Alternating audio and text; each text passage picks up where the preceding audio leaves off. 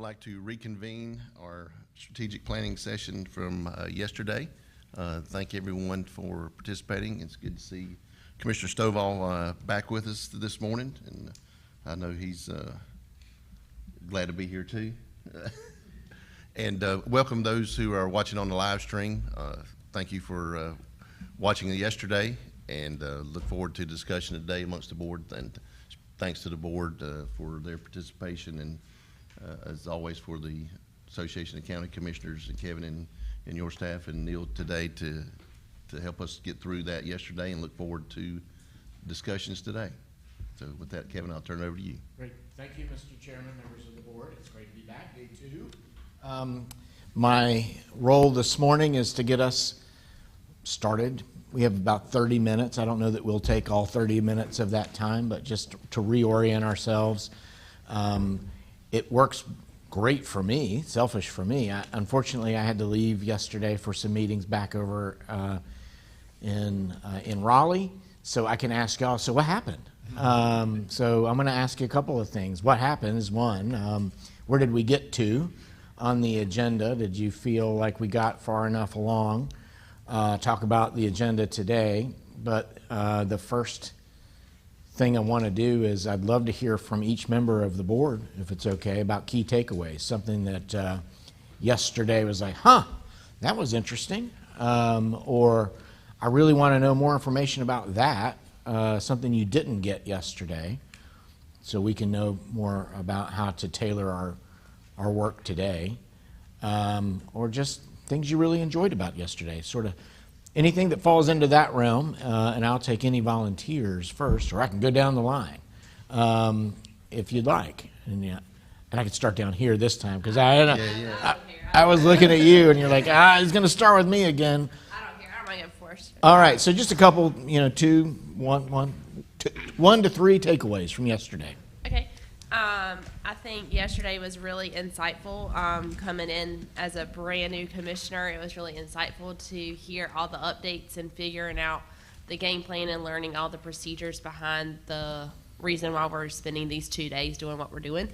So that was really helpful. One of my biggest key takeaways was from Dr. Dorman with the economic impact was one of my biggest takeaways from yesterday. Great. Thank you. If you're okay, we'll just go on down the line. Okay. Commissioner? I'd have to say that the presentation by Dr. Dorman was one of the most insightful things that we had yesterday, and I think he put into context what one of the things that I've been saying since I've been on the board is that we've got an imbalance in our development in this county. We've got far too much residential, which is a drain on our resources, versus the type of utilizations that bring in positive tax revenue. And I think that figuring out where that dividing line is between rooftops versus commercial, industrial, and to the extent and preserving farming, where that lies, and try to adapt our development policies to follow that profile. Got it. Okay. Great. Commissioner Gollin? It's too abrupt to say ditto, isn't it? No, that's fine. No, yesterday was a good session. I've been in a number of these, and I thought the information that Denise Kennedy brought us was eye-opening as well. You live with these numbers day to day, but you don't realize it until it's presented formally here. But Dr. Dorfman was something that I thought we all needed to hear, because it did change my thinking on some of the preconceived notions about residential explosion.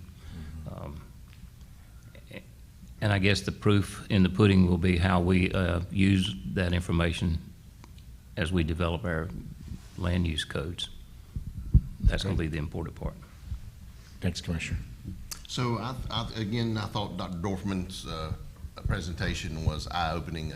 I didn't know what I was really expecting, but that was not what I was expecting for some reason, but I thought the information was really insightful. I mean, I heard a lot of things, and we talked about residential growth, but he also talked about residential growth was needed because the businesses got their money in from the people, so, and how it all tied together, and I think it provides a tool for us to evaluate, to Commissioner Stovall's point, is what is the mix we're looking for. And then we talked about mixed use development and how sometimes that's not what people want, but when you look at things that are beneficial, that mixed use, you know, it does a lot, has a good payback on it. The other thing, Denise's information is always interesting, and you know, like I said, makes you go when she gets through talking about it. And then, but also like the team, the Clifton Strengths part of it, and learning a little bit more about each other on the board and how those strengths can work together. Yeah. I want to come back to that after y'all finish. Commissioner Harris? I think very similar to what everyone said. I mean, Denise Canada always brings very interesting information, and I look forward to that part of the program every year. Dr. Dorfman was really eye-opening. I'm like Chairman Lauder, I wasn't sure what I was expecting, but once he got started, it was really a lot of good information, and it makes me really want to spend more time listening to what he has to say about the different balance, because the takeaway that I got from that yesterday is it is a delicate balance between residential and business, commercial, and to make the equation work out the way it's supposed to. And I have said before, you can't have one without the other. You know, when you conduct a business plan, you know, it's based on the fact of traffic counts and rooftops and median income. I mean, that's what you design your business plan around, to decide whether you're going to invest in a business in that area. And if the numbers don't work, then they're not going to invest. And so it has to be a delicate balance. The Davenport presentation is always good. I spend a lot of time playing with numbers as well, and so it's always interesting to hear from them. They do a great job, and so. But it was a good day yesterday. I think we laid a lot of groundwork, and I think today will be probably a lot more discussion in moving forward. So thank you. Great, thanks. Commissioner Rose? If I had gone first today, I would have definitely said everyone's going to mention Dr. Dorfman's name, and I think that was a highlight of yesterday. The one thing that really stood out that he talked about was how there's a perception that, like, perceiving a rural county is having a minimum lot size that's larger, that's maybe an acre or 2 acres or so forth, and how that actually just gobbles up more of the farmland and the open spaces. And I never really kind of thought about it in that perspective, if that by requiring such a larger lot size as a minimum, the same number of homes takes a much larger amount of the available open space. So that was eye-opening. And the other thing was the Clifton Strengths, and noticing how that all of us, our number one strength was something different for all 7 of us, and so that was interesting. Great, thank you. You stole my thunder. See, we're in tune again today, but that's what I wanted to hit on. But I'll come back to it. Thanks for saying that, Commissioner. I feel like I should get to say ditto since Yeah, everybody whatever. I mean, had such you got a great, easy job here, right? great points. But yeah, I feel like, again, reflecting on what Dr. Dorfman said, it was really eye-opening to a lot of things, I think, for all of us. And, you know, we talked a lot yesterday morning about facts and how we view different facts. And he gave us a lot of facts, and I think we all got different perspectives from what he was saying that I'm really excited about. Again, talking about the Clifton Strengths, how each of us kind of interpret, as we're having these discussions today, what we find to be true with regards to certain projects, initiatives, all of those things. So I'm really excited for the change of mindset, I think, or just having that information gave us a lot more to think about and chew on. I think, as you've heard going down the line, everybody heard a little something different, and I'm excited for us to kind of to put those back. And then, you know, I don't want to skip over the Davenport part, even though it is hard to listen to all of the numbers and some of the monotony of it. You know, one thing, I admittedly, when I came onto the board, I didn't understand a lot of that piece. And I remember our first retreat like this, I said, dumb it down for me. What exactly does this mean? And so I think it's important for our constituents and just the public to know, you know, that bond rating is essentially our credit score for the county. And if you look at how credit is done just in the real world, it's all about how you use money, how you utilize the money that's been given to you, and you're given a score based on how productive and efficient you are with that. And so I think it's important that, although it's a lot of the same numbers and things like that over and over, it's really important that we celebrate the fact that all of our staff and the decisions that we're making are proving to be good, effective, efficient use of the funds that we're being given, and we're being scored to that effect. So that was, even though it's a lot of information to listen to, it's still very important information. Excellent. So back on the Clifton, lots of things to feed off there, but on the Clifton stuff, I did want to hit that. That was really interesting to me when I left yesterday, that you all have different strengths, and that conversation about, like, now you have all this opportunity ahead of you. And Commissioner Stevens, you were talking about, what I heard you saying was, you all have set a good foundation. You have a great foundation financially. That's what you're hearing about, that credit score, that sort of thing. Now you can use all the different tools that you have within you and in the board to start to tackle things. So in my mind, that's what today is about, right? So y'all have set the stage, you created the foundation yesterday, you've informed yourself. Question to the board, is there anything, like you walked in yesterday, preconceived notion, like, well, we're obviously going to be needing to do this? By the way, you don't need to tell me what it is, but you thought yesterday walking in, like, we're going to be going in this direction. And then at an aha moment yesterday, with information that was presented or about you or about the board, and now you're like thinking a little bit differently. Again, you don't have to tell me about exactly what it is, but are you feeling like, we might have to think about that a little bit differently now? Just curious. Shaking heads, yes, maybe? Okay. If you are feeling that way, that's good. If you're not feeling that way, that's just affirming of where you already were, and maybe open-minded about coming into this debate. But for the folks who are watching this, I want to give a compliment to your leaders in the county that they're, again, doing this, but being open-minded to create opportunities for information to be shared that will inform the decision-making that they're doing today. Because you have to have that sort of mindset as you're contemplating really big decisions. And remember, when we talked about roles and responsibilities yesterday, the roles and responsibilities of the board are to be thinking 10, 20, 30 years from now. Also, sometimes you have to look down at your feet, right? Because you don't want to trip and fall. And that's like tomorrow and next week and next month or next year. But y'all also have this key responsibility and role to be thinking, armed with the information that you got yesterday, about what does housing look like? What does commercial space look like? Where are those economic centers going to be within the county in the next 20 years?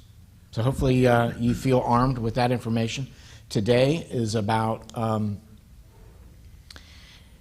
y'all have done survey. Y'all have done a couple of surveys. One on capital projects, which we'll get to later today. But the primary objective this morning is to look at those priority setting issues that you've done in your survey. Neil and I are gonna, but Neil's gonna take a lead, and I are gonna help you lead through that and start to drill down on what those priorities are for a nearer term and a little bit longer term. Amy Cannon is on her way, but she is stuck in traffic on 95. Apparently there was an accident on 95 this morning, and traffic is at a standstill. So she was on her way up, and Neil apparently just beat it. So and I'm very thankful for that. But Neil and I are here.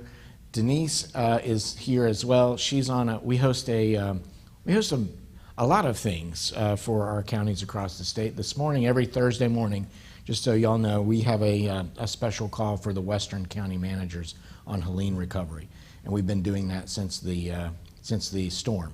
So she's on that call right now with them, but she will be back in probably in around 9:30. But Neil and I, and I'll throw it over to Neil. I'll hand him the microphone, and we're ahead of schedule. We'll do that. I think on the schedule there's a break, Mr. Chairman, as needed, so you call the break when you want it. Lunch, we will come back in. If we're ahead of schedule, we can do the capital discussion from there, and then we're going to drill down further. So we've started broad yesterday, narrowing it in. By the end of the day, hopefully you've identified what those priorities are with Neil, and then we're going to try to come up with some actionable items to get those priorities done for you, or y'all, and work that problem. And then we'll wrap it up this afternoon, and hopefully we'll come back next year and do it all again. Mr. Chairman, are there any adjustments to the agenda that you want to make, or anything else you want to say before we launch into the discussion? No, I do think the capital projects, even though it was not on the published agenda, we will take that up right after lunch and discuss those. So it may, instead of ending, right now we show 3, it may be a little later than that, maybe 4:30 or even 5, but that's the only adjustment that I'm aware of. You got it. Any comments, any final comments from the board before we jump into this?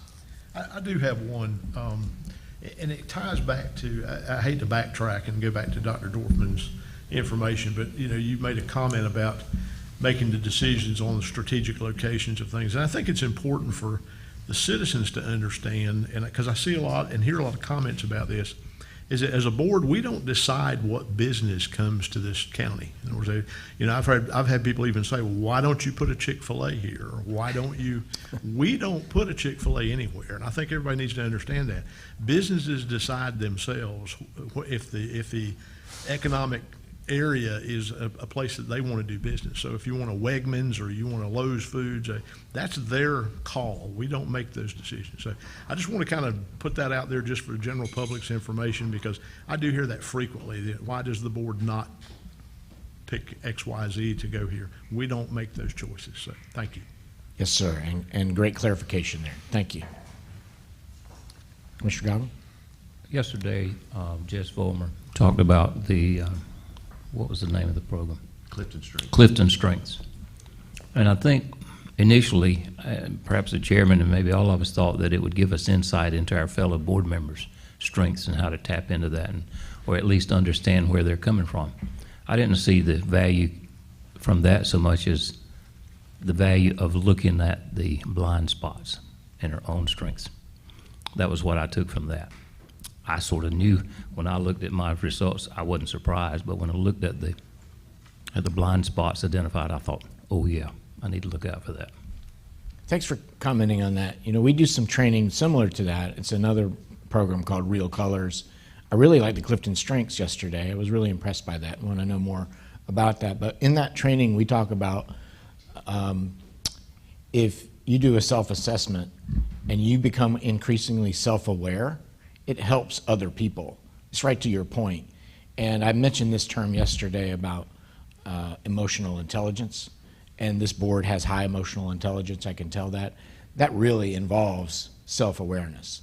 And so anyway, I just wanted to echo that I think that's really important. The more that you can know about you, it can inform how you work with others. And so I think that's great. Knowing about the others is good too. All right, Mr. Chairman. Oh, yes, sir. So one thing I wanted to say about yesterday was that I think it's so important that we're looking at how our decisions are going to affect future boards, because we're dealing with decisions that previous boards made. And a lot of the things that we hear, both positive and negative, are decisions that nobody on this board really made. Those were decisions 10, 20 years ago. And so we're all aware that that is what we're doing. We're setting up. We're putting the ball on the tee for future boards to hit. And secondly, a lot of the complaints that we will hear from constituents, whether it's online or whatever, some are valid, some are not. But the one thing that I don't think anybody can argue with is when we heard those financial reports yesterday, that this county board and our staff is doing a great job financially, and that AAA bond rating is something that I don't think anybody can complain about. So if there's one bright spot that 100% of the county should be behind is where we're at financially. Great. Thanks, Commissioner. I'm going to ask Manager Hester in just a second if there's anything from staff that you want to add before we jump into this. I won't put you on the spot. You can have a second to think about it while I ask the board if there's anything else that y'all want to say before we get started. Any reflections on yesterday or desires or outcomes today? If not, Manager Hester, is there anything from, you good? All right. All right, well, let's do it. Let's get to work. Neil, I'll throw it over to you. I'll back you up as much as you want me to. Thank you, Mr. Chairman. Thank you, Board. Thank you, Kevin. I was going to say this morning that the role of Amy Cannon will be played by Kevin Leonard. It's gonna be a poor substitute. Poor substitute. It's a good thing he's a theater major, so he can step right into Yeah, that. hey, it worked. No, what our goal is this morning is to drill down on 4 or 5 priorities that y'all set for the county in the coming year. And how we're going to do that is revisit those survey results, but try to drill down on those that we know can set as a goal moving forward. And those categories we had yesterday, just as a reminder, was financial stewardship, and then we had water and sewer, transportation, growth and land use, county facilities, and finally workforce. So those are the general categories, but we're going to try to go through these and see, because I think we can all see that some of these are underway, some are you're already working on, but we want to drill down into setting actual priorities as a board. And I like Commissioner Rose's reminded me of a professor I had that said, as a public servant, you will be truly judged 20 years from when you serve, in that what you do now will truly be, and as he put it, you want people to say, thank goodness somebody thought of that, versus saying, what in the world were they doing?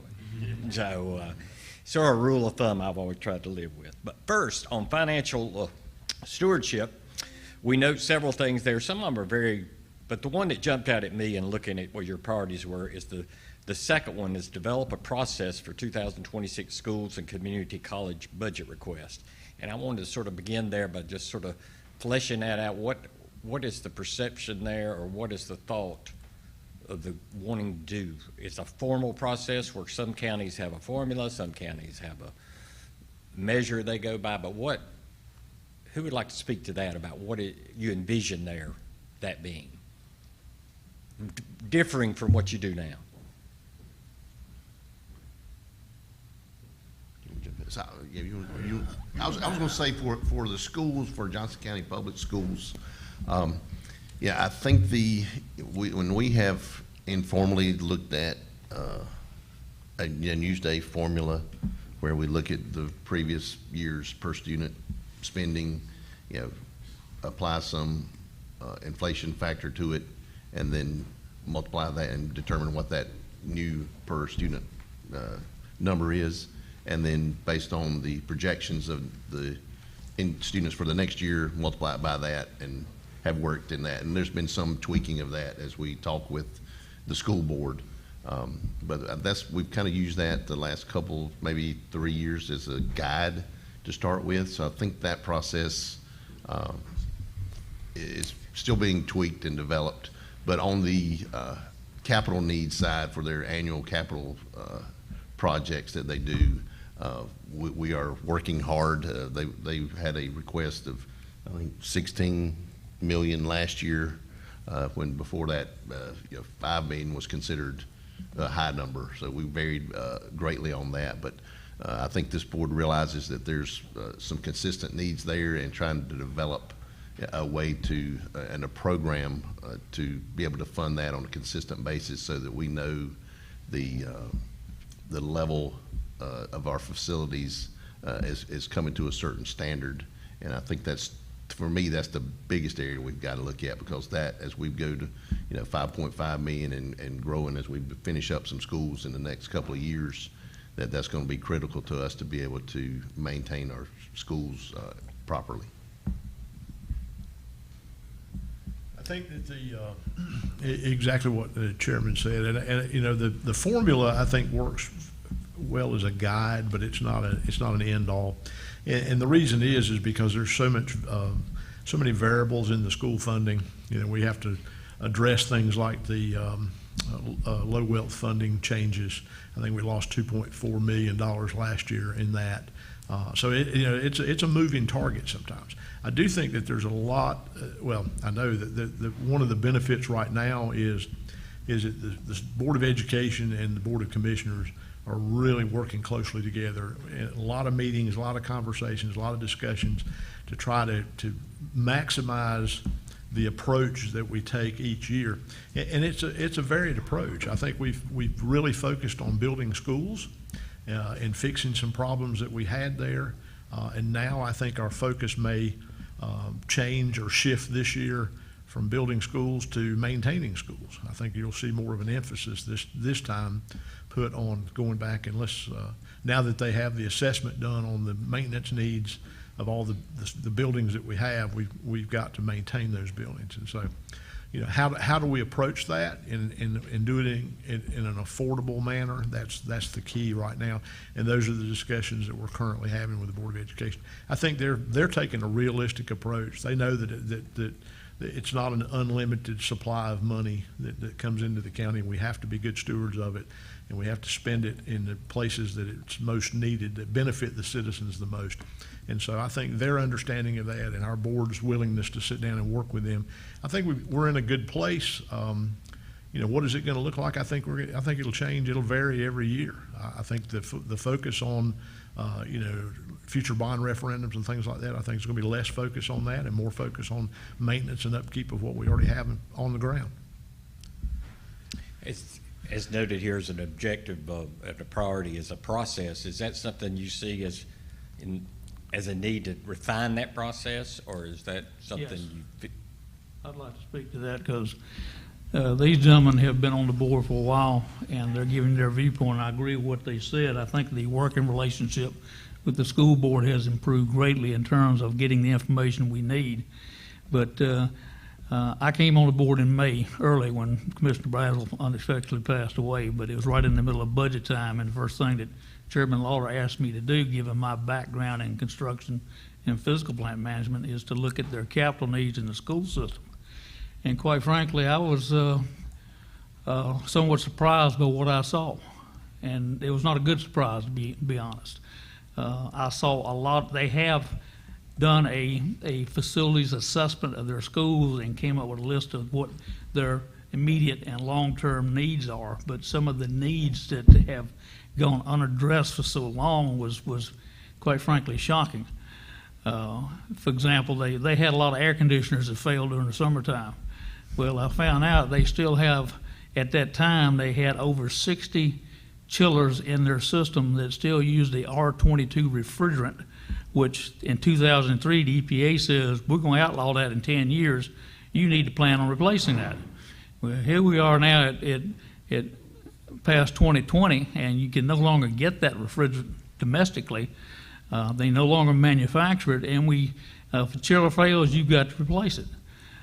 There should have been a replacement program in place for those types of pieces of equipment all along, so that we would not be in a situation that we now have a piece of equipment that is mission critical to the school that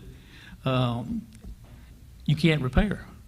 And these things are not stocked on the shelf. You have to order one. It may take 6 to 8 months to get a new chiller, but there needs to be a replacement schedule done, and done when the school is not in use, so that you don't lose the downtime there. I think that's part of the refinement of their operation that we have suggested to them, that is going to improve our confidence level that they've asked now with their assessment, they want at least $12 million a year assigned to them for small capital, to do repairs, maintenance, upgrade, to address these facility assessment repairs. And we're looking at their history and says, can you responsibly spend that $1 million a month on your infrastructure, given your history about how much you've done in the past? There hadn't been a real emphasis there, and I think it really came from a lack of understanding about what proper physical plant management is. And I can't explain why they had a good qualified man that was managing their capital projects that was a professional engineer. Unfortunately, he has since moved on, and they're trying to replace him. I just hope that they get somebody who's got the appropriate credentials to do that. I'm hesitant to say this, but quite frankly, somebody with an education background is not necessarily the best person to put in charge of physical plant management or capital projects. You need somebody who's got the requisite expertise and experience to do that. And I think that's part of the confidence that we have to gain on our side, that the school system is doing that, so that we give them these large sums of money to be spent, that it's being done responsibly and within a reasonable period of time. We can ill afford to have money just sitting out there and languishing. You get down to the end of this year and you've got millions of dollars left over because it was not spent. That's money that could have went to another critical need in the county. So I think that's all part of the process. We're working toward that. We're seeing progress with the school system. There seems to be a recognition of that, but quite frankly, they've got such a hole that's been dug for decades that it's going to take a while to get out of that. What I'm hearing you saying as a commissioner, you'd like to be able to have a plan in front of you saying, here's our capital needs, here's a planned strategy we have for addressing those needs and maintenance. Absolutely, yeah. That's what you said. If you're going to come in and ask for a large sum for these small capital projects, tell us what are your critical priorities so that we understand that. And we have confidence that you've got the capability to spend that money responsibly within the budgeted fiscal year. I always know the joke used to be in my board is, how many times they got to put a roof on that building? They ask Yes. for it every year. In physical plant management, roof is your number one priority, because if the inside of your building is wet, you've got nothing. After that, you start looking at your basic systems, HVAC, plumbing, electrical, fire alarms, et cetera. You've got to upgrade them on some sort of frequency or schedule. And quite frankly, I think it's more of a, we fix it when it broke. And that is typically how public physical plants are managed for the most part, that don't have mission critical purposes. I came out of a public safety and a corrections background. Our systems were mission critical. We could ill afford to have any building system go down and be down for any extended period of time. Would you consider that a priority for this board, to have such a agreement with the Board of Education moving forward? In my opinion, that needs to be something that we have a understanding with the school board, and preferably an endorsement by them that they're going to work toward that agenda. I think we've perhaps hinted around it or discussed various aspects of it, but that needs to be a continuing discussion so that the quality information we get each year in terms of particularly their capital needs and to another extent their operational needs, they come in and says, we need this amount of money more for the following objectified reasons. It needs to be objectified. It needs to have a tangible basis to support it. Okay. Now you see why I asked him to look at it when he got on the board. How do other members feel I was about just going to it? add to that. So I think the process is underway. Like I said, they finished their asset inventory. They're starting to develop a management plan, and I think what we've seen historically is year to year up and down with it varying in what was on the list. But I think as they develop their asset management plan, that we will see that hopefully leveling out and consistent spending, knowing that on the front end there may be some things that we're way behind we've got to pick up. But for me, I don't want to see the up and down, and it's year to year. Let's have a long range plan so we can again go back and Like be the cooling fairly issue you consistent. mentioned. Yes. Yes. Yeah. Bring some certainty to the process rather than these leapfrog type episodes. To me, one of the key things that Commissioner Stovall mentioned was the word confidence. I think the school board needs to have confidence that we're going to step up and meet their needs and be there for them, but we need to have the confidence, just like he said, that it's going to be done right and that everybody can feel good about it. Yes. I would agree with a lot of that.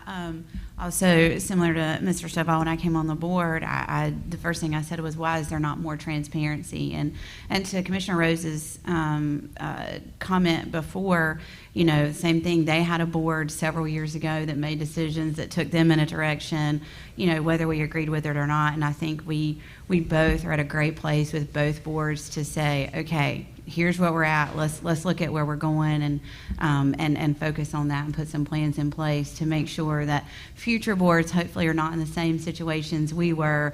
And to his point, disappointed to see some of the lack of the maintenance on some of our school facilities. Somewhat to their defense, just as I saw when I came on the board, there wasn't as much clear cooperation and communication as we currently have. And so I'm hoping that in itself is one thing that helps propel this board to accomplish exactly what he and several of the other commissioners said, that we maintain a balance between both boards to make sure that it's no longer just the minimum being done, but we are exceeding expectations of our children and our constituents. And I think also agreeing too with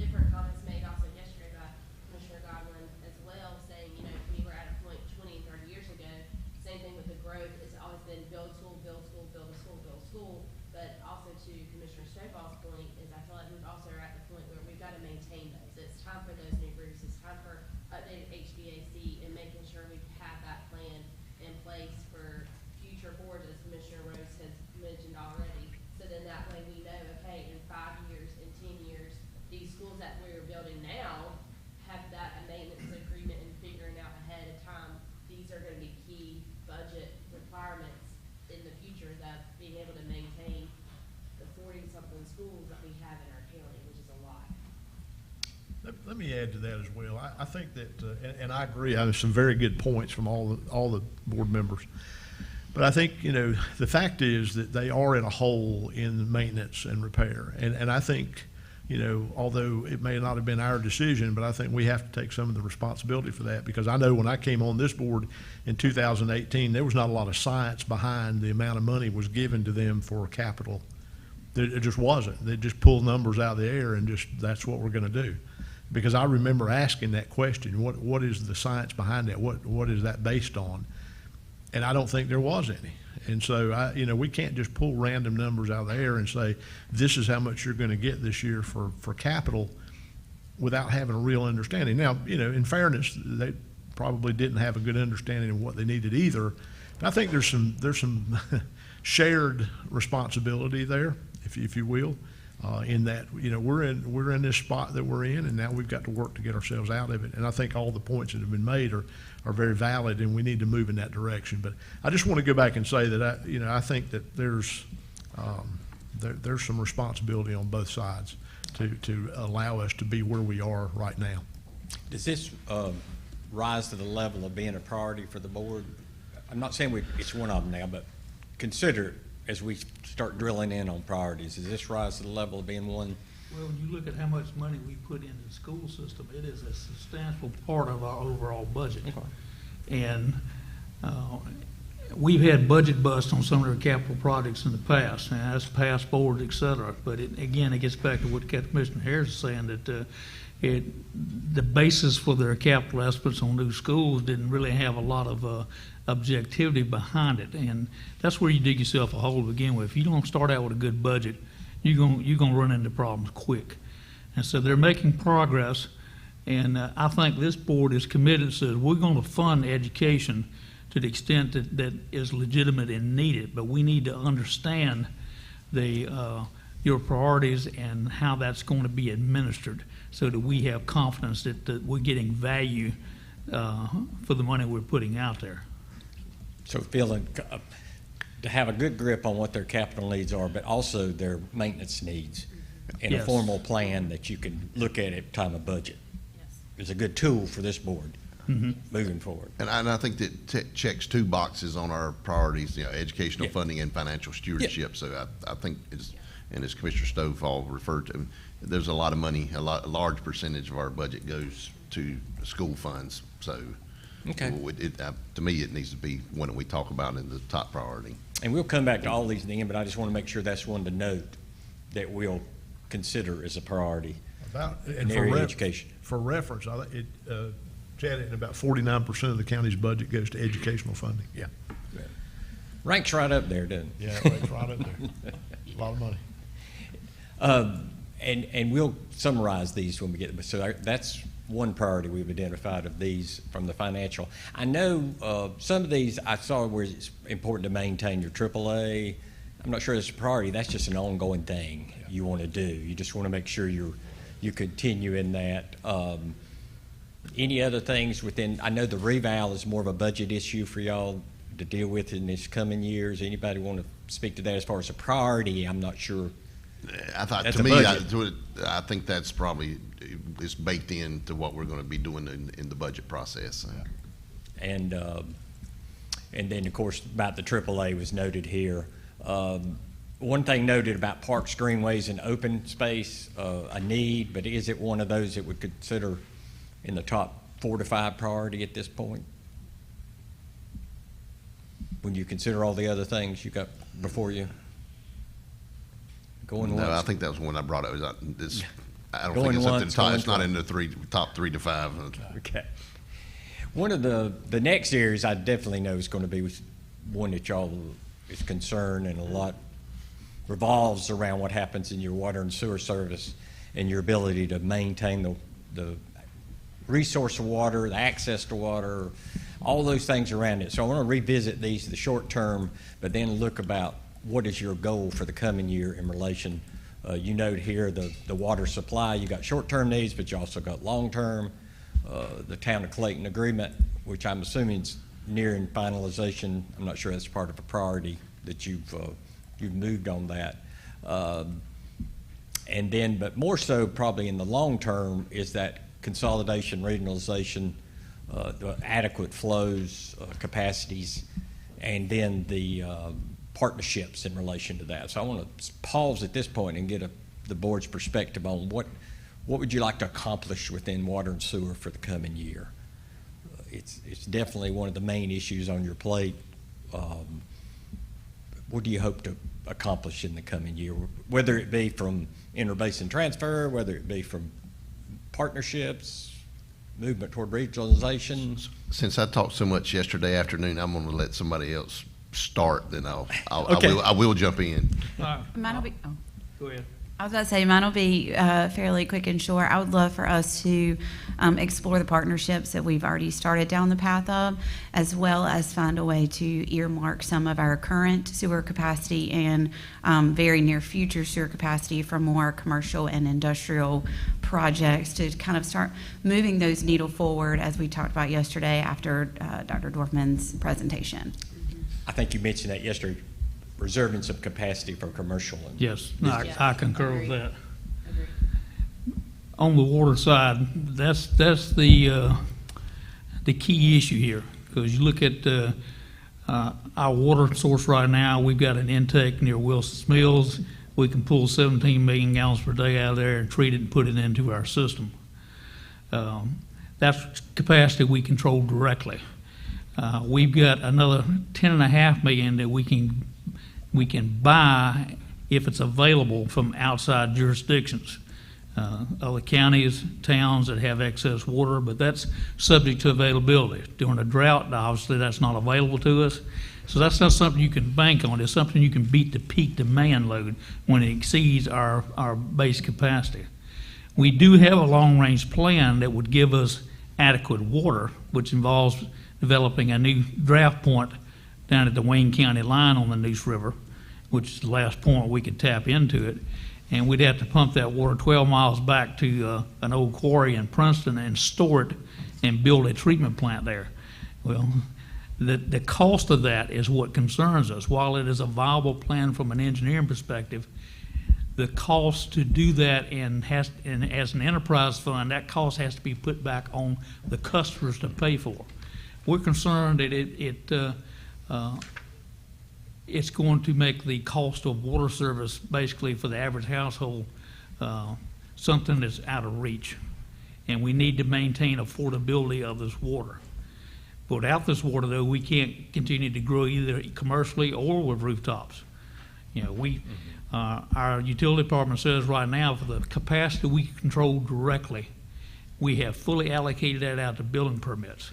So that's the 17 million gallons. So we really don't have any more capacity that we can put out there until we get this project moving forward.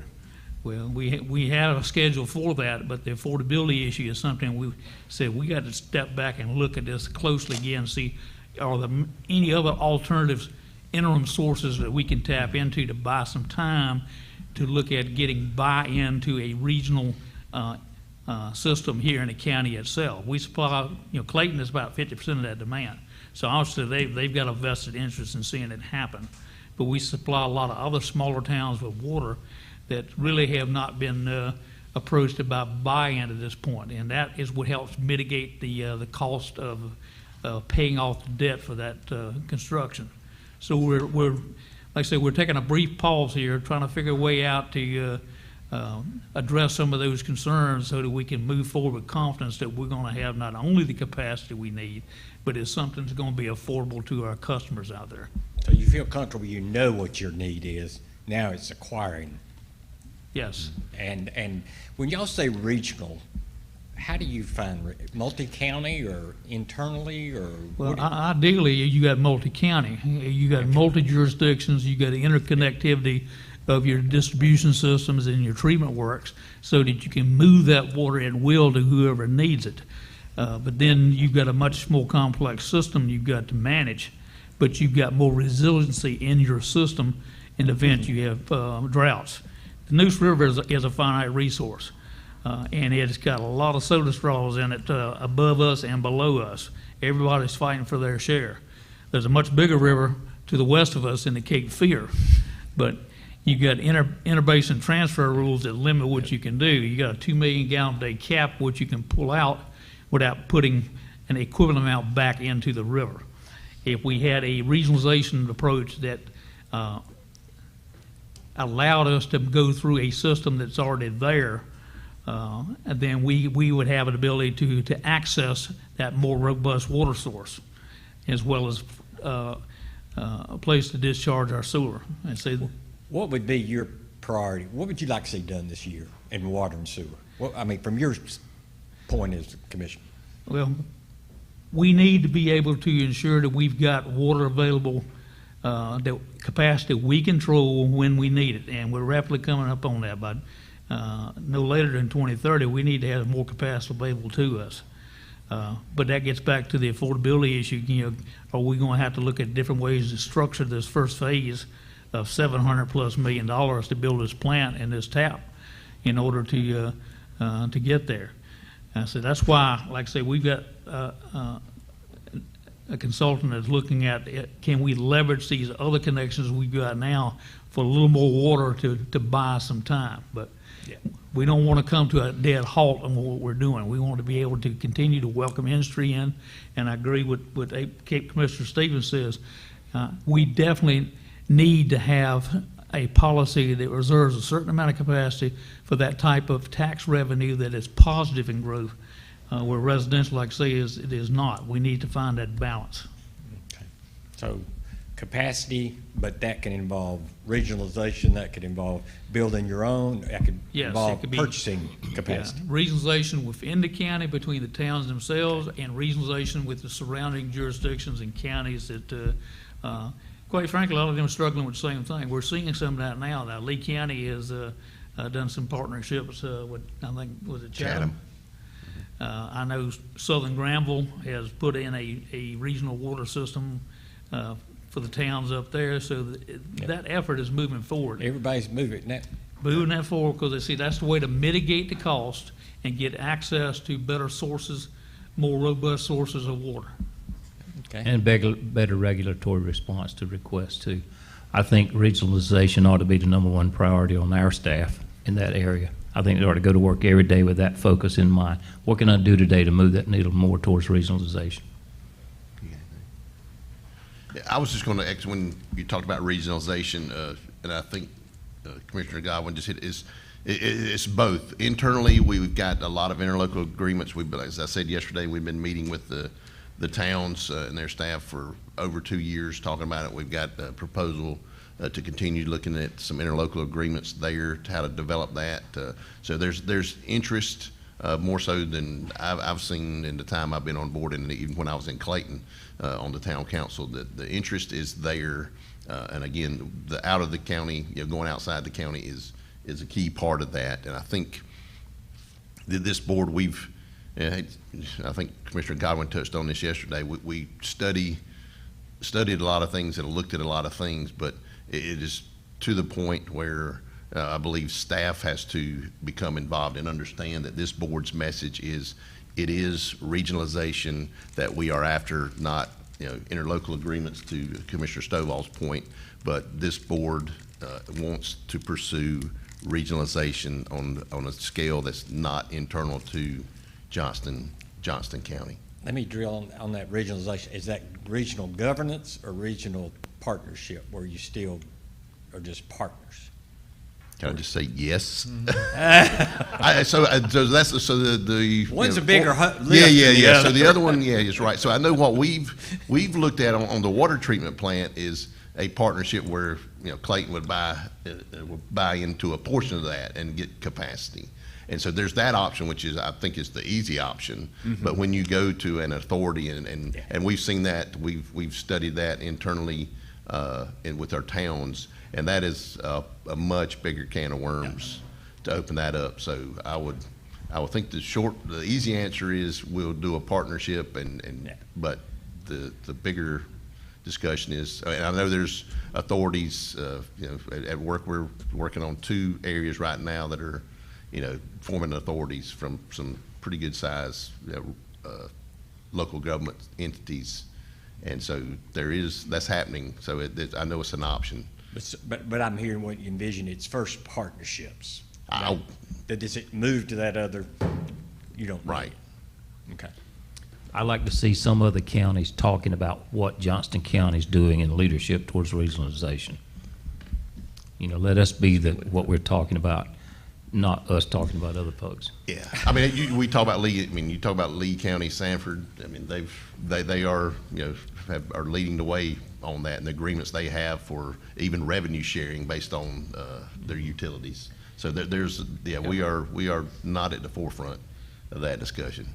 Part of the challenges here, particularly, is that I guess it's human nature that you want to control your assets, and a lot of these small towns says, "Well, I want water and sewer under my control so I can facilitate development." But the reality is, the cost of these water and sewer infrastructure is so exorbitant now that unless you got the financial depth in your organization, you're not going to be able to build that capacity yourself. You've got to form partnerships in order to get there. And I think that realization is what's bringing smaller jurisdictions and towns to the table. Says, how can we get a reliability and resiliency in our ability to serve our customers and continue to grow? And that's the main thing that is driving these regional partnerships. And again, how it looks is that's going to be a big question mark. Well, is that formal authority or something else? But I think that is the logic dictates from an engineering perspective. You got to go that path to realistically serve the needs of an area that's growing as fast as we are. And if I could just jump in, one thing that we haven't talked about yet is a lot of these rules, like Commissioner Stovall mentioned about 2 million gallons per day interbasin transfer, are rules that were made long time ago, and we'd like to drill down and find out why these rules exactly made, and if we can still be environmentally responsible, but maybe increase that number or do some other things legislatively to ease the burden, at least in the short term, and then for us to be responsible and make sure that we're taking any as much money as we can from the increased water usage, that we can offset some of these long-term costs that we know are coming. Example that I'd like to share is, when I was at Princeton, we were under a sewer moratorium due to I&I issues that had basically put us under like no more growth, no nothing. And DEQ said, you can't add one more customer until you build a $15 million sewer plant expansion. You got to build a new plant. And in the meantime, we fixed the I&I issues, and we were running at 60%, but the answer was still no.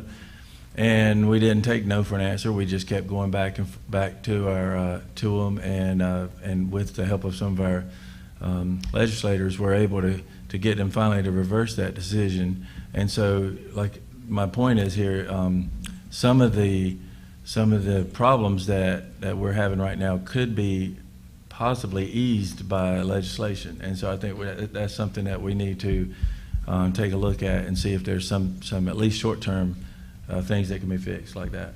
Yeah, I will say that our Johnston County delegation is working diligently, probably as we speak now, to look at and modify the interbasin transfer rules. So that, of course, that's going to take a lot of work on their part, but I know they have been working hard to do just that. Others on the water and sewer. So I guess in summary, what I'm hearing is for the short term about capacity, contract purchase, and that's the short-term goal. It's just to build capacity through purchase or improvements in your own facilities.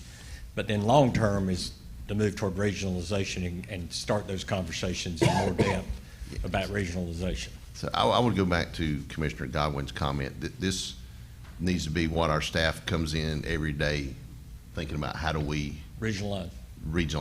And I will say, and I think I said this yesterday, I hate to grow government, but we need somebody that's their job every day, is to be looking forward and not at their feet, because they are covered up in permitting things but somebody's got to be looking down the road at that big picture, which would be the regionalization. And so that's a concern. I did have one other concern. When we talk about earmarking capacity, I just remind you, somebody's got to pay while that plant's sitting there, and we got a 4 million gallon expansion underway, and that 2 million gallons is sitting there waiting on somebody. That falls on the folks currently using it. So those rates, so we went through, we had an allocation policy that we drafted, we have not finalized, but that was a big discussion about, do we set aside a certain amount, or do we kind of manage that informally? But once you set it aside and it's there, somebody's got to pay for that plant to be sitting there. So just keep that in consideration. I think we can figure out a workaround, but I just say cautious on setting aside a certain amount for industry and commercial, because there's an impact on the other folks who are already here. But you never want to let the county get to the point that stands in the way of development. I see both sides. Well, I go back to, it depends on what kind of development that we want to, that we're trying to pursue and balance. So we've got to figure that balance out that Dr. Dorfman talked about yesterday. To me, you mentioned long-term priority, but that regionalization, while it's a long-term priority, it ought to be immediate attention. Yeah, I agree. It starts now, but it's not. Yeah. It's going to take a lot of finesse and a lot of, because people, like you, I think Commissioner Stovall mentioned about turf, and cities feel strongly about their infrastructure. Yes. And how you finesse that and how you make that happen. And then when you go out of county, you get a whole different challenge. But you have to have a approach that sells it. It's a positive for both parties.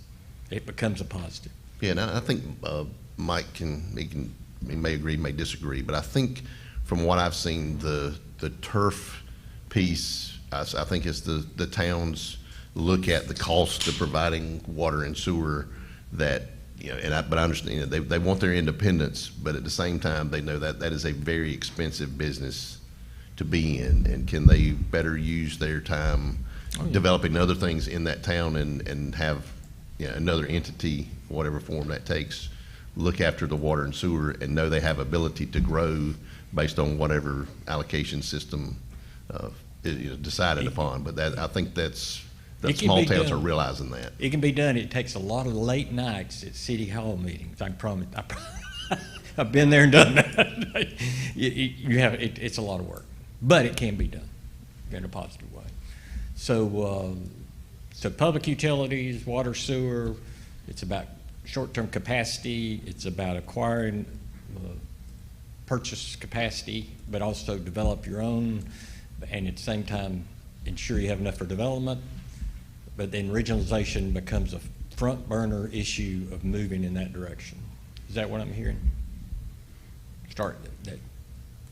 Yeah, if you're going to go back one slide, the one thing, I think we're working on the interlocal agreements, but the sewer service agreements, area or utility service agreements, I think that's one thing. And Clayton is a little bit unique because they are, a fairly large provider of that too. But I think that's probably something that in the short term we could work on in the short term. Yeah. Let me ask y'all, in the presentation talked so much about having development where your people that worked outside the county bought in the county. Do y'all feel good about the sewer capacity you have available for that development to take place, to keep people buying at home in Johnston County versus buying in Wake County or spending their paycheck in Wake? So I feel much better about the sewer capacity than I do the water capacity. Okay. So I think, Clayton is got I think it's a 6 million gallon a day plant. They're getting ready to So off of 40. open up, and then so we're, and we're just finished the 4, and I guess have we started the next phase of the 4 million gallon expansion? Yeah, wastewater. Okay, so we're close. So I think Really, we're it's okay about- there. Yeah, so I feel better about that, but it's the the water. Because mainly it's down the 40 corridor, Yeah. having capacity down the 40. Yeah, well, I think it's part of we'll have to look at our sewer service area, or our residential sewer service area that we're going to do, and maybe dust off the allocation policy that some of the new board members have not seen. And I don't know if Commissioner Stevens has even seen that. I don't know how long ago that was.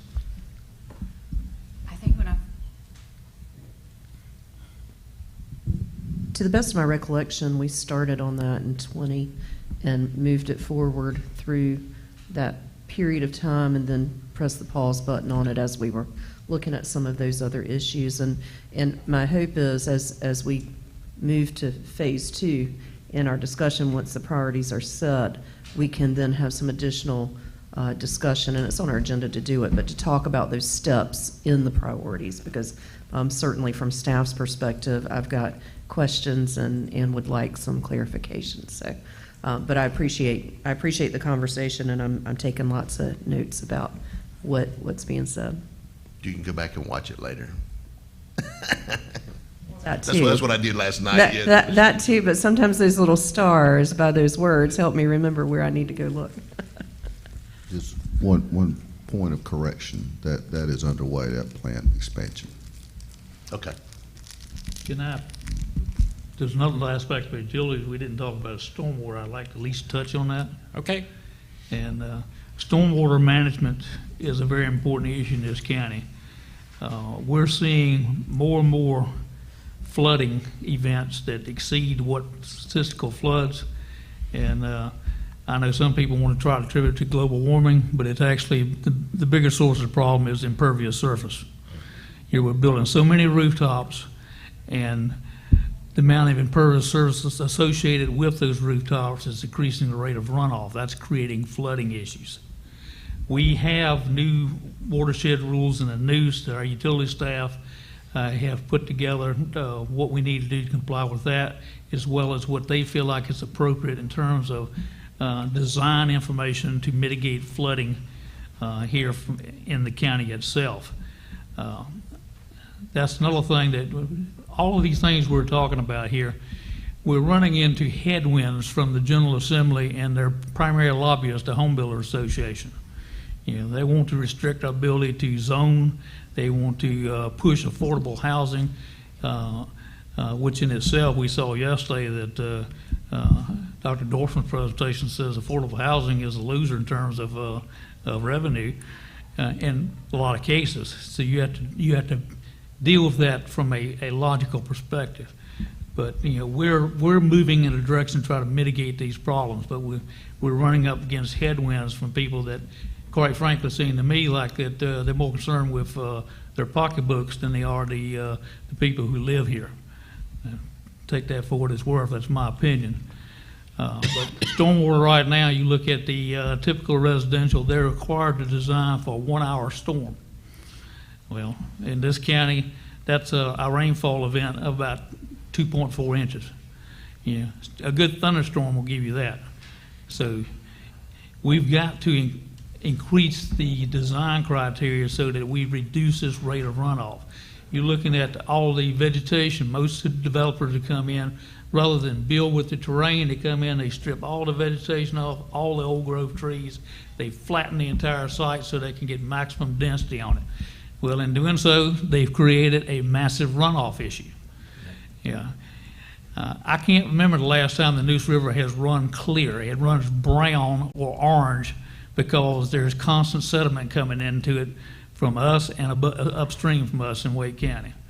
And that's an issue that's going to have to be dealt with to ensure that we not only have quality of life, but quality of water in this county. Well, I think also too with the stormwater, I think that will play part of in our updating of the UDO, being able to have better stormwater. I think we'll go into where we have for our UDO. So I think that will help too with property owners and different types of buffers, and all that will come into play whenever we are working on the updated UDO with the stormwater. Give you a good example. Our primary wastewater treatment plant is located next to the Neuse River on Highway 301 South. It's diked to protect it from a 100-year flood. In 2016, Hurricane Matthew, that entire plant was submerged. We were offline there with our wastewater treatment. The new plant that we built is being built over on the landfill site, which if that ever floods, we got a lot bigger problems. But we're building it to be expandable in increments. But we're going to have to do something to go back there and further protect that existing plant or mitigate this runoff. Again, there are intense storms that come in, as we saw in the mountains, but it's not a a rarity. 1916, they had, I think it was 1916, they had a similar event up there simply because a hurricane came in, camped out over them, dumped a bunch of rain. But in the mountains, you got a different set of conditions up there designed for, because everything is moving at high velocity. It's scouring boulders, houses, trees, everything coming down and clogging up the streams. You know, in the east, we have severe flooding from hurricanes, but it's not rapid flow water typically, like it is in the mountain. We don't get the same level of devastation, but we get the water damage. The storm run, I know, is what you're saying in development. That's where counties are starting to look at in their subdivisions. Should they narrow their streets? Should they do away with curb and gutter, just to diminish? You know, because you don't think the storm water's coming from when you channel it. Mm-hmm. And that's what's happening. So a lot of counties are looking at narrowing streets and subdivisions and the paving requirements and things to try to minimize. Yeah, Ideally, you don't want to increase the rate of runoff over what previously existed prior to development. Yeah.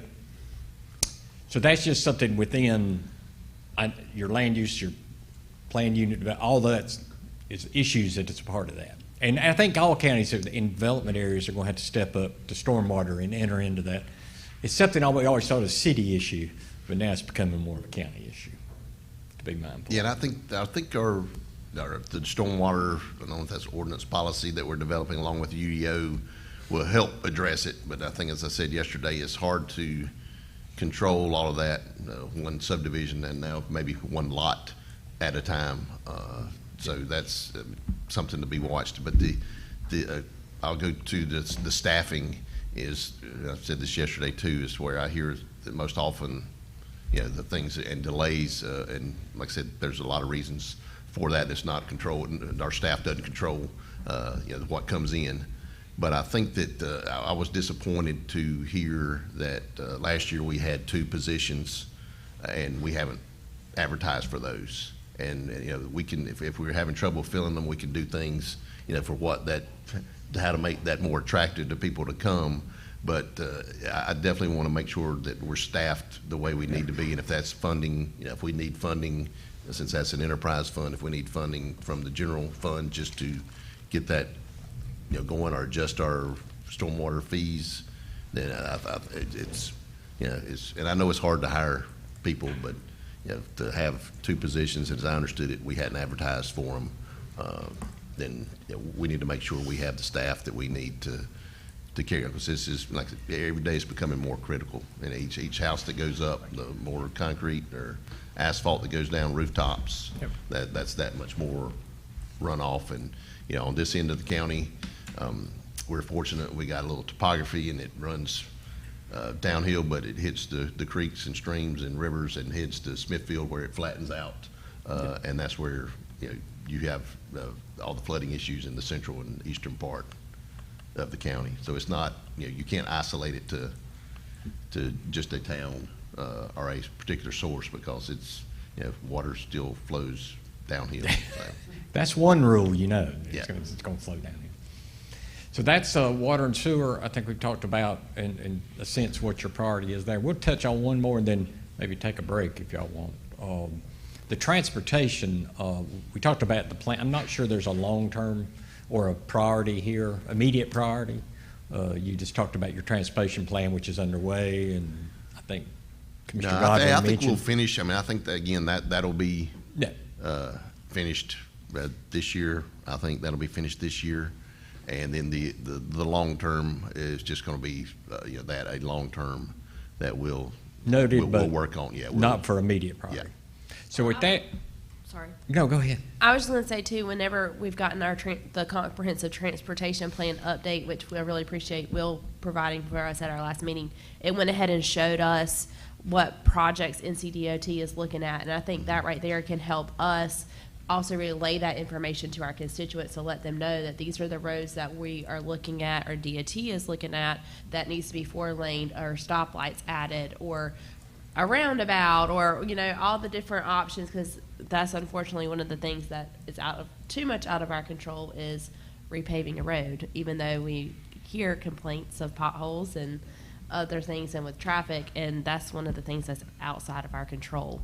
But being able to make sure we have those relationships with DOT, which I'm so thankful that we do, and maintaining those relationships, and appreciate that with county staff of maintaining those relationships and updates.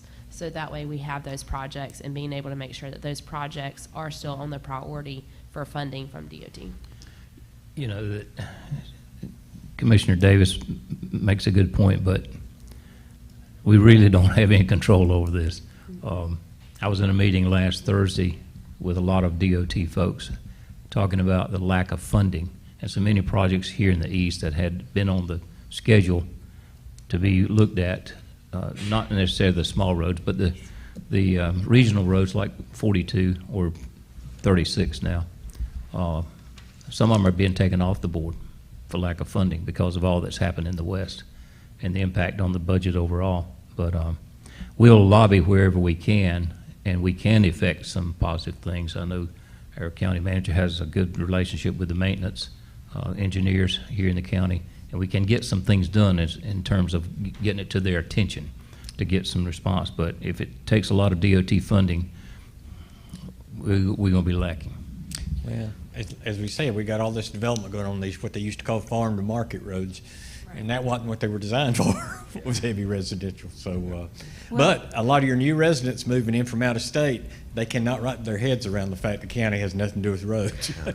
That's a great point. I'm glad we're bringing that up because I feel like a lot of the conversation we had yesterday from Dr. Dorfman was he kept saying like, and the roads and this and that's even something I had to wrap my brain around when I came on the board was we have little to no control over that, and DOT makes decisions based on rooftops and building tops, not based on where we know the growth is going, not based on what we anticipate happening and what we would love to see, while they listen to us to a degree, or Rick, I should say, they don't necessarily make decisions based on what we think. And so for that reason, I'm excited for us to talk more and dig deeper into some of the data that we got from Dr. Dorfman, but then really put our true factual things, layers, if you will, on top of what he said to find what that hybrid looks like of what he has seen in other areas, what he's anticipating, and then what we know. So yeah, I think there's a big misconception of what we have control over, but I do think it's important that we're all on the same page as far as what we would like to see happen. Yeah, if you can stay out in front of them, maybe you can get it on their Exactly. list earlier by being aggressive. Yeah, so that's what I was going to say, and then to kind of disagree with Commissioner Godwin is the funding is just getting it built. That is out of our control, but we do have through the Upper Coastal Plain RPO and through the Capital Area MPO, we do have the ability to get projects, and with the completion of the transportation plan, then we'll have a plan that we can refer to get projects on those two organizations' lists and prioritize. So they may, we can get them high up the list. The funding, we don't control that, but if we can move projects up the list and show a need, that eventually they will get funding. So that's the thing that this document does for me. It helps us put stuff on the plan, because it's frustrating when we go, I don't know how it is going to the RPO meeting, but going to Campo and you see all the other projects on there, and our last plan was 2011 or something like that, so maybe 14, but for us to have a true list of projects that are important to us to be able to put on that list, and we're unique in Campo. We're Division 4, the rest of Campo is Division 5, so we have a separate pool of money, although not as big, to draw from, but there's a separate pool of money there. So I think that the key is we need to get those things on the list, as you said, and then we can hope that the funding is there. It doesn't look real good right now, but hopefully they'll figure out a way to replace the gas tax and figure out how to get some money back. We're the red-haired stepchild in Campo, but in Upper Coastal Plain RPO, we're the star. I mean, we're in there with some counties down east that don't have the economic activity that Johnston County does, and we have a lot more projects going on in the RPO than in Campo. Mm-hmm. I think it's important to point out as well that the DOT is a reactionary system. when you think about it, they're not going to build an 8-lane highway to nowhere and then hope somebody goes out there and builds. There has to be the development and the growth there, and then they improve the roads to accommodate it. I mean, you see that with railroad crossings and stoplights and all those other things. There has to be a certain number of accidents before you get a stoplight. I mean, it is a reactionary system. Not saying that's good or bad. But it's just the fact of the way it is. So, when people get frustrated about, when they're doing the Highway 42, which is now Veterans Parkway, when they were doing those improvements, it's a lot of hassle. But it's the way their system works. They're not going to build it ahead of time and then wait 20 years for it to develop. Yeah, they're not going to build a road to nowhere. That's exactly right. I mean, it's got to have the volume. So, anything else on transportation before we, Mr. Chairman's all right if we take a Yeah, I break was gonna say, here? if we can take a break, and then we'll come back at 10:30. Yep, sounds good. All right. Thank you.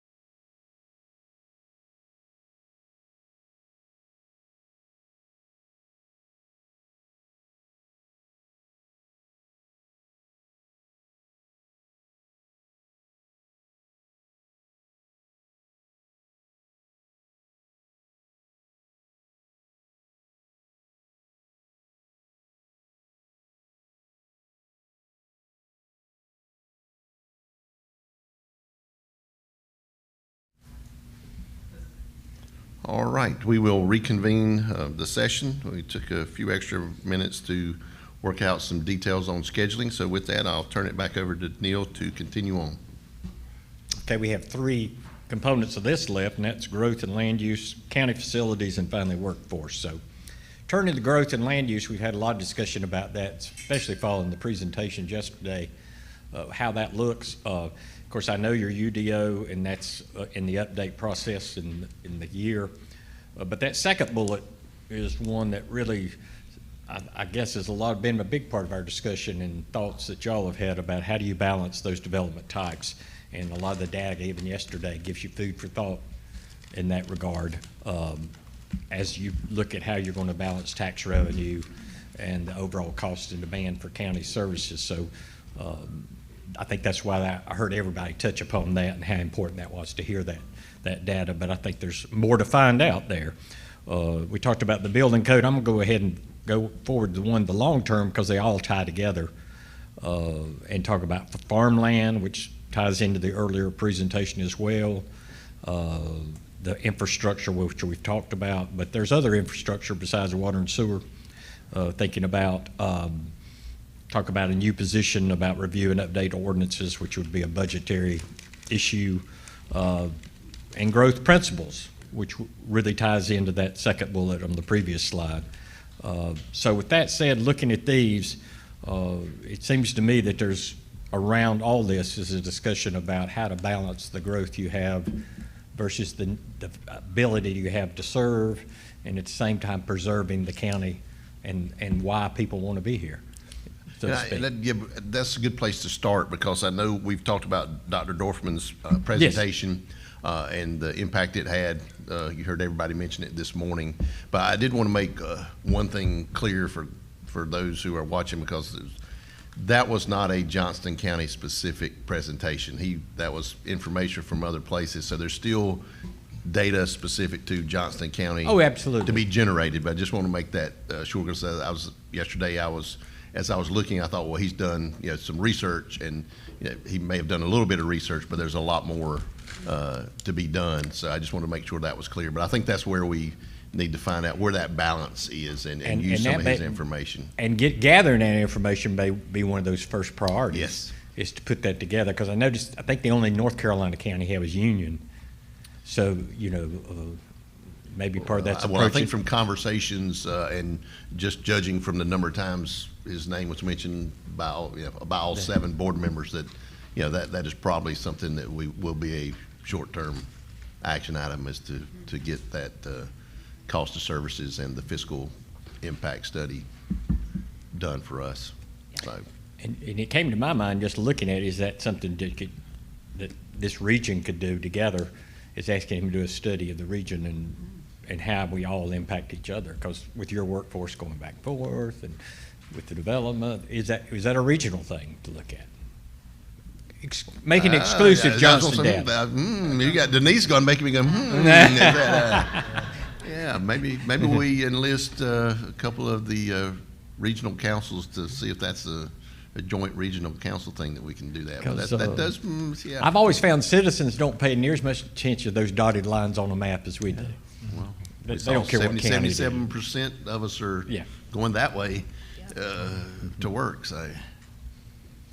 So would that, would there thoughts on, would that be a next step, is to have a study done that's pertinent to Johnston County along the lines of what he presented?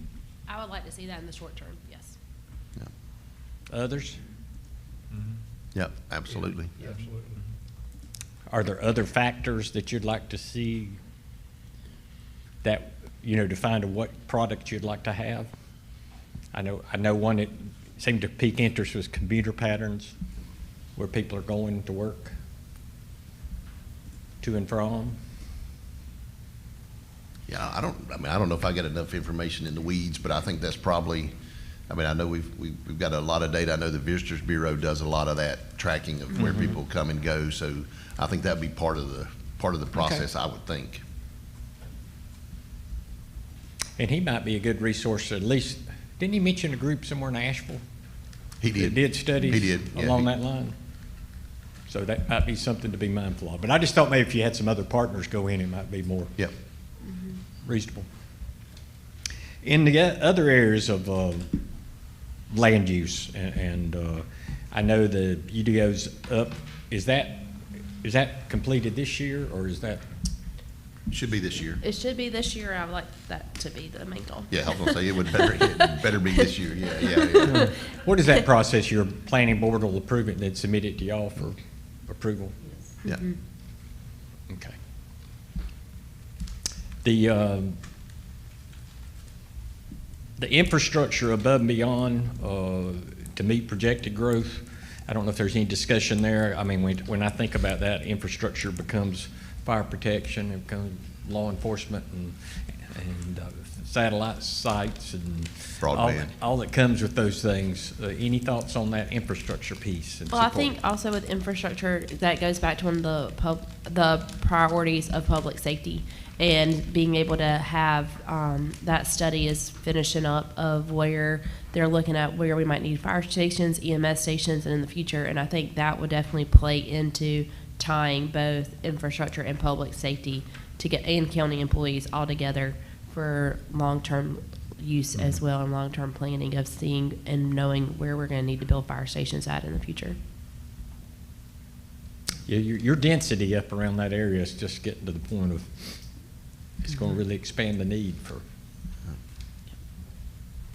Yeah, and the other thing is the solid waste, particularly the convenience centers. We had looked at a couple, 3 years ago about a plan to consolidate, expand sites. So, I mean, that's another piece.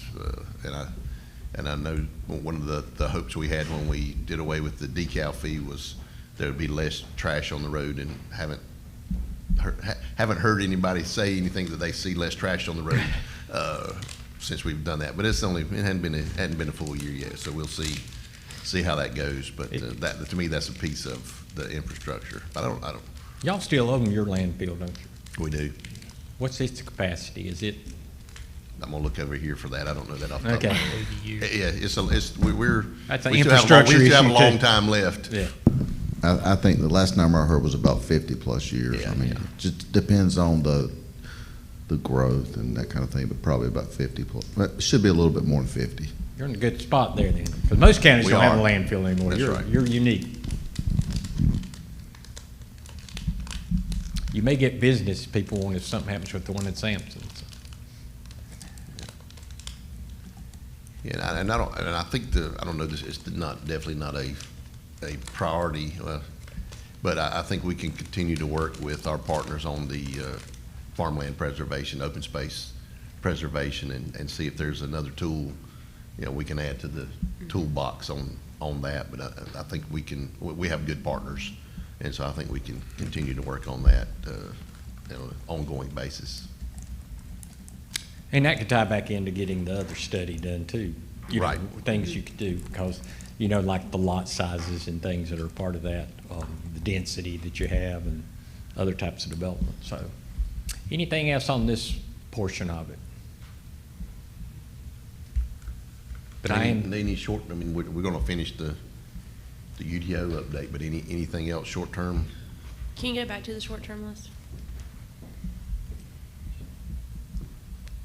Oh.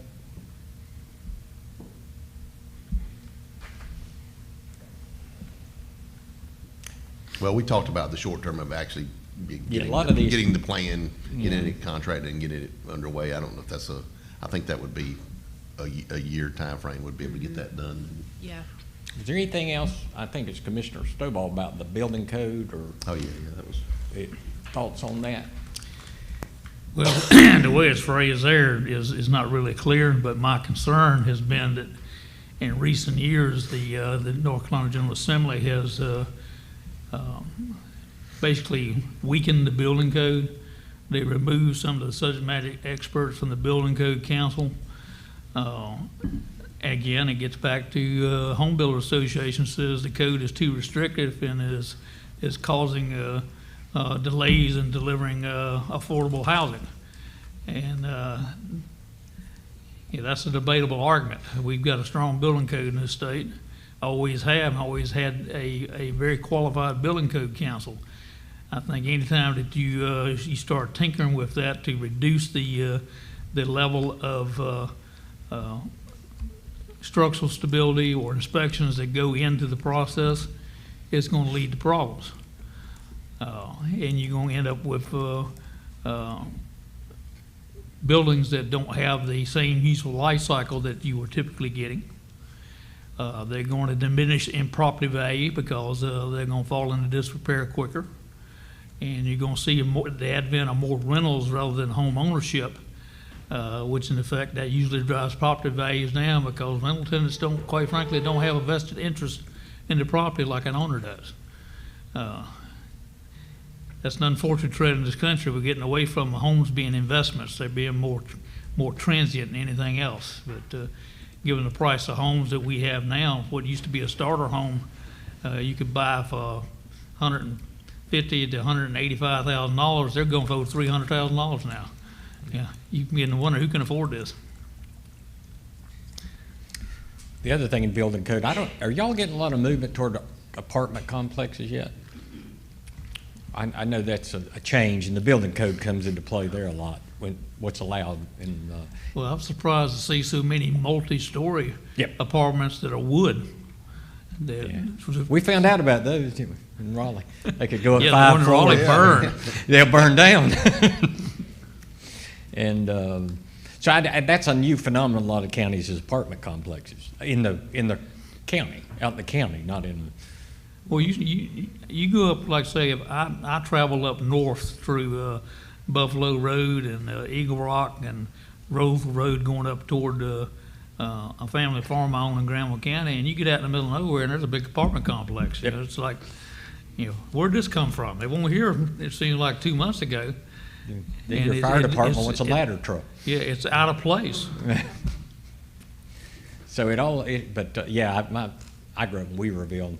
They built 1,000 apartments. It's a town of 4,000, but right up near my mom, they built 1,000 apartments in the last 5 years. Just because you can't afford to live in Nashville. So people are moving, young couples are moving to apartments out in the country. And so I just wonder if that phenomenon, it's coming, I bet. If it hadn't come, it's coming more and more so. But that ties into building code and fire codes and all the things you have to deal with. Well, your codes have setback requirements, they have fire code issues, but I said I'm concerned about what appears to be a trend to legislate reduction of protections that we previously enjoyed in these codes.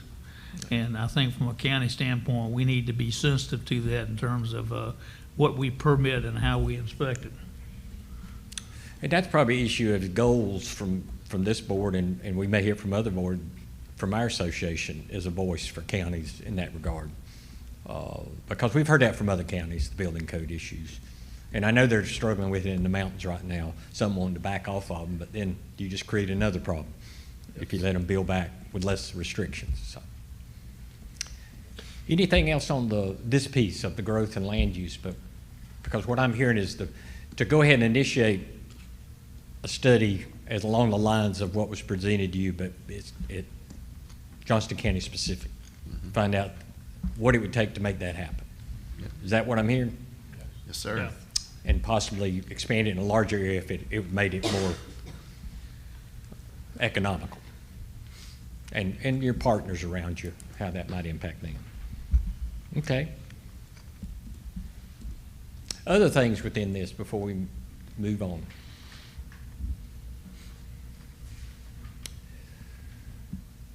On the county facilities, I know we're going to spend quite a bit of time on ranking capital needs, which sort of ties into this, but there may be other things. So I want to go through this quickly to see if there's other things above and beyond that we need to do, or you want to note outside of that ranking. So I know we talked about the fire location.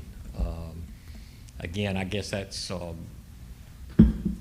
evaluation of the fire locations, and I assume that incorporates then the growth and building new stations and all related to that. Yes, it does, and it'll be done this year. Okay, so that's something that will be. Yeah, one of the things we mentioned yesterday with Davenport was formalizing the capital improvement plan for the county facility. So, and like I said, we have a lot of information. We'll establish some priorities here today, but I think that's probably that we have that formal document. I think Kyle referred to that would be a good document for us to have for our bond rating. So I would say that's a short-term item that we could address on county facilities. So you've got the capital project we talked about, but then I assume, does the county facility master plan also include upgrades to existing facilities and what's needed? Or is it just more new capital? So it did have a component where we're looking at what we're going to do with the, like I'm supposed to say, the DSS building left behind. So I think that's the reuse is part of that. Yeah, the courthouse. Yeah, so that's part of it. Yeah, because when we vacate as you vacate one, then you got something else to do. Yeah, and even on a smaller scale, and we've got a maintenance facility, vehicle maintenance facility, fueling facility, convenience center on some properties that we need to evaluate what, and I think it's on the list, but things like that we could move and, you know, sell some property and then move those facilities over to the new location.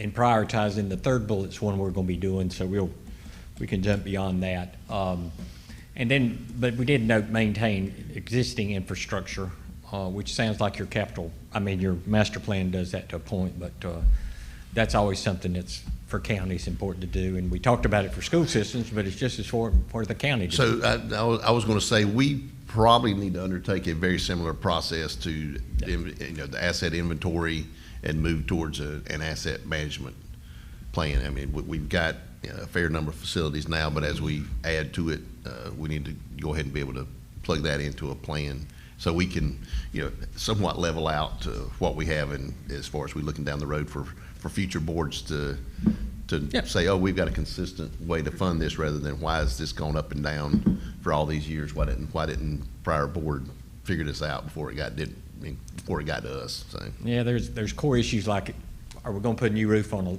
building that only has a life of 10 more years, or are we going to dispose of it and move on? And a lot of times counties can get guilty there. Or if we're going to sell certain properties, or that we may no longer have, if there's worth in maintaining it if we're just going to sell it. So yeah, I agree with that. Yeah, counties sometimes will discover you own land places you never knew you had it, and buildings you never knew you owned. So doing an inventory of that can be a helpful thing. Well, we had that recently in our parks and open space program, where was it City of Raleigh that owned the land near our water treatment plant? They probably didn't know it either. No, so well, we corrected it. Now it's this part of the county, but yeah, that was just one of those odd things that. So you could see the county needing to, just like the school system, doing the same. Is that something everybody? I seem to think if we're going to say that's something they need to do and implement, that it's kind of hypocritical for us to not have done the same thing. And that would follow up well with your master plan, just to build upon that going into looking at what you have. And so you don't get surprised at budget time or whatever the needs may be. So, okay. We'll just skip right over the social service bill. I got a feeling we're going to talk about that a little later. And then the long term about upgrades, which would tie into the plan we just talked about. And the schools, county and schools capital, that goes into what Davenport was building for you, but also our discussion we're going to have. And then finally, the bullet, I don't know if, Mr. Chairman, anything on the broadband. I don't know, Bill, was that one of yours, the broadband? I don't know that. I mean, I talked on it yesterday. That's just, for me, that's a source of frustration, because I feel like we've been talking about it and been in the grant program for 5 years, and we're making really slow progress on that, which is beyond our control. But I think that's, we'll keep chipping away at that and hopefully get some of these grants started, constructed, and get the broadband expanded throughout the county. But I don't know what other opportunities we may have with that in other ways, but I don't know that it's a high priority. If I mixed up. Yep.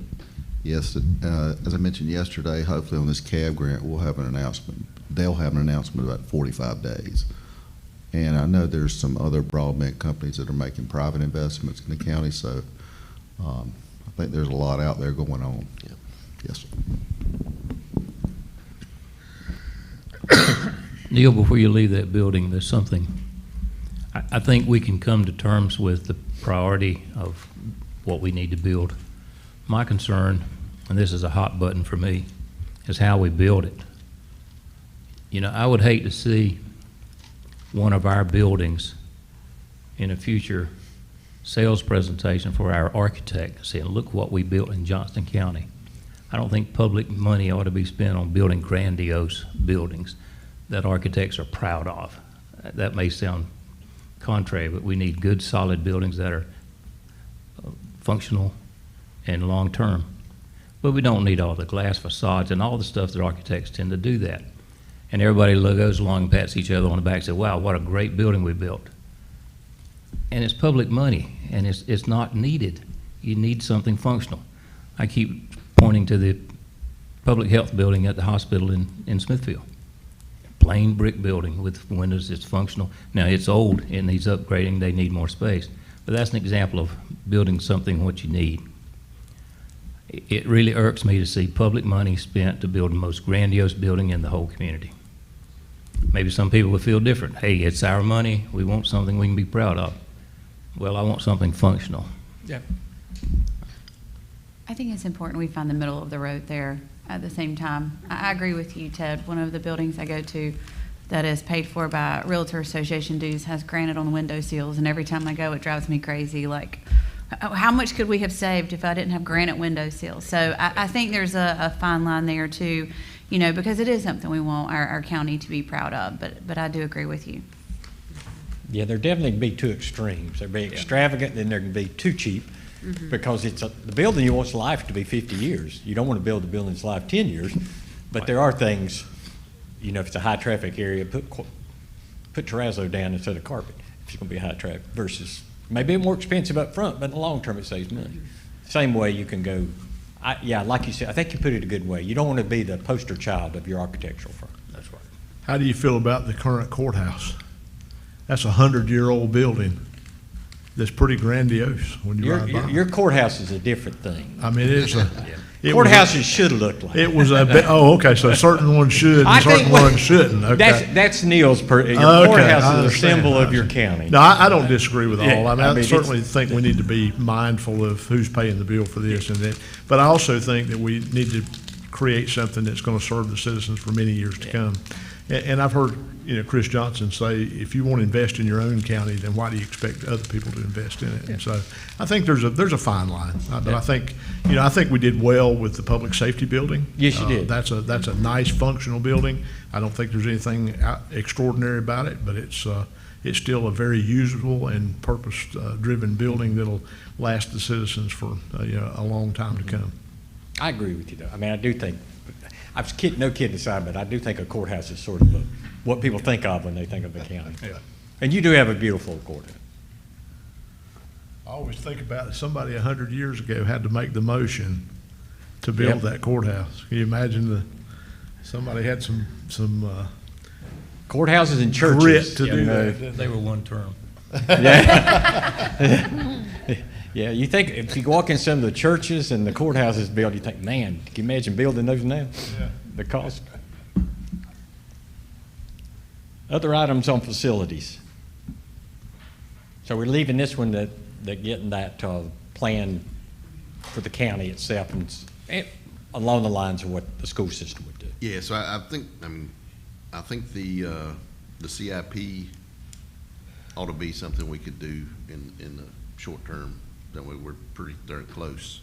And then I'm not sure asset management, that may be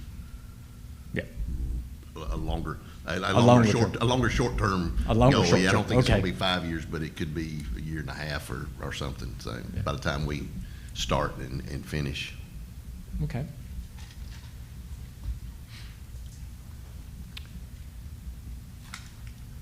Public safety, well, the fire station location should we talked about, and then the EMS stations, but y'all are well out in front of that issue and seem to be addressing that, have your hands wrapped around that. But as you know, when you're a growing county, it never stops. You'll just finish this one and move on to the next one, because there'll be more need, more calls.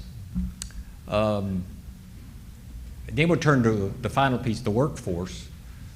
We'd had some discussion yesterday about how y'all have taken a lot of positive steps around your compensation, but as we know, that's an ongoing. We talked about, well, let's go to the bullets on we already mentioned the stormwater. You have, was that a couple of positions in stormwater you have that are vacant, or just in planning? Yeah, I think it was 2. Yeah. Yeah, I think it's Okay, 2. so that's something, the allocation's there, it's just getting them filled and getting them. Yeah, and I would say engaged. with the new ordinances coming out, I don't know if that's, we need another one for that, but a minimum of 2. And again, and just from my opinion, in the planning department in particular and in utilities, that person that's looking down the road at future, ordinances, projects, regionalization, somebody that's, primarily forward focused, not looking at their feet and in the weeds, reviewing plans. Yeah, and one of the hard things for your planning folks, they're so busy, you're growing so much, they're so busy responding to people. Oh, that yeah, looking out- 100%. Yeah, looking out, it's they hard are to do. covered up. I mean, it's hard. I mean, they're trying to respond, so. Next piece is one I hear all over the states is employee retention. I think y'all are doing well there, but it's always something to be mindful of. The market's changed. I remember the days when people would say, well, they're just lucky to have a job working for the county. Well, it's an employer market right now. And they're looking, and we're moving into a new generation of employees. And they're looking for different things and different ways to make a living, and they're ready, they'll move in a heartbeat. I mean, people, and that's just the workforce now. I'm not saying one's right or one's wrong, but the movement. So I mention that because I think counties have got to be diligent in that, and make sure, have an open mind to flexibility working with different generations, because it's just a changing world right now. It tickles me when I hear people say my age, talking about when I was young. Well, when I was young, they thought we were worthless in the 70s. So, now you'd think we were living in log cabins and doing something. So every generation has its positives. And again, I just hear over and over when we meet with our young people that are in our fellowship program and whatever, that they just have a different mindset and a different look. And they're not wrong. They're just a different generation. So retention's important there. But any thoughts on that from either staff, or do y'all feel you get a good handle on how you're doing, monitoring it before you have a problem? I guess I'll leave it there and open it up. I'll add to that on the workforce part of it, and I agree with the chairman. I mean, I think we need to fill those positions.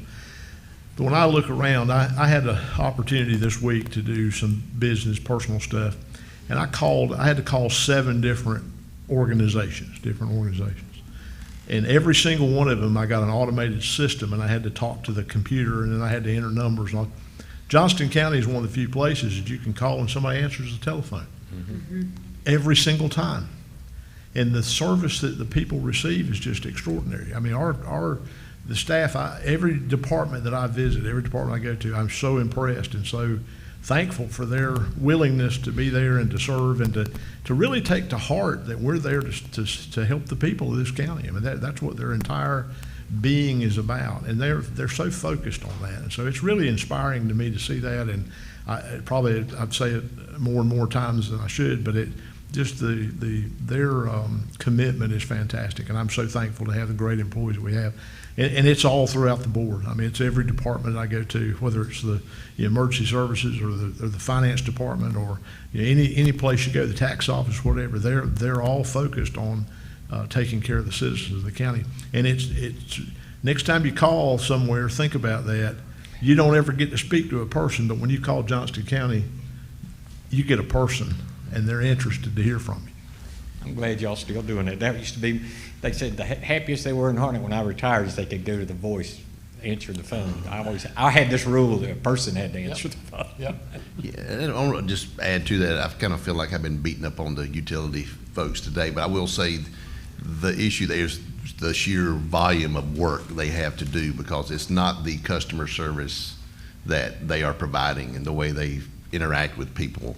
It is the sheer volume. So I did want to clarify. I feel like I'm kind of beat them up a little bit this morning, but I did want to say that it's not a customer service issue. It is the fact that they are just covered up with work. Former Commissioner Jeff Carver used to talk about we're in the customer service business. And I think we never need to lose that emphasis, maybe through our department managers, department heads, because sometimes I'm concerned that what I see, what Commissioner Harris sees, may or may not be different than what the general public, because they tend to treat us different because who we are. And you know what I'm saying? Oh, yeah. Santa Claus gets a much better reception than the tax man, wherever he goes. But we always need to emphasize to our department heads customer service. That's the business we're in. Any other thoughts from board members about staffing, retention, and about maintaining positive work environment? But it sounds like y'all have gone a long way toward that, and you have a quality. All I encourage you is keep your thumb on it, on the pulse, because the other thing we're finding, I don't know if you're facing, is counties outbidding each other for employees. If somebody has a vacancy, or paramedics or detention officers, your neighbor starts raising the bar, and trying to keep them. So that's just something to be mindful of. I have one county that gave a 27% increase to paramedics. And boy, the other counties are scrambling for that. Keeping on workforce organizational structure, you talk about organizational charts for county department. I think the chairman talked about that, having that accessible to people, along with the long-term staffing needs. Thoughts on that, about organizational, just before we turn to the last piece there, I think, short term. Again, for me, I think that if I'm looking at that list, the one that is the highest priority for me is the succession plan for the executive team and department heads, is developing something there. I mean, with that, the organizational chart will kind of come, but to me, having a plan in place for, even for talent development to what that is. But to me, that's pretty important. I think you said it well, and it's something you need, not just department head, but keep people on the team of having a plan. And it's just not, well, I think this is what we can do, but to actually have a plan of how to retain these people, because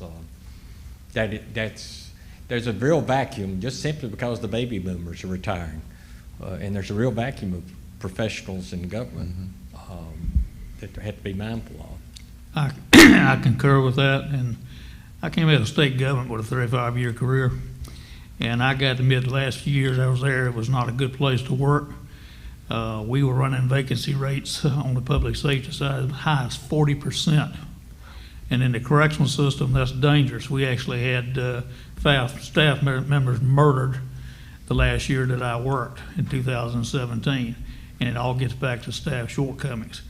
Unfortunately, it falls back on the legislature, how much they fund the pay scales and the salaries.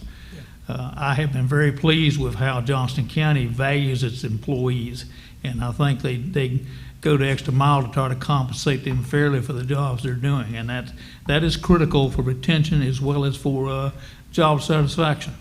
If you got an employee who's satisfied, then he's likely going to stay there, and he's going to put the best effort into what they do.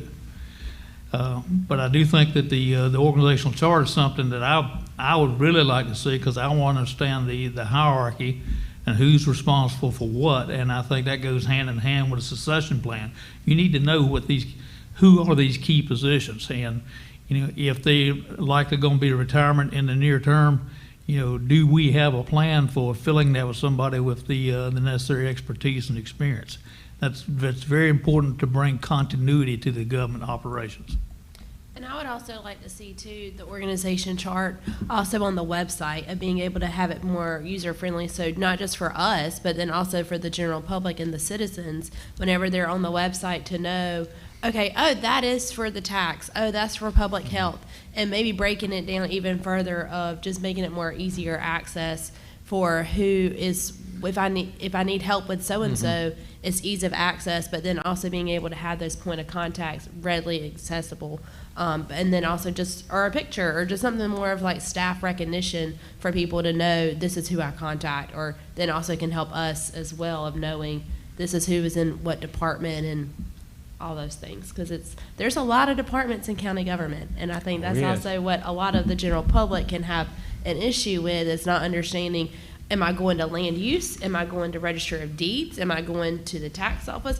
Where am I going? So also having that ease of access for the general citizens to also help with them, because like I said, we're having so many new people here coming, making it very user-friendly as well for all the new residents of the county.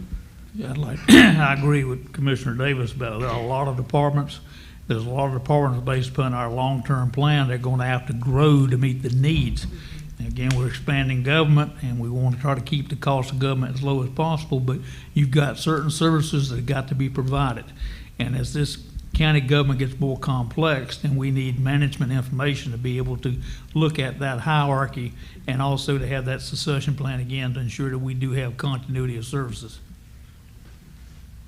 So I'm hearing about having a organizational chart maybe available on each department's website where you can see Yes, I would and love then that. how it overall flows. That'll work well as we're getting ready to update our website. Yeah. Do some of our PO staff, something to work on. The bad thing about the big picture, there's lines going everywhere. Because nobody, school board, board of education, Yeah. board of elections, all those. The one thing about retention too and succession planning is I'm seeing some counties do some innovative things. I was just over in Wayne County, and they have like an employee academy where they identify potential new employees, young employees that might go up the ladder, so to speak, and they bring them in and have training for them in county government in general, and promote them and expose them to all levels of county government, and try to help them develop a career path going up to county, which was very innovative, I thought. And then plus they even actually help educate some of them if they express an interest in a certain area. They'd help them.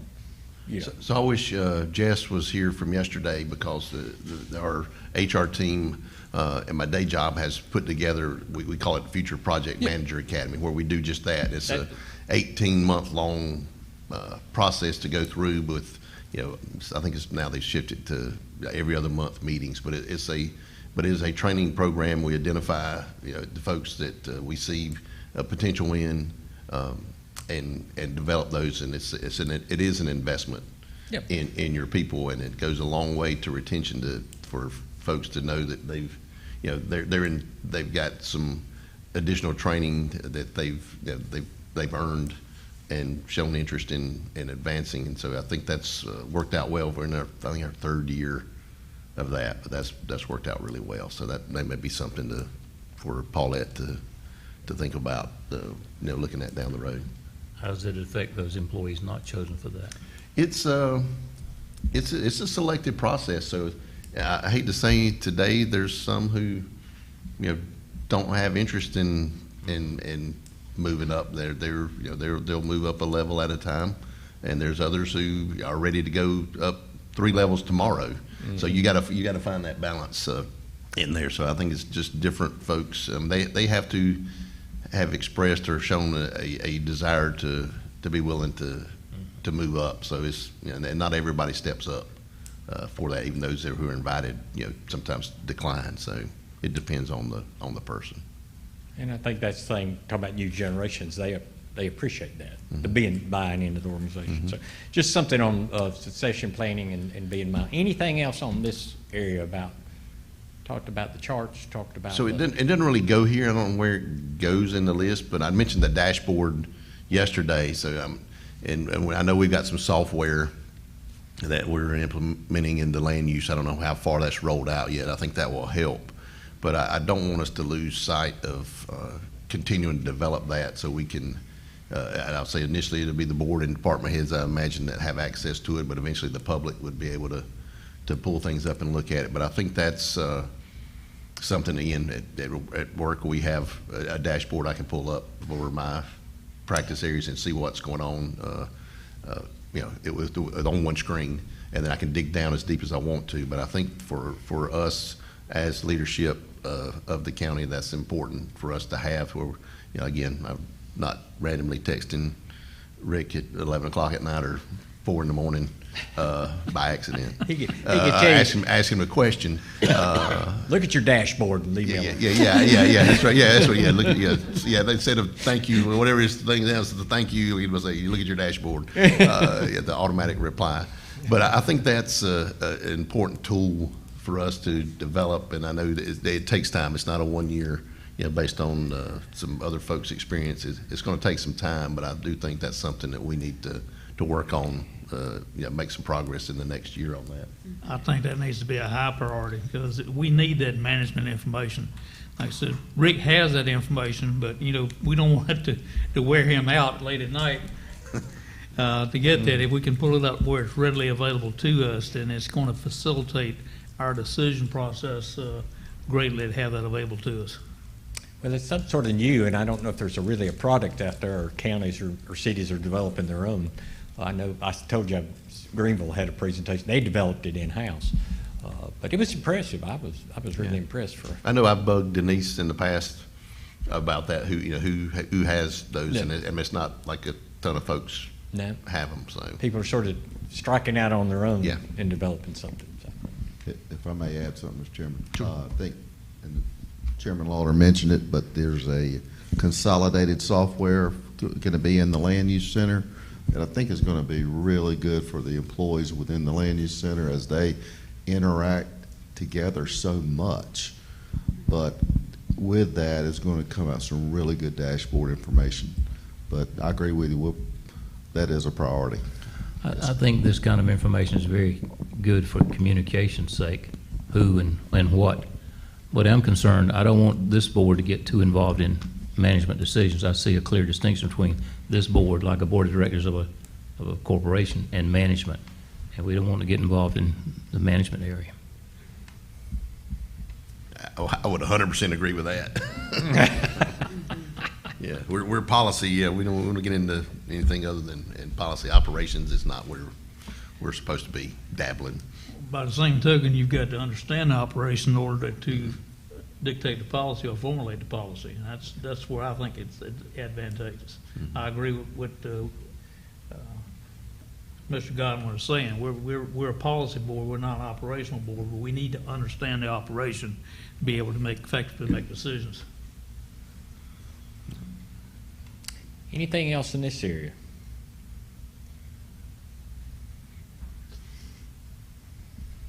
We got one piece left in this, and then we'll turn to setting some action steps, and that would be, and I just want to touch on it because I do think it's so important to have resources for your employees. Do you feel like anything to move that forward, or do you feel like that's there and just needs to be built upon, or just in light of what's happened in Western North Carolina and just the pressures put on employees, is there anything from the board that they'd like to see worked upon for the staff?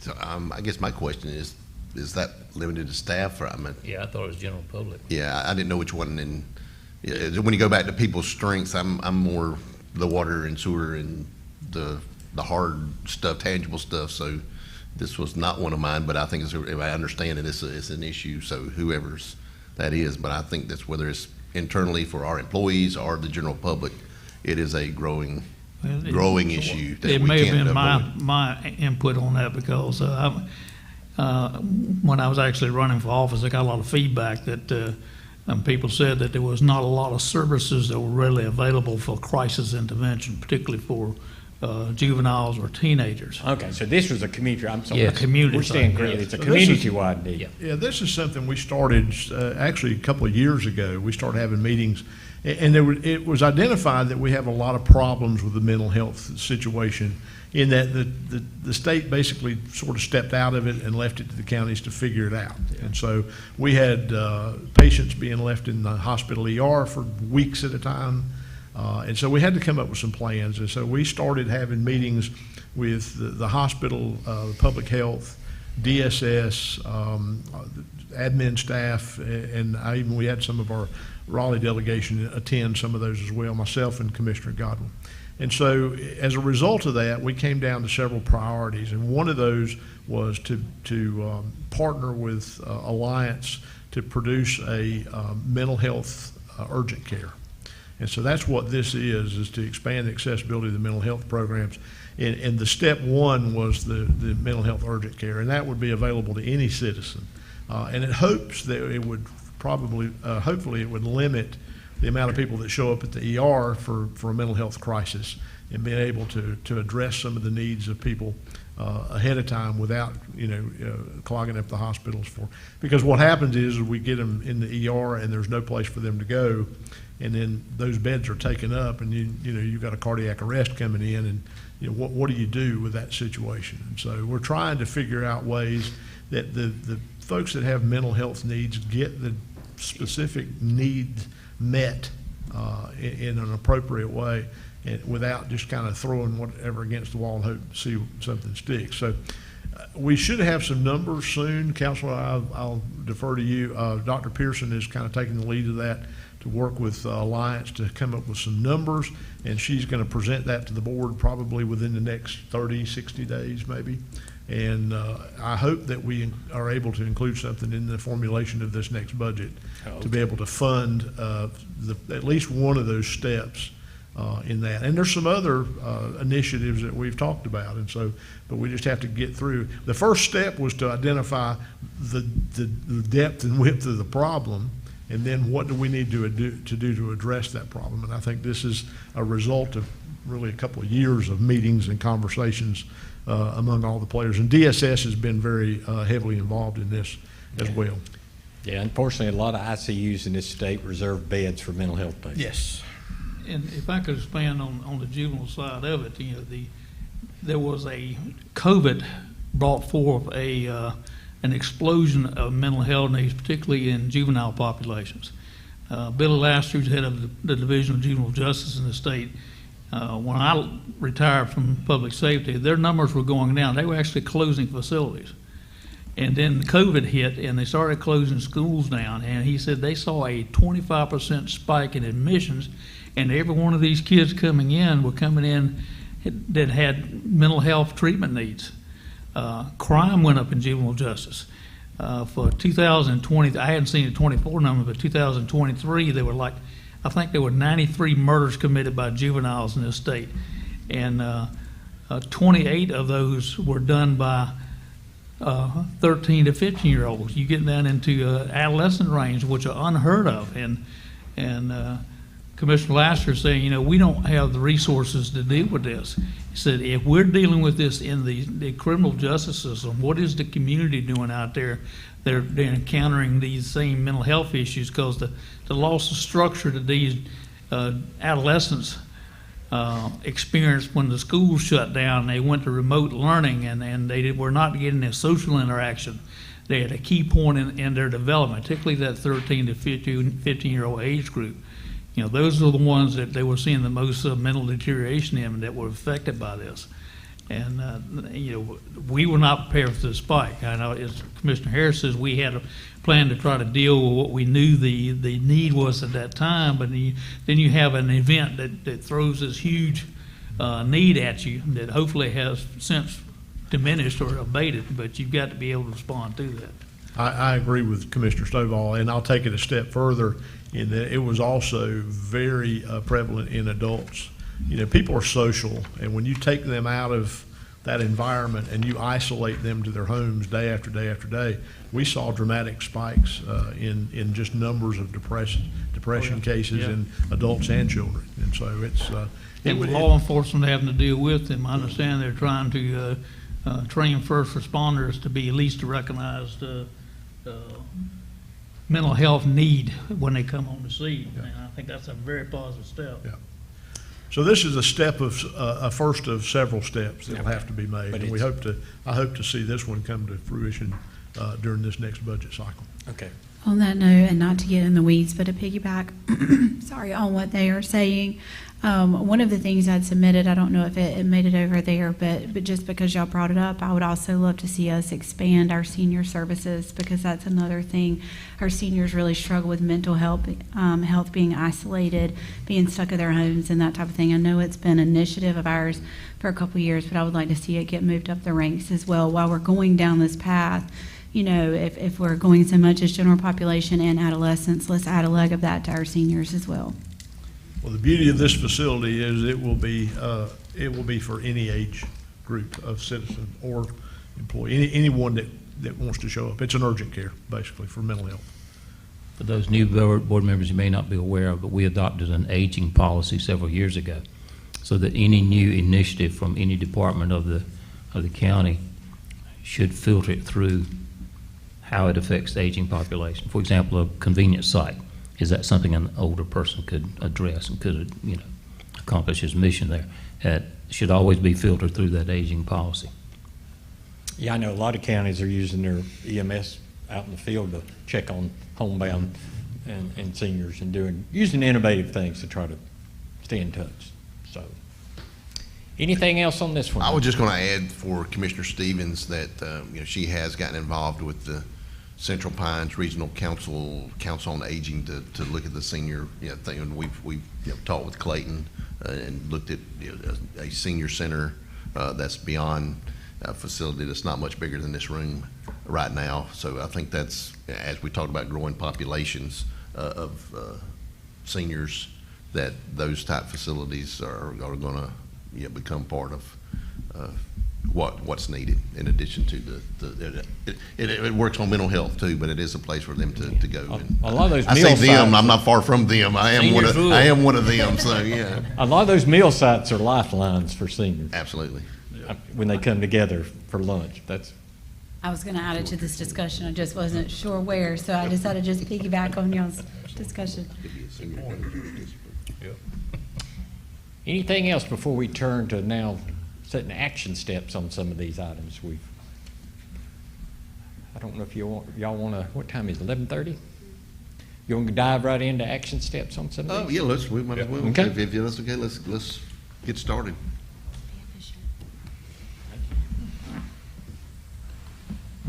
Great job, board.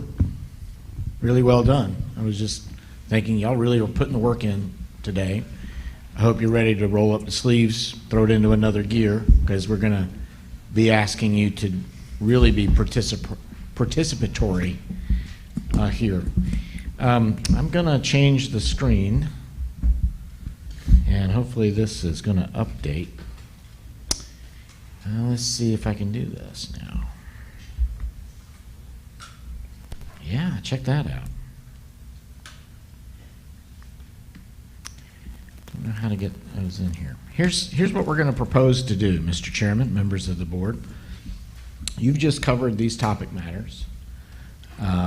Transportation, water, sewer, growth, land use facilities, schools, workforce, those types of things. Thanks.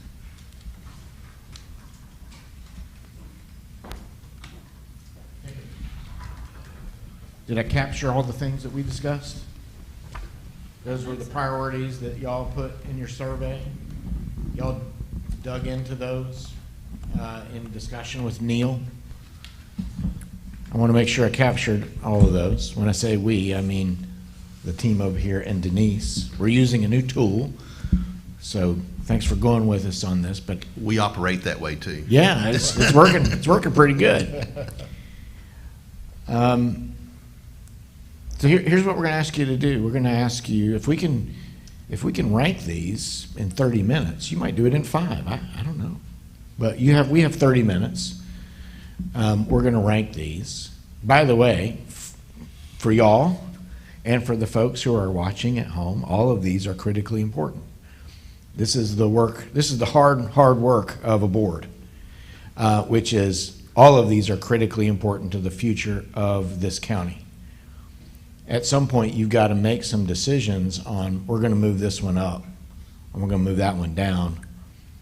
They're all important, and we're going to work on all of them, but if we had to prioritize something, we need to move it up to the top. And that gives us, me, and this team some direction in terms of if we run out of time, we want to at least make sure we get to those top 3 or so items, because what we're going to ask you to do next, probably after lunch, is I'm gonna push on you all a little bit. And I hope you're okay with that, but I'm gonna push on you a little bit and say, that top one, whatever it is, I want us to brainstorm together on action items. If you're gonna make movement on your number 1, and then your number 2, number 3, and all the way down to number 6, a good course of action is to have actionable steps. You know why? So you can measure it, and it also gives instructions to your team, your staff, to be like, these are your thoughts, the board's thoughts, on what you think needs to be done to achieve that goal over 12 months. And if you can give them as much clarity as possible, that's a gift to this team over here.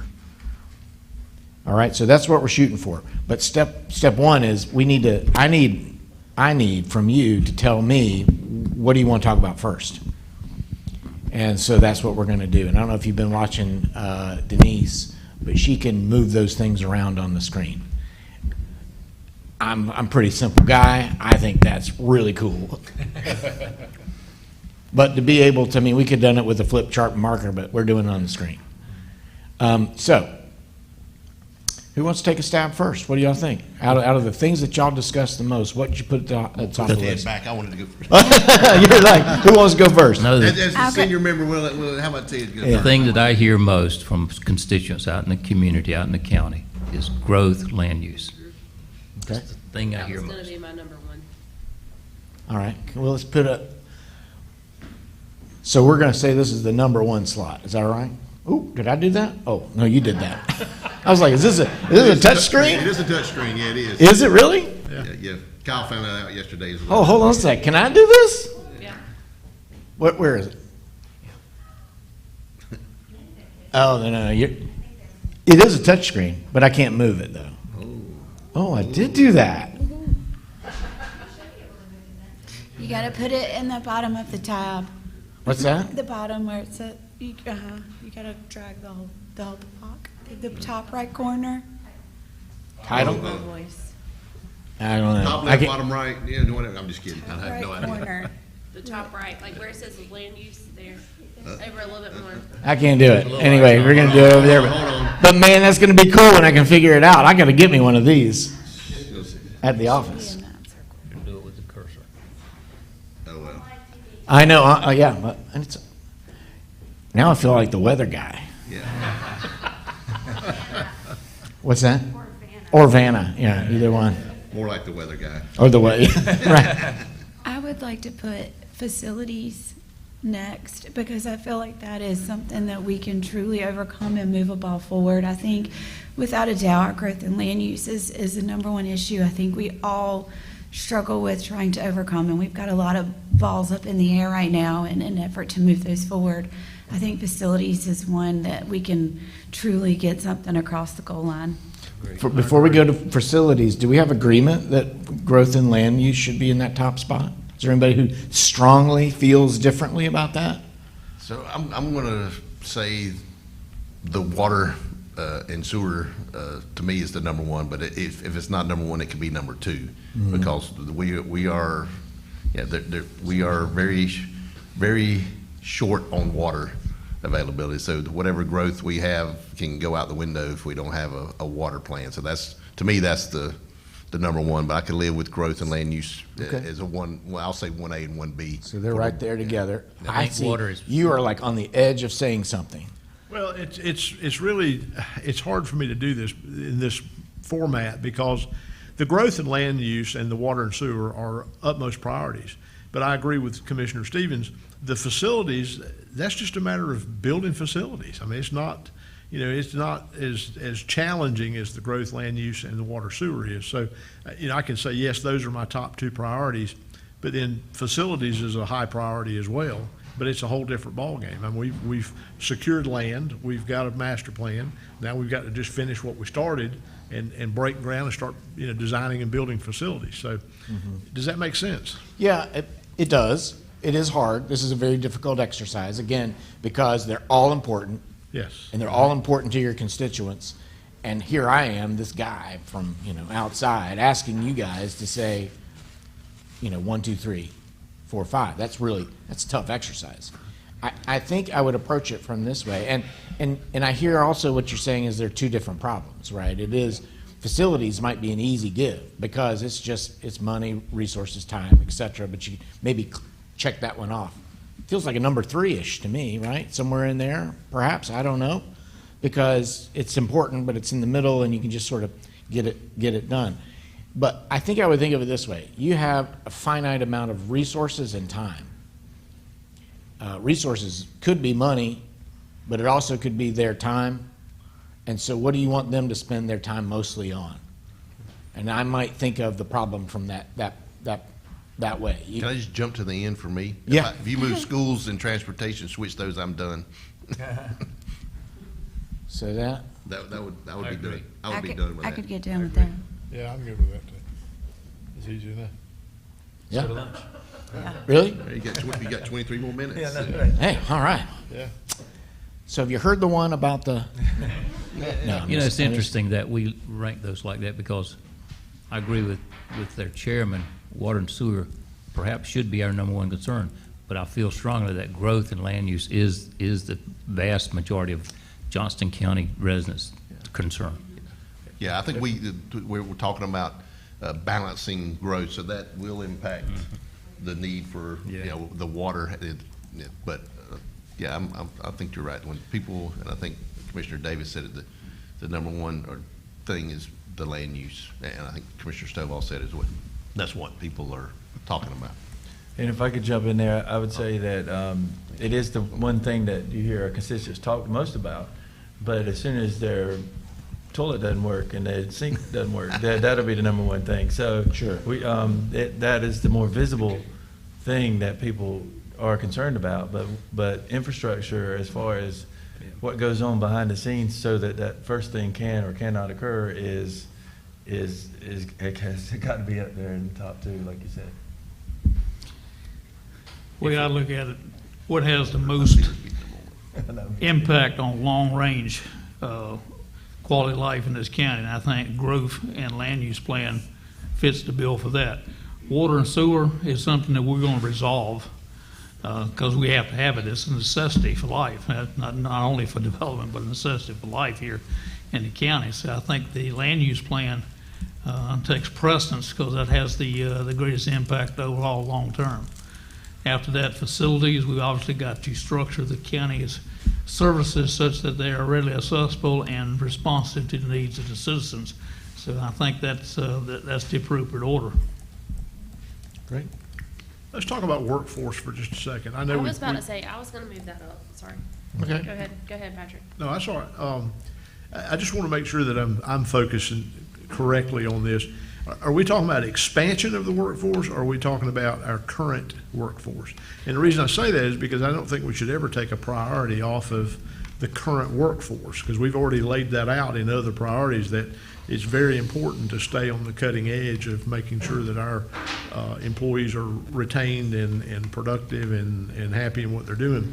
So I don't want to, when I look at that and I say, well, gosh, workforce is our bottom priority on that, I don't want to send that message that that's not really a priority, because it really is a priority. Well, when we talk about action items, I didn't write anything down under workforce because we were already doing it. So I don't know what Yeah.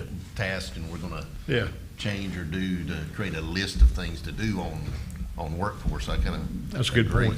I mean, other than if you stuck the succession plan and dashboard Yeah. under there, that would be the only thing I would think of, but yes, not. I want to go to any Amy other new Cannon if I can. initiatives. It's not starting a pay Yes, study every yes. year or anything, yeah. I know you wanted to speak, and we had a couple comments here. If you allow me to call on Amy, just to refresh us on some of the comments made, or any comments you have, Amy. Here you go. Here's Mike.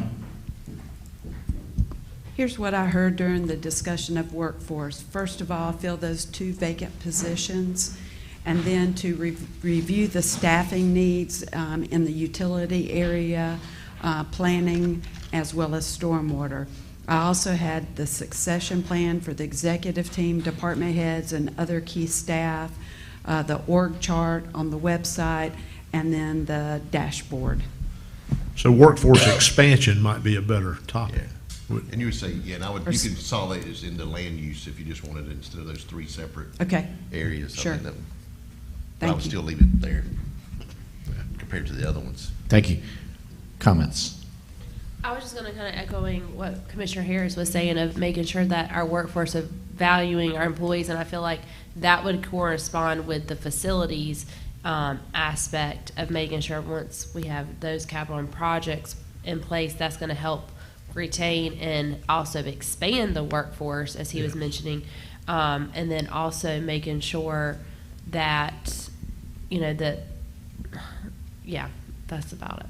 I had Yeah, another thought, and then it just completely blanked. Yeah, I hadn't thought about that connection though, but when we They're talk gonna facilities, the workforce, and some of them will get out of closets, literally. Right, that's what I'm thinking, to is go it's to- gonna go, to it's gonna pair facilities. together, is what I was thinking, is that the workforce would pair with the facilities, but at the same time is also gonna be helping, looking after the citizens. Whenever citizens have issues, they're the ones that are coming to county government, and so the workforce is there on the front lines of helping with the citizens, and the everyday aspects of Johnston County life. And so that's just why I was gonna put the workforce next to facilities, because I feel like that will all intermingle and go together. I agree with that. I think that's a good point. I don't. Okay. I think we got two separate things. I mean, you got building buildings, Right. and then you got the workforce, which the things that Amy just read back to us were not the structural part. We got a structural part that's gonna cost hundreds of millions of dollars, and then we're talking about two positions, a dashboard, some software, and others, so it's not the same scale. Yeah. I think there's a dash Yeah. line between facilities and workforce, because the workforce will benefit from the facilities, but putting them together, they're entirely different, Right. at least in my mind. Yeah. I agree don't- with that. Yeah, I I don't agree with disagree with that. I just think that the lack of aggression of building facilities has had an adverse effect on our workforce. I agree No, with no that. doubt. And so Right. I think when we address that, I agree with Commissioner Davis, I think addressing that is going to have a positive impact on the workforce. But if we put workforce expansion, then that, to me, is more clear of what we're talking about with filling the positions, the dashboard, those type of things. But I don't know. If I may, thinking about the facilities question, putting on my hat from when I used to be a county budget analyst, when we worked on our capital budget, I worked for Wake County, and we thought up what were all of the costs associated with facilities. As you know, there's the operating cost, we would call it the operating impact, and the capital cost, and those were really never divorced from each other in our capital planning. And so as we saw an issue coming down the line 5 years out, 4 years out, 3 years out, before you get to the funding, we already had included funding for the staffing of that facility. And so I feel like I really hear you talking about two separate things. What I think I hear you saying is facilities, which includes the operating impact of starting up the building. It's not just, it's the staffing, but it's also the supplies, it's all of the operating costs. And then separately from that, and so maybe you need to reword that one, or maybe you could consider rewording that one, Capital something projects shorter or than something. facilities and all of the costs it takes to open the facilities, but that's not going to fit on the card. And then on a separate one, workforce, which I think is a separate issue that some of you are touching. These seem to be two separate things. It just happens that people work in the buildings, and that, I think, is getting dragged into the workforce card. Take that as it will, but. Along those lines, and I think I was thinking similarly like Denise is, I was thinking of it from this aspect, that if you sequence these this way, that this is going to have a trickle-down effect, to your point, on the workforce. Oops, I did that. Sorry. I don't know how I did Look, that. you undid it. Yeah, There you yeah, go. right. In a positive one. And then to your, I think what I'm hearing you say is you don't want the perception to be by the workforce or the public that you do not care, or period. I would also remind the board and those watching that there's a lot of priorities for the county. And a lot of those priorities didn't make it to this board. So there's a lot of things that are important. These have risen to be the top priorities for the board, and now of the top priorities, we're asking you to rank them here. And as I said at the beginning, it doesn't mean that that's the less the least important. It means that these are sequenced in a way where they affect all of the ones probably underneath it. And so if you're taking care of facilities, it's going to have a positive benefit to the workforce moving forward. Because I think what I'm hearing you say, Denise, is that why you're thinking of them in two different ways is that's facilities, you're building it, but then workforce is this sort of, you're saying it's very finite. Hire this position, do this. I hear others saying like it's fuzzier than that. It's a feeling. We want the workforce to be okay, and we need to retain and recruit the workforce, and we care about that. I hear that going on at the same time. So it's a little fuzzy. It's a little messy in that regard. If you wanted to maybe put workforce up here, I don't know if it comes before transportation or not. This is for the board. Water and sewer and transportation, to me, are infrastructure. If we combined those two in the infrastructure, actually, I think under transportation, I don't know what plan we're gonna have. Let me ask a question about that. We can take actions to affect all of these. I mean, that's what we're looking for, to get action items. What can we do to meaningfully influence or change transportation as an action item? We can try to influence, but what can we really do of all those lists up there? I don't see how we can change that a lot. We can be concerned about it. It is a great concern. So I would not object if we took, if transportation wasn't on there, I think it could fall under water, sewer, infrastructure, or whatever, but I was get what you're saying. If we're coming up with a list of action items, we complete the transportation plan, our involvement in Campo and Upper Coastal Plain, RPO, I think it ties it into the UDO, but I don't know what, other than being an advocate, we could really do to move the needle on transportation in Johnston County. If we keep it on the list, would y'all be opposed just to moving it to the 6th spot and moving workforce up one? That's what I would. Yeah, okay. One aspect of transportation that we do have control over, and that is access into developments off of major highways. And I see shortcomings there. What comes to mind is the Amazon plant there on Highway 70 business. I've seen days there's been 2 to 3 dozen tractor trailers staged out there on a 4-lane highway. Can't get into that facility, and that's a shortcoming in terms of the planning process of siting that facility there. They should have put enough staging lanes on that property to accommodate when they had backlogs. They've already had a fatality up there where a driver came out without stopping and ran over a motorcyclist.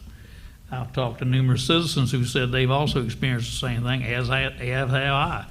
The truck drivers that come out of there are driving recklessly. They're not stopping at the exit. So that's the thing that we can control to help. And the planning process is ensuring that whatever the development is, be it residential, industrial, commercial, et cetera, has got adequate on-site accommodations for their business function. So is that more of a function of transportation or growth in land use in our ordinances where we require some more traffic? That's a land use issue. Okay, Yeah, okay. I think that needs to be part of UDO. Yeah, I agree with that. So are we honing in on this is the list?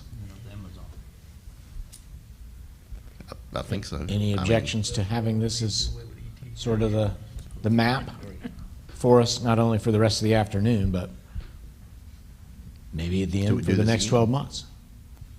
Good? All right. I'm good with it. Y'all good? Good. All right. Great. Hey, great work. 10 minutes left. I think in the last 10 minutes, if you're okay, Mr. Chairman, I would just like to demonstrate what we are going to do when we come back. That way you can start thinking over lunch, like, oh, this is what we're going to ask you to do. And I might ask Amy to come up to the computer because Denise has to leave to go talk to the finance officers this afternoon. And this will give us some practice here. So Denise, will you be back, or should we say thank you and all that right now? Okay, well, definitely thank you for coming. I think the conversations we had during the break, what you bring is very valuable to us and always interesting. So thank you again for all you do. Thanks, Denise. Tell the finance officers, hey. So Amy and I will switch back and forth on this in the afternoon. We're gonna do this exercise when we come back from lunch, and then we can do the same ordering process. Just to, if you wanna, could you click on? Actually, I can. I'm so excited about that. So these are capital projects. So we're not going to do this next, but after we do our next exercise, we'll come to the capital projects and we'll want to ask you guys, are these in the right order? By the way, this is the order that you've already done some homework.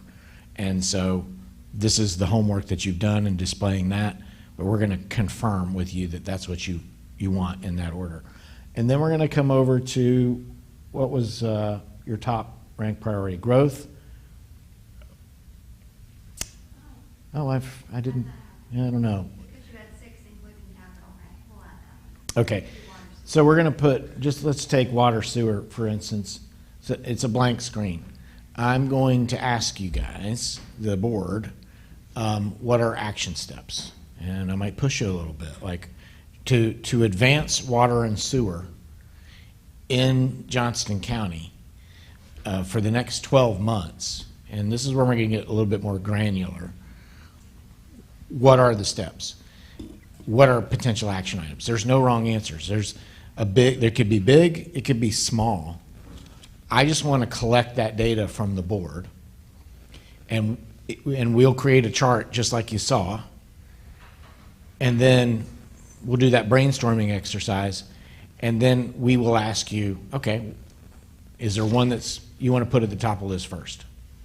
And we can move it up there, and we can start to rank those action items of things to do that will hopefully make progress for y'all over the next 12 months and give a map to your professional staff to be like, checklist on this, get this done, work on this, what's the progress on this? At least it gives them something to react to talk to you about, what is it going to take that action step. How does that sound to y'all? Does it feel reasonable? Bless you. Sounds good. Sounds good? Yeah, I just throw in a comment here. Please. I'm looking back through my notes from 2022 Yeah. when we did this in 2022. And in my mind, what we're doing today is what I had saw back then, but it was new to us, new to you, and I'm looking at, we came up with the broad topics of what we just did. That's where we stopped in 2022. And now, and I think Commissioner Godwin pointed that out, that then that he wanted to dig deeper into the weeds. And so what we're getting ready to do this afternoon is taking a minute and experience to get there. But this is, I think, ultimately what the vision I had for this board is. We're going to get into some weeds, and staff's going to have a plan when we come out of here on those 6 priorities. This is what we're going to do in the next 12 months. And I can't thank you and your staff enough for helping us get. I know you might have had to drag us there, but thank you for dragging us there. But I feel like, I mean, that as we were sitting here, I'm thinking this is exactly what we need to do to be able to get in the weeds. So I thank you, and I thank the board for that, because it is, again, we have a board, and I don't know the public realizes, on some boards, well, they've been on boards, so 80% of people do, or 20% of people do 80% of the work, whatever. This board, we're all engaged. We're all investing time doing homework and looking at what other counties are doing and bringing it and sharing it. So I just commend the board and our staff for all working together to really look for the future of Johnston County. I know we're talking about 12 months, but we are looking for future boards and Niels, we're not to look back and say, well, what were those clowns thinking, maybe to a lesser degree than what they're going to be thinking that. But at least we know we put in the work to get to a process, and hopefully they can go back and at least see why we did what we did. I think that's awesome, and congratulations, board and staff, for putting the time in and doing it. It's not easy, and it's why you take the 2 days to get to the place. I'm going to go back to my hiking story. I really challenged y'all to look up. Now we're at the part where you really do need to look down. and you need to figure out what you're going to put in your backpack if you're going hiking, now's the time to start thinking about that. Like this is going to get nitty gritty, hopefully, and we really appreciate it. So with that, I think I'm looking back in the back. There looks to be lunch, and I think it's ready. So, Mr. Chairman, with that, I think we're ready to take a break. Come back at what time, sir? So the schedule says 12:45, so let's stick to that. We'll recess until 12:45. Great. Thank you. All right, thanks.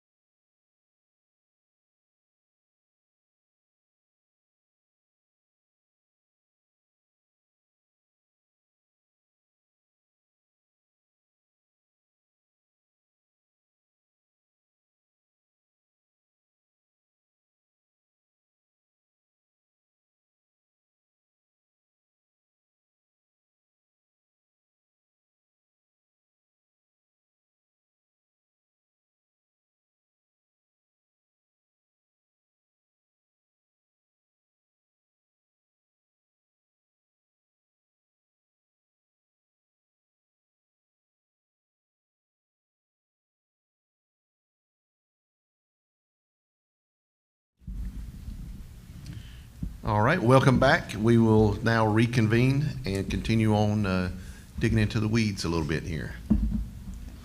Mr. Chairman and board members, so we have ranked what your priorities are. Now we're at the most important step, especially for staff, and making sure that we have your action steps. And I'm going to put my county manager hat on.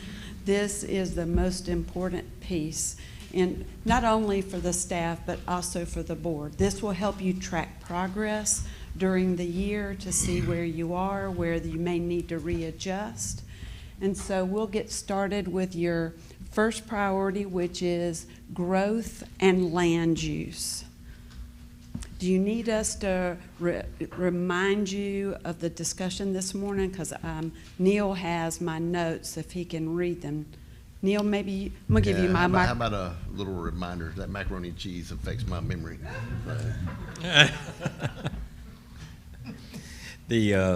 So the items you talked about, one is short-term to study the land use as a presentation. We had from Dr. Dorfman. Yeah. And to pursue that in some way, form, or fashion for the county, in particular for Johnston County. Mention of was the building code and, of course, the items there. But the main focus was that study proceeding on there.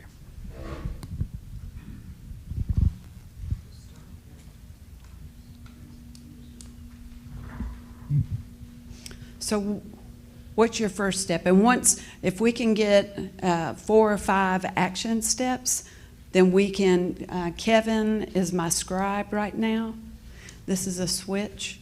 And at the end of that, then we'll try to prioritize them and put them in the right order. So any thoughts? What would be your first step? Is it to procure a land use study? Or is it to decide what you're looking for in the land use study?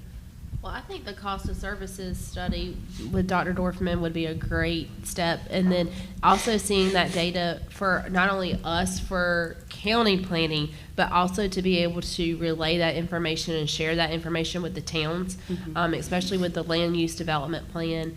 That would be my other number 2, to get that enacted. But, if we're wanting to have the growth towards the municipalities, I think the municipalities would also benefit from hearing that case study information as well for their planning and their future uses moving forward as well.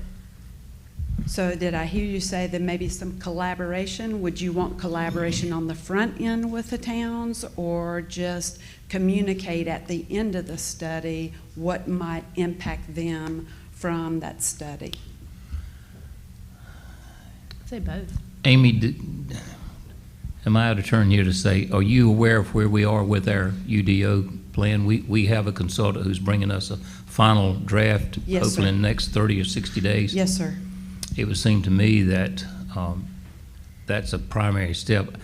I'm thinking maybe we ought to develop a philosophy here to guide how we're going to approve that plan.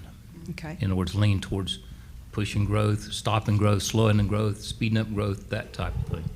Okay, so we're talking about 2 different things here. We're talking about the UDO and where the board goes with that, and then a land use study, how best to utilize the land space that you have for each particular use that may be available. Yes. Am I hearing you correctly? Yes. Kevin, do you have that on the land use study and then also the UDO? Best use for, right? The land use was about a study following. The cost of services Yes. study, I think, is what, Right. yeah. I think what we're focused on is what is the Yes. appropriate mix of residential, because we've identified in our land use plan what lands are more targeted for density and not, but what is the appropriate mix of residential versus commercial or industrial to ensure that we've got at least net positive gain of revenue. And I would say I really like the idea of getting the municipalities involved, especially the ones who are our customers. The other ones would definitely be, it would be appropriate to share that information with them, but I think a lot of smaller towns are kind of giddy with a lot of the growth that is coming their way and may not quite understand how much that growth is going to cost them in the long term. So this is difficult to read, and we can't change the font. So let me tell you what we have so far. Ask Dr. Dorfman for more information. Share information with all municipal leaders. And then we have the land use study itself, the UDO planning, how to agree on this, and decide appropriate mix of commercial versus residential.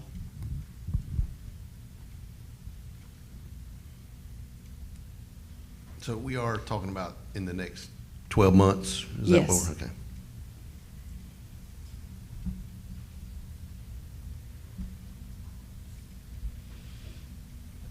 And hope that general assembly don't screw it up. Yeah, yeah.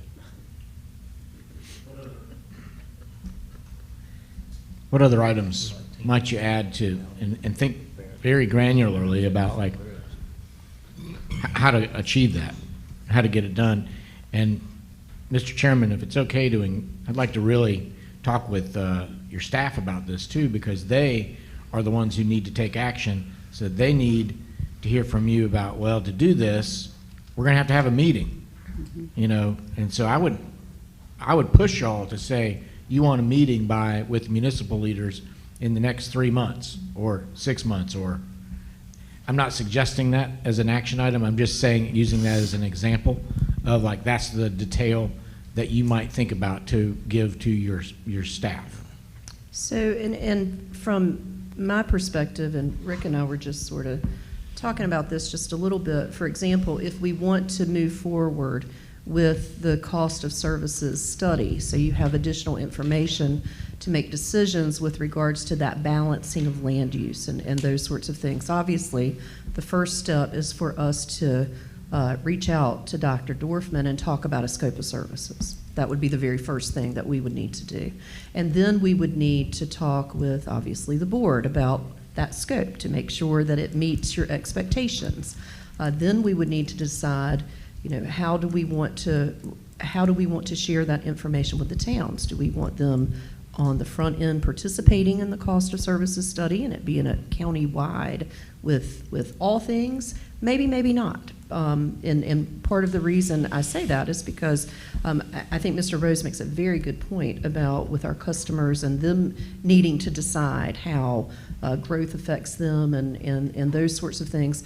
But there are certain things that we don't control. And so we've got to think about that piece too. And so that's sort of what I'm thinking about with the Dorfman study. One of the other notes that I had from when we were talking earlier was whether or not we want to look at that on a regional basis. I think Mr. Emery had mentioned perhaps that's something that you want to do. I don't know that we'll have answers to those kinds of questions until we reach out to Dr. Dorfman and get that scope of services. So maybe hypothetically a first step, if that's the way that you want to go, is that you instruct staff to move forward with a cost of services study, and that we have we talk about scope with Dr. Dorfman within the next 30 days or that sort of thing. And I think that's the granular level perhaps that that Kevin was referring to, but certainly that's what I was thinking about with that particular piece. With regards to the land study piece, land use study, obviously we have the comprehensive plan. The comprehensive plan has been adopted by the board. We are well into the weeds of the UDO. And so we're making progress on that. My big, we were joking a little bit earlier about notes and big stars. My big star that I put with regards to that piece was that the expectation of the board is that the UDO is completed this year.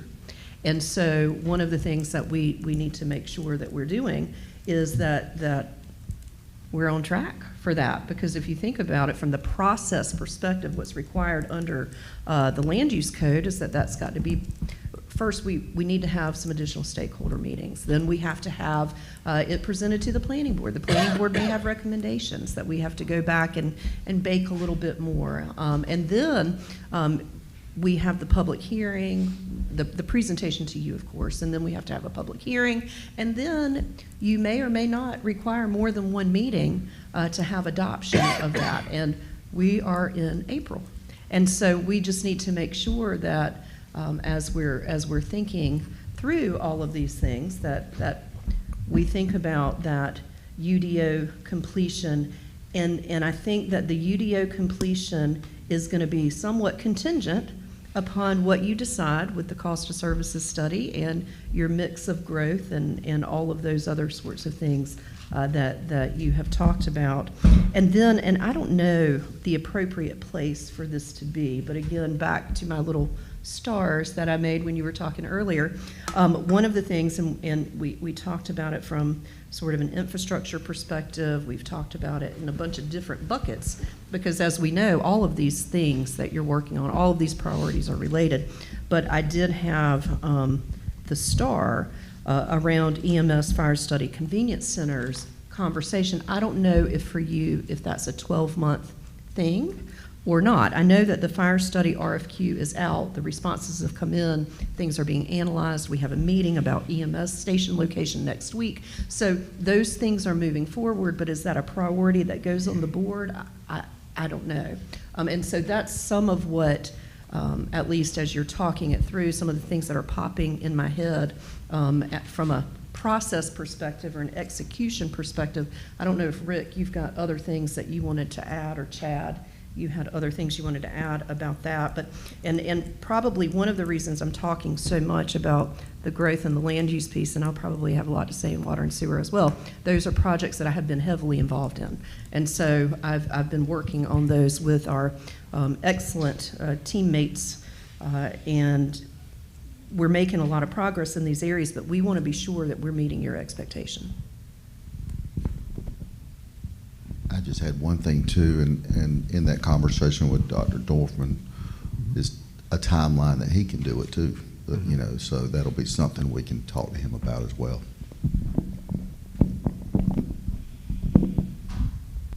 Yeah, I think that's when I was having a conversation with him yesterday. I asked him, is it 6 months reasonable? And he said, yes, but it depends on the information he gets back from us. I mean, he's going to have to get information from us, so I couldn't pin him down yesterday.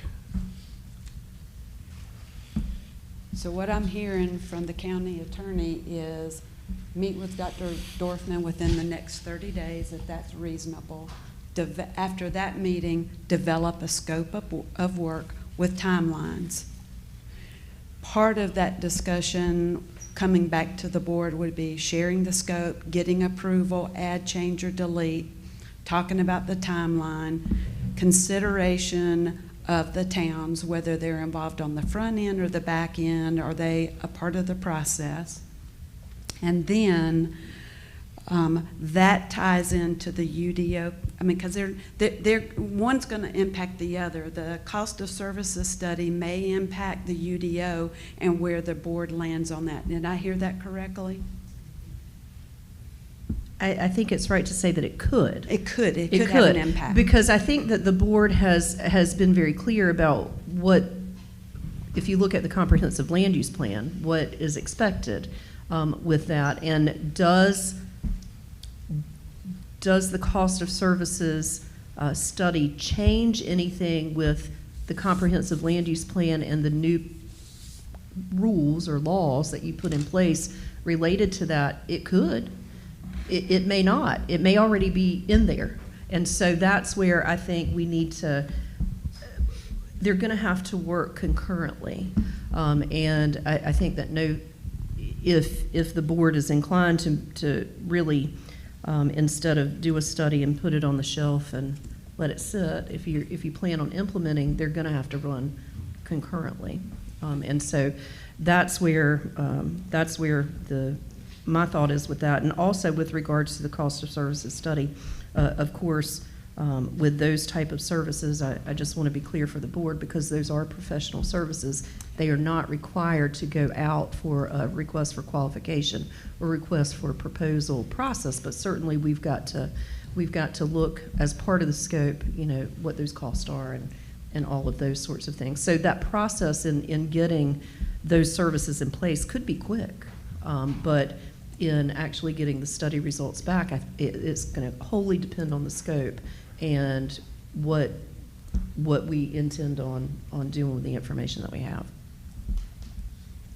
And I agree with Mr. Rose. I think that it needs to be county inclusive of all the towns. I do. I think it needs to be countywide to make it effective. And I would imagine that Dr. Dorfman probably has some ideas as to what that scope should look like, and will give us some recommendations as well.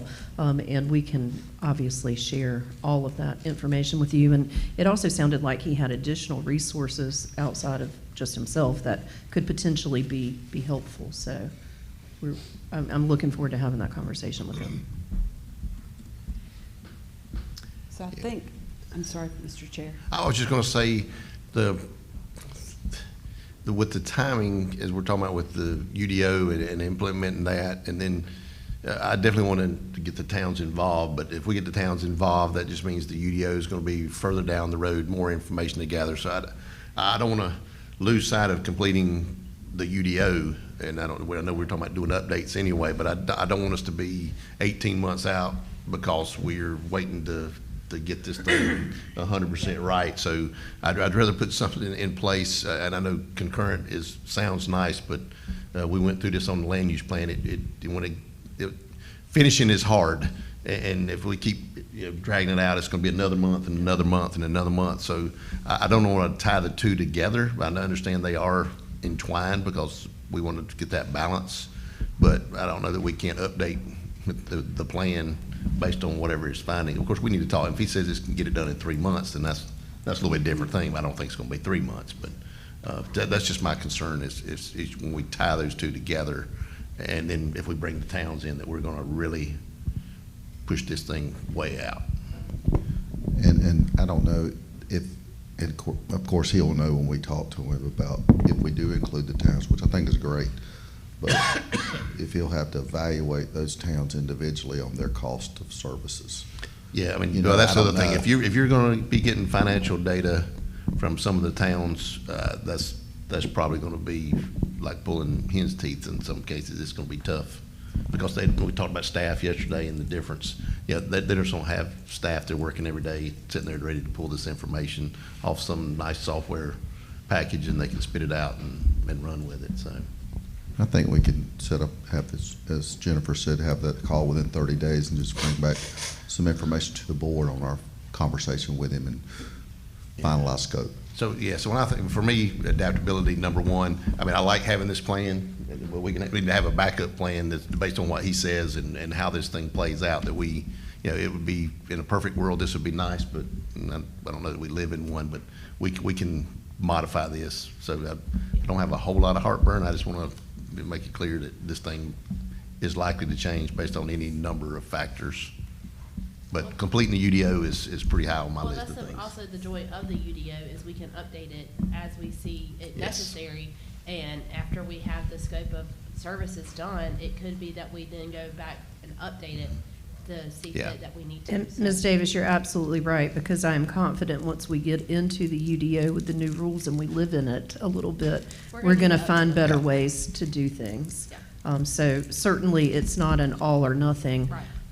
proposition. We just want to understand what, the board's expectation is with the process, so we deliver to you what it is that you expect. So here's where I think we are. Set a meeting with Mr. Dorfman within the next 30 days. Staff will do that. The next step would be to develop a scope of work in conjunction with that conversation, but also be very sensitive to that timeline.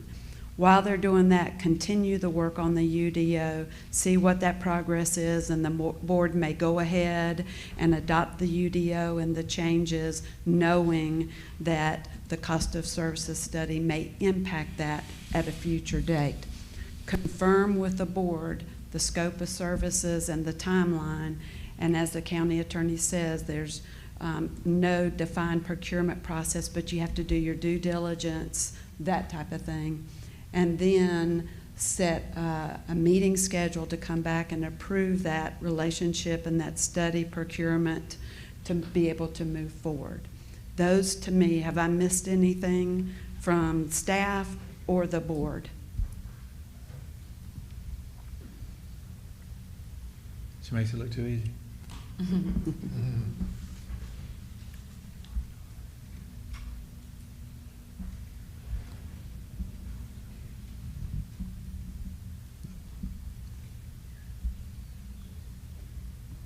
These over to the side. Would this be like incorporated into these decision-making points? Yes, that's a part of what will come out of the cost of services study. You want to, I can move all of the rest of these over to the side. Okay. So,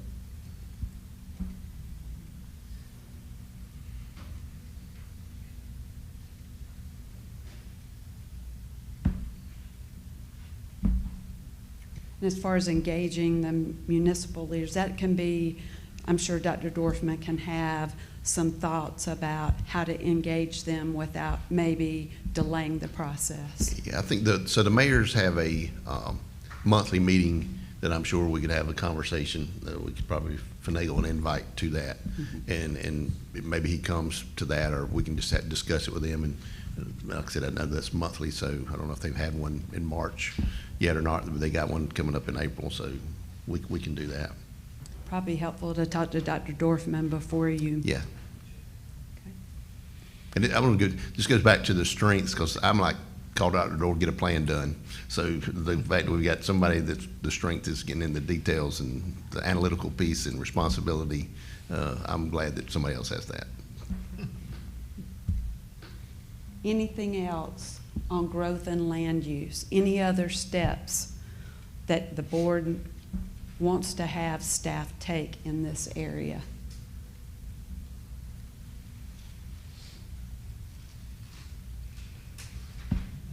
So I just wanted, the public meetings are on the cost of services study, or are they so they're UDO? Well, first they would need to Be UDO. Public meetings would be the UDO piece. Yeah, the cost of services study, that's internal.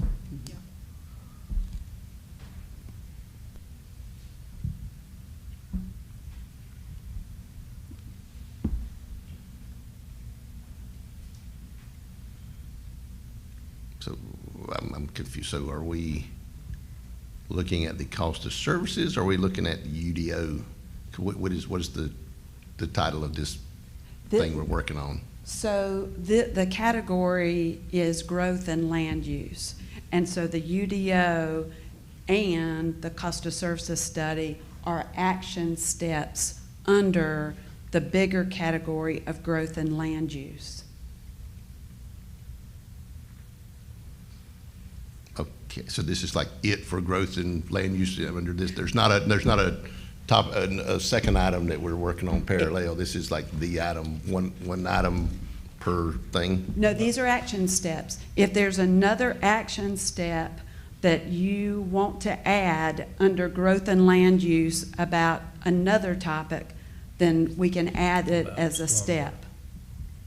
The steps may involve, we can have subcategories, maybe not on the screen, but so far we're addressing two areas under growth and land use, and that's the cost of services study, and those are the first couple of bullets, and then secondly, about finishing the review of the UDO, and there's one bullet about setting a public meeting schedule. So we can have other action steps that are related or unrelated to these two topics. Does that help? What I just changed? Yes. Yeah. Okay.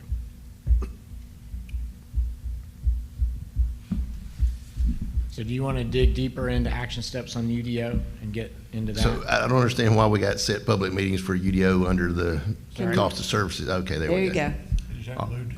Okay. We're still learning the tool. You're our experimental case today.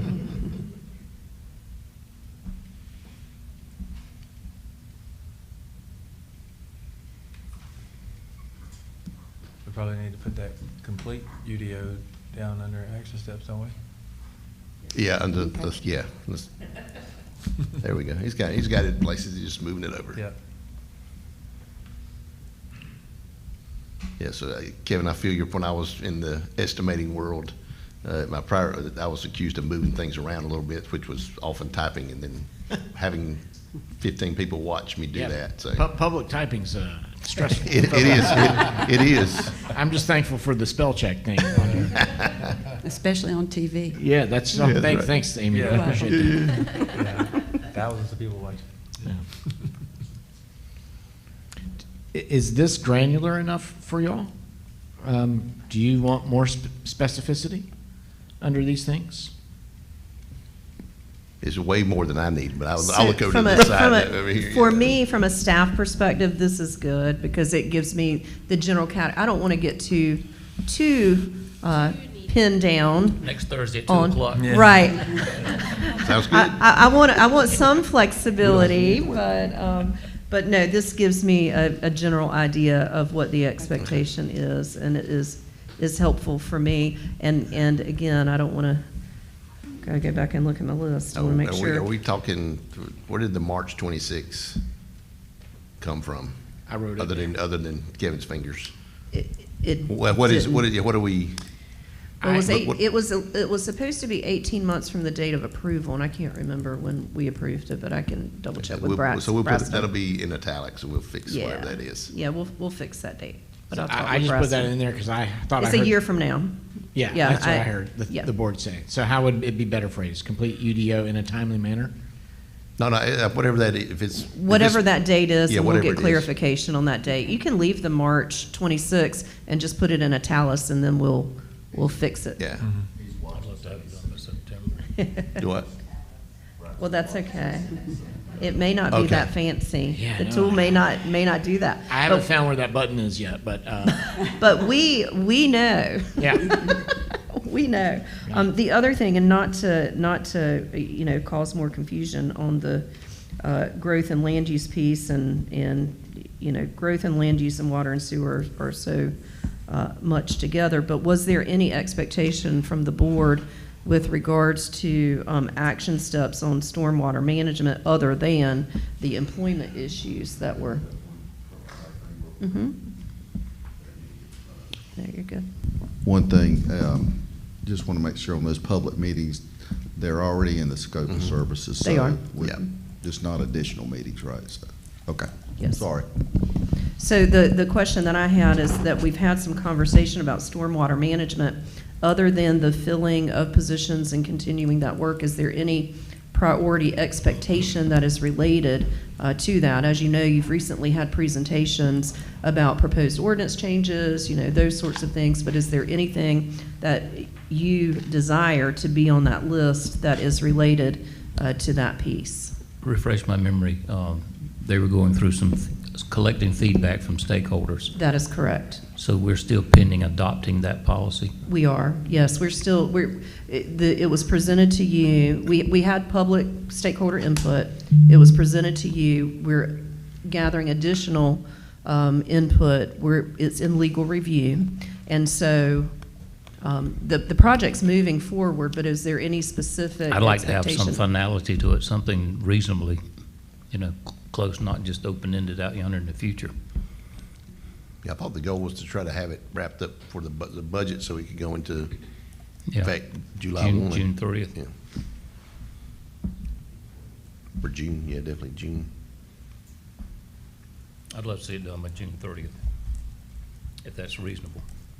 I'll confirm with staff from a timeline perspective. I mean, it's in legal review, so it's close. But the issues are going to be, are there any other changes? Unintended that- consequences. Well, that, and we had gotten some stakeholder feedback about some of the things that, we had the different categories, and we did them by color as to what was required versus what we thought was best practice, those sorts of things.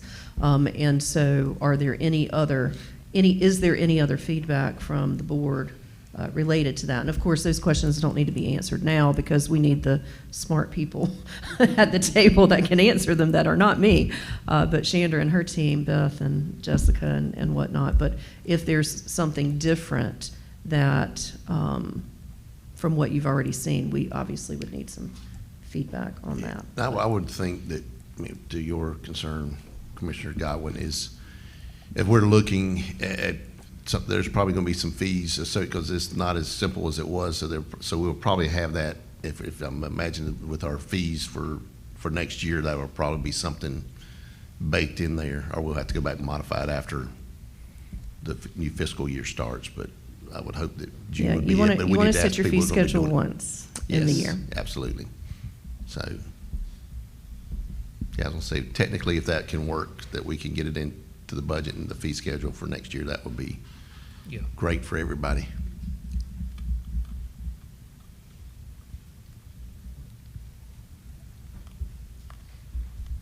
How does that look?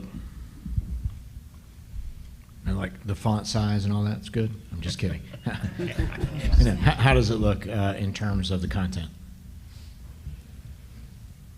Yeah, I mean, I think we can put June on there. I mean, that's when the budget will be approved, sometime in June, maybe the mid-June, it could be the very end of June.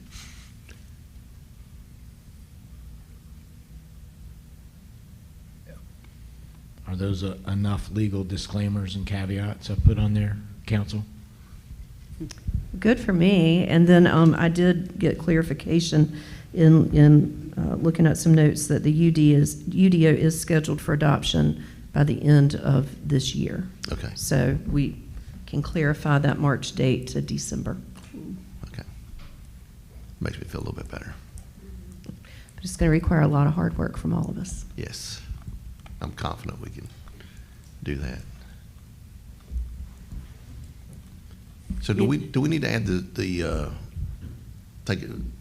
doing something with the sewer allocation policy under land use, or you want to put that, I guess that's water. I sewer. think Yeah, that's we're the doing water sewer. We're doing a water, sorry. Yeah, that's where I would prefer Yeah, that it that go. makes sense. I forgot to look on down. When we threw stormwater in here, that threw me off, got me thinking. Oh, and they're so related, and that's, I think, the struggle the board had when they were setting the policy, or the priority, excuse me, is that one is so related to the other. So it's very easy to not be sure which list to put things in. Anything else under growth and land use? Amy, before we move on, I'm not quite sure how to do this because we're figuring it out. But I've created this parking lot list of things that I don't know where they fit or if they fit, if we've dealt with them in other places, or they might fit underneath things. So I can have a clean slate here. Can we just go through them and check them off, delete them? So I put land use study in here, but I think we've dealt with that, correct? I say yes. I but think so. Yeah. All right. From a staff perspective. I think that's been dealt Yeah. with. This feels to me like it belongs under develop scope of work plan with timelines here. Or is it a result of what may come out of I the think it's a plan? result of what Yeah. may come out of it. So no need I to do too. include that? I think you can take it out, I think. Okay. Anything on this one? Develop new ordinances and rules? That will come out of the UDO. That'd No, be that's a result. UDO, so All I right. think that's good. How to engage with the municipal leaders? Maybe that's in the scope after discussions and that discussion with the board. I agree. Okay. Yeah, I will reach out to the mayors tonight and just get an initial interest and tell them to go watch Dr. Dorfman yesterday and try to send them the PowerPoint so they can at least get an idea of what we're talking about.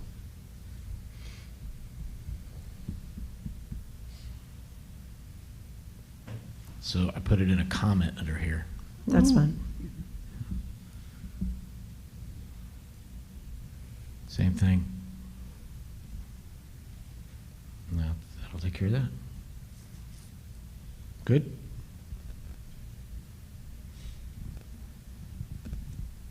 How's everybody feeling about that?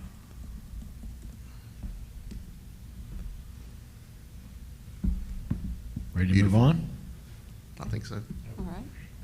And this is enough detail for staff? It is for me. I don't know how Chad and Rick feel.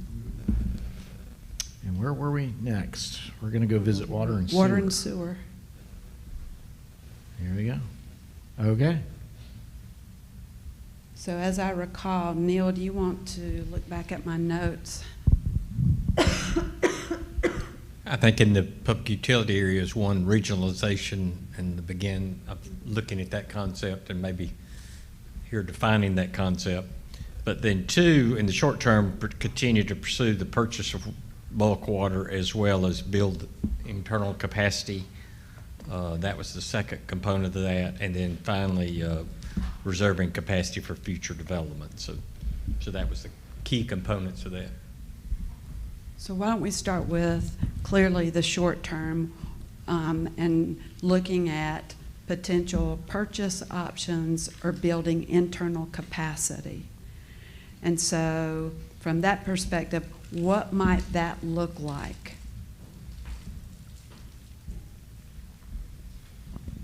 So we're still in the, I don't think we're in the middle, but we were towards the end of looking at that short-term supply. So I would say like in the next 30 to 60 days, maybe 60 days, we'll have that wrapped up again. Well, I guess we can get May, okay. So, Mr. Solomon. Now, which are you talking about? You talking about the Lower Neuse River, or are you talking No, no, about? I'm talking We're talking about the interim steps. Yeah, that we're talking with and what we Raleigh and engaged everybody Mr. else, Solomon yeah. to assist us with. So if I To heard May, so yeah, so Yeah, so so complete that by get a May. yes or yeah. no. So that's to receive some information on interim steps for purchasing water. Is that correct? Yes, yeah, And our by- potentials to purchase it. Okay, by May. Did I hear that correctly? Mm-hmm. And Commissioner Godwin, I didn't mean to cut you off. It's all right. I got my question answered. Yes, sir.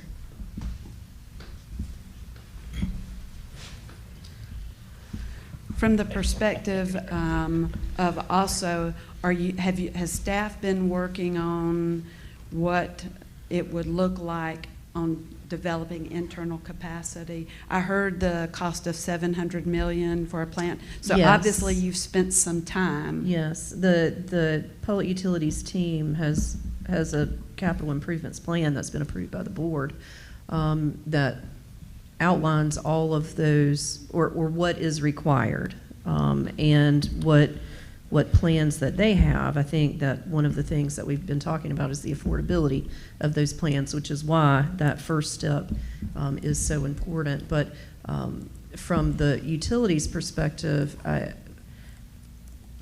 because of the time that it takes to get that internal service capacity in place and all of those sorts of things, it's decisions need to be made soon so we can be ready when it's absolutely needed.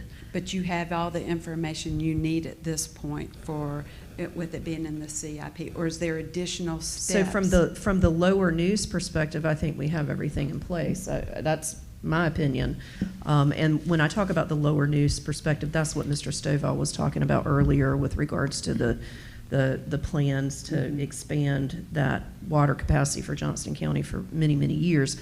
I think the big issue is the affordability of that plan and the impact on the ratepayer. And so these interim steps go with that. And I really don't, and this is just my opinion, and Rick and Chad may have other ideas, but until we hear from Mr. Solomon, I don't know that we're really in a position to identify specifically what those other alternatives might be, because we have studied it, meaning, the Johnston County team, we've studied it.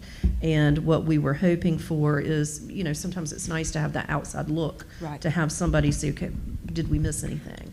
And that's where he's been helpful. And we've had conversations about, working with regional partners, whether it be, a neighboring county or a neighboring city, that sort of thing. But that's also part of what Mr. Solomon is assisting us with. So I don't know that I want to get so granular into what that looks like, because we don't know what he's going to say. At least I don't know what he's going to say. So do you have, for the short term, and looking at these two alternatives, do you have a pathway for coming back to the board and having discussion about these two options? I would say we do. Because as soon as Mr. Solomon presents his report to the board, which it sounds like will be that May timeframe, then the board at that point can give direction to staff as to what alternatives they want us to continue to move forward to. And obviously, board members and Rick and Chad, if you think my understanding is not correct, we need direction, so we'd appreciate any feedback on that. But that's sort of my thought. We know what we need to do from the lower noose piece of things. We know the action steps and what needs to happen with that.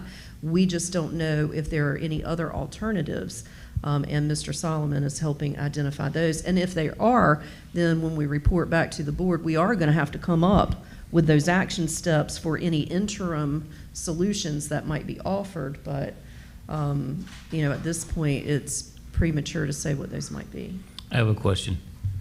If Mr. Solomon's report guides us towards the lower noose solution, how do we reconcile that with the ongoing regionalization that might eventually make that moot? Well, and I don't think it makes it moot at all from my perspective. In fact, I think that's part of that regionalization concept. Could strengthen the regionalization. Absolutely, Right. because you've got the buy-in options. You've got partners that will want to have a role and a part in that water solution. So I think, and this is what I think, I can't remember if it was Kevin or Neil, earlier talking about what does regionalization mean and defining more granularly what that is, and we talked about it some, but regionalization does not only mean an authority. Regionalization can be through contract, it can be through buy-in, it can be through all kinds of different things, and this is, in my opinion, the partnerships that could be built with this Lower Neuse project, that's all part of regionalization. And so when we talk about regionalization, I really don't want to, I don't want to pigeonhole us into one place, because there are so many options with regards to that. And as Mr. Lauder said a little bit earlier this morning, when people think about regionalization, many times they think about, okay, an authority. Could you eventually get to that someday in some place? Sure you could, but don't stop the progress because of that piece, is my opinion. And I've probably overstepped, and I apologize if I have, but that's just my thought about how we move forward with these projects. But with that Lower Neuse project, we have partners, Clayton, and there are going to be other people that are interested in that, and so we need to continue to pursue that. But again, the biggest issue, as we have seen from the numbers, is the affordability of that, and from a practical perspective, the need is there. We've got to solve the problem, but then from the other perspective, it's not going to get any cheaper. So those are the kinds of things that I want you to think about as we're looking at that project. And Rick, you might have something you want to add. The only thing no, you covered it well. The only thing I would add is, our pharma partners, are probably 25% of this needed capacity in the future, and they're in the process of reviewing their water needs. So if that comes back better than it has been based on their needs, I mean, that could be another thing to push that big project down the road a little bit. Yeah, and I will add to that, Clayton, is a half of what we're planning for, and Clayton is also undertaking this short-term potential looking at other alternates there. So that it could be that our partner decides that they found another direction that works better, and then we're looking at a smaller, at least initial smaller project. So there's a lot of variables. And that's what I was going to say too. If the partnerships change or if the needs change, we can be flexible in all of that with our design and all of those sorts of things. But I think the biggest key for me in all of this is to receive the Solomon report so we can then make decisions as to what the next step should be. Yeah, and I would just want to add on the towns piece, and you'd mentioned about getting to an authority. And so I think as we've had our discussions over the past couple of years, that was one thing that, you know, when you're focused on the authority, that is a long-term deal. And I think for the towns, their concern was, okay, what can we do like now? How can we work on this regionalization now? So I think there's some towns who are looking at, you know, okay, how can they form partnerships now to better serve their residents? So there's a lot of moving parts, as Neil referred to earlier. There's a lot of things to get under there, but I think it starts, and I know Mr. Solomon, if he's not watching this now, is going to be watching it. So no pressure on Mr. Solomon to produce something maybe it does. It may be better. I don't know. And also keep in mind, as we're thinking through funding and that sort of thing, these relationships, these partnerships only enhance our ability to receive funding for those types of projects, whether it be through grants or loans or those sorts of things, legislative appropriations. And I recognize legislative appropriations are not what they used to be because times have changed. But the partnership piece is a very, very important part of all of this analysis.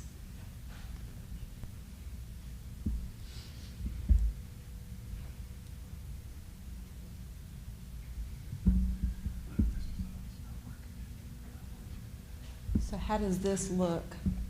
What do you think about this from the perspective of interim solutions?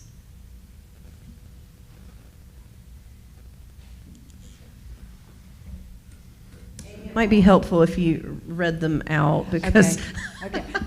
I can see it really well from where I'm standing. well, I can see portions of Okay, it, let me and do Rick that. just whispered to me I can't see it. Okay. So let me do that. Thank you. Thank Pass you. my glasses around and see if they work for y'all. Engage pharma partners to determine timing on their water needs study. And they're working on those, and I know we have a meeting sometime, well, to be rescheduled with one. Right. I say leave it on the list because Leave it it's a on the list. pending item. Oh, yes, and it's a Okay. big It's a pending part of item, it. but it's in process. Okay, Yeah. okay. Can I put a date on there, like within the next 30 days or I'd love to have a 60 date. days? Be careful about pinning staff down like within Well, I don't even know if the that's next 30 staff we're days. pinning down. Sorry, okay. It might be our partners. Yeah, I was saying that's our partners we're trying to pin down. so- Got it, all right. Board to receive interim steps on water acquisition by May 2025. Does that seem comfortable, May 2025? And is this the Solomon report that you're discussing? I believe it is. So this and this are the same They're thing? together. Yeah. Yep. Yeah. You I can would delete. hope, though, that depending on what that says, we would have some follow-up action steps to react from that. Oh, you'd absolutely, Yeah. absolutely. I feel like that. I think that the report itself has to be received, and then you've got to thoughtfully consider the report, and then we need to talk about it. Is there a better way to phrase that? I'm sorry to interrupt you, I apologize. Is it consider Board to receive, And consider. and consider? with interim steps on water Acquis- decisions? Water acquisition options? Water supply. Water supply. Options, water supply options.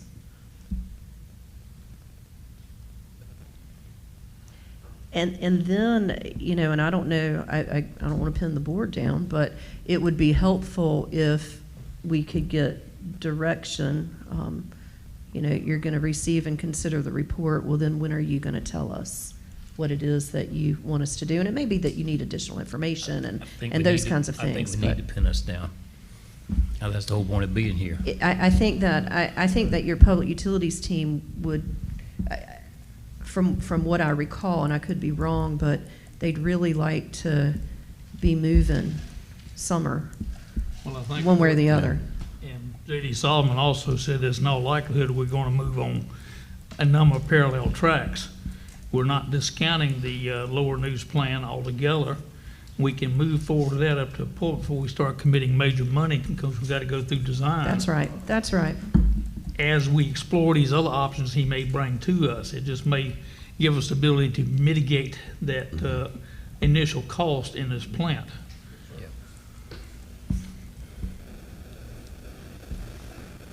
So, do we want to put a bullet in here that the board provides direction to staff in June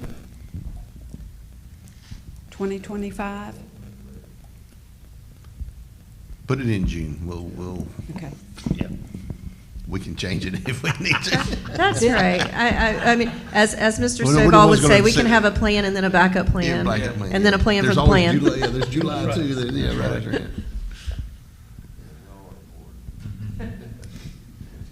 That's right. We don't tell you what to do, you tell us what to do. Yeah, but we look for Direction. recommendations from you folks. Yeah, yeah. Did you say June? June. June's good.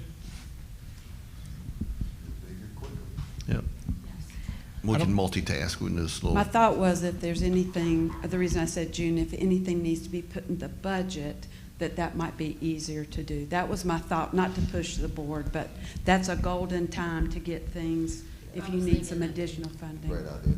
Yeah, thank you for that. Amy, so given previous conversations, that the staff, the board would receive the report, Correct. and that's going to happen in May, presumably.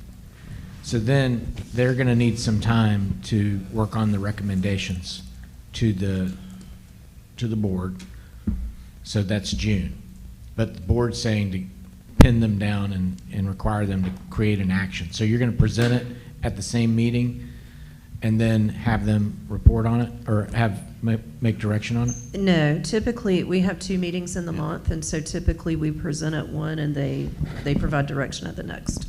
Okay. And again, flexibility is key because it may be additional information that we need to gather or those sorts of things. But I think from the utilities perspective in moving the plans forward, regardless of what they are, we need to hit that summer target because we do have these supply needs that need to be met. And the board generally has more meetings in June. Correct. Because of budget. So if staff receives the report in May and then takes it to the board in May, and the board in June provides some direction, then staff would then develop action step about how to implement it. So Kevin, I think staff development would need to, you already have it on here. That's the third bullet. Oh, this one? I think it needs to go down, right there. Okay. I don't know what to do with this one. I just put it in there that the Public Utilities team continues to work on internal service capacity, update the board in 3 months. I added that, by the way. Nobody said that. But I heard somebody, I think it was you, Jennifer, talk about them doing something. So I just. They do have plans for all of those things, and those plans have been presented to the board and been received and that sort of thing. So I don't know if there's anything new that has to be done from an action perspective related to that, but it does roll in and wrap in to those supply conversations. And so I think that my thought with that is that Ms. Farmer and Ms. Rainier just continue to refresh our recollection on those particular issues as we're talking about all these big picture plans. Kevin, I think you can move the third bullet over to the parking lot temporarily. This one? Yes. So let me go back and let's walk through the steps. Engage pharma partners to determine the timing. So that's already in play. Board to receive and consider the Solomon report with interim steps, May 2025. In June, the board comes back with some direction. After that, based on the board's direction, staff will implement some steps to carry out that direction. Does that feel right?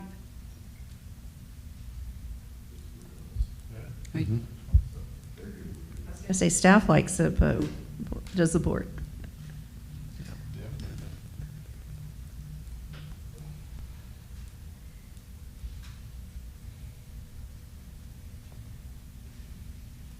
anything else from a short-term perspective? Because I think anything else from a short-term perspective. On this one? Yes, sir.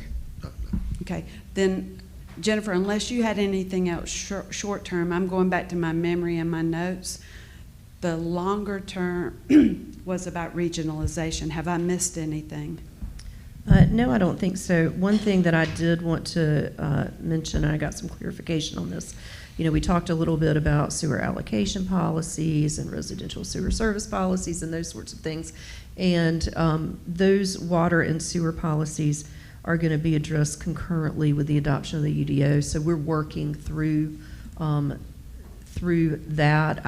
And perhaps, you know, we talk again about whether or not you want us to think about that sewer allocation policy. There's some benefits that was the other thing I was going to say. There were some benefits and some detriments that are involved in that, and I think where we got hung up the last time. And a lot of keep in mind that with the sewer allocation piece, much of this is determined through our interlocal contracts with regards to those allocations and that sort of thing. But if my recollection serves me correctly, and it's been a minute since we talked about it, but where we really kind of got hung up was on the reservation of capacity for commercial and industrial, because from the enterprise perspective, that's got to be paid for, because we've got to pay for the debt service. And then I feel like we started at one number and then we kind of whittled down a little bit, and I feel like we never really could come to some kind of conclusion on that, because regardless, it's got to be paid for. And how it gets paid for, I'm not sure. Is that an allocation, you know, where the board, the county buys the capacity? You know, I don't know. But those are the kinds of things that we got tangled up on. And I guess my question is, as we're working back through all of that, do we want to add that to the list of things that we're thinking about, or are we satisfied with the way that the land use plan is now and the ordinances that will come with it, that sewer allocation is going to be determined based on those rules, and it's still the first come, first serve, and those sorts of things? That's just something to think about. Not anything you've got to decide today, but one of the things that I had written down when we were talking about all of the things earlier this morning, it was residential sewer service policy and sewer allocation policy, because those affect water and sewer, and they also affect land use and what if anything, we want to do with that. But they are obviously at least the residential sewer service policy is going to have to be consistent with whatever new plans that we come in or put into place with the Unified Development Ordinance. So it would need to be addressed regardless. So I would think, since we've got new members here who probably have never looked at the residential sewer service policy, and I know they haven't looked at the sewer allocation policy, that may be something we can refresh and bring forward, and we can decide, you know, what to do with it. But I agree there's a lot of stuff connected in there, but at first, you know, educating the board on what those are and kind of where we were, and then see, you know, what we feel like going forward. Because I think they're both important, but I don't know, like you said, with the UDO and land use and all that, do we really need it? Yeah, right. Yeah. And that might be one of the action steps, so to speak, is that we can, your staff can go back and have a conversation about how that's wrapped in and what their recommendations are on how to address that. But we can certainly get those two documents out to the board now, so you can see the way things on the residential sewer service policy, the way it exists today, because I do think the context is important. And then the sewer allocation policy, we can go back and pull where we left that, just so you can, for those of you who have served for a while, refresh your recollection, and for the newer commissioners, so you can see what that was. So, Mr. Chairman, would you and the board members like to add a second category that would address the sewer use policy? So I would like to keep it on the radar, so that it's not going to be a lot of steps to it, I think, right now, so I don't know if it's worth an action item or not, but I definitely think we need to have an evaluation of that. Maybe we get a presentation and then whatever the next step after that. So perhaps the action item is within the next week, we'll get them a copy of the residential sewer service policy, and we will get them the draft of the sewer allocation policy. And then as the planning team is working in the UDO and those sorts of things, get an update from them as to how the proposed revisions impact those proposed policies. Or vice versa. Or vice versa, that's right.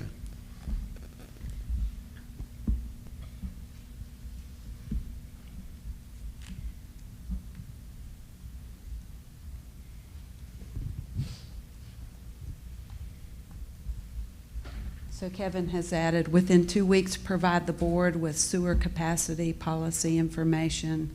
And then following that, after there's internal discussion about how they interact with one another, a presentation to the board. So is that not? It should be in slid a one separate over? card, Okay. yes. I didn't know what Kevin was doing over there, so I didn't want to jump too far ahead. And if I could, you know, with regards to the presentation to the board, I think that should be in conjunction with the UDO pieces of things, because I want you to consider it all together, not just piecemeal when it comes to that piece of things. Is the residential sewer policy on the list? I think he's typing that He's now. putting it as a separate category. Okay, gotcha. So we've got the sewer allocation and the residential sewer service policy, both of those policies.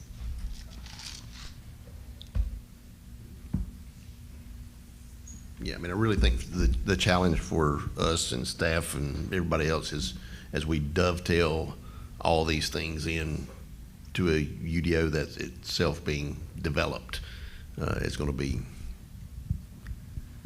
dicey or spicy, whichever one it is. Spicy, I like spicy, and you know, as we talked about a little bit earlier, and as Ms. Davis mentioned, I mean, we're going to revise. Oh, We're yeah. going to get in it, we're going to live in it, and we're going to find better ways to do it.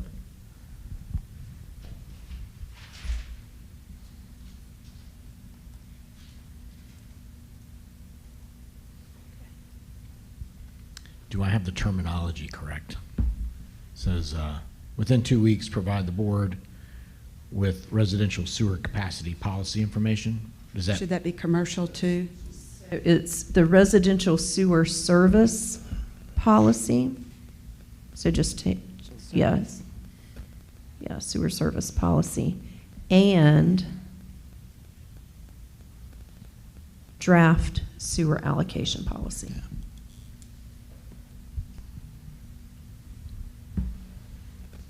I'm sorry, draft sewer allocation. Correct.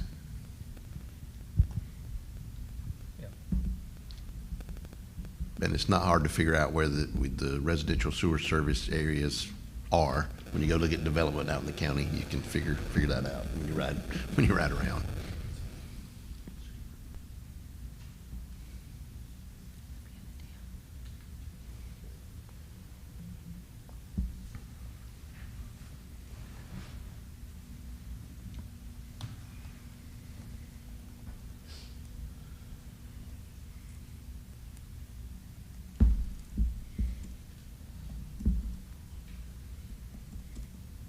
Somebody thought that was a good idea at one time. So just bring in kudzu to stabilize the road. Okay, I think the second yeah. bullet, Yeah. Yep. Kevin, would include present to the board an update on the this would be tied in also in comparison with the UDO to see if there's any potential changes. Am I Yes. correct? Yes, ma'am. Thank you.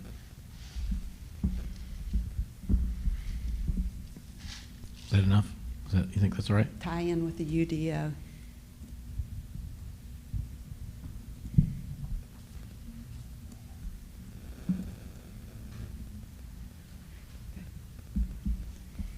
So we have two short-term issues,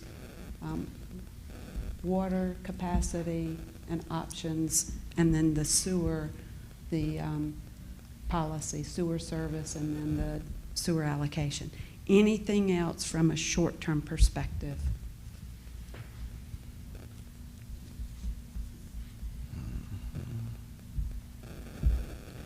Can I delete these in the parking lot?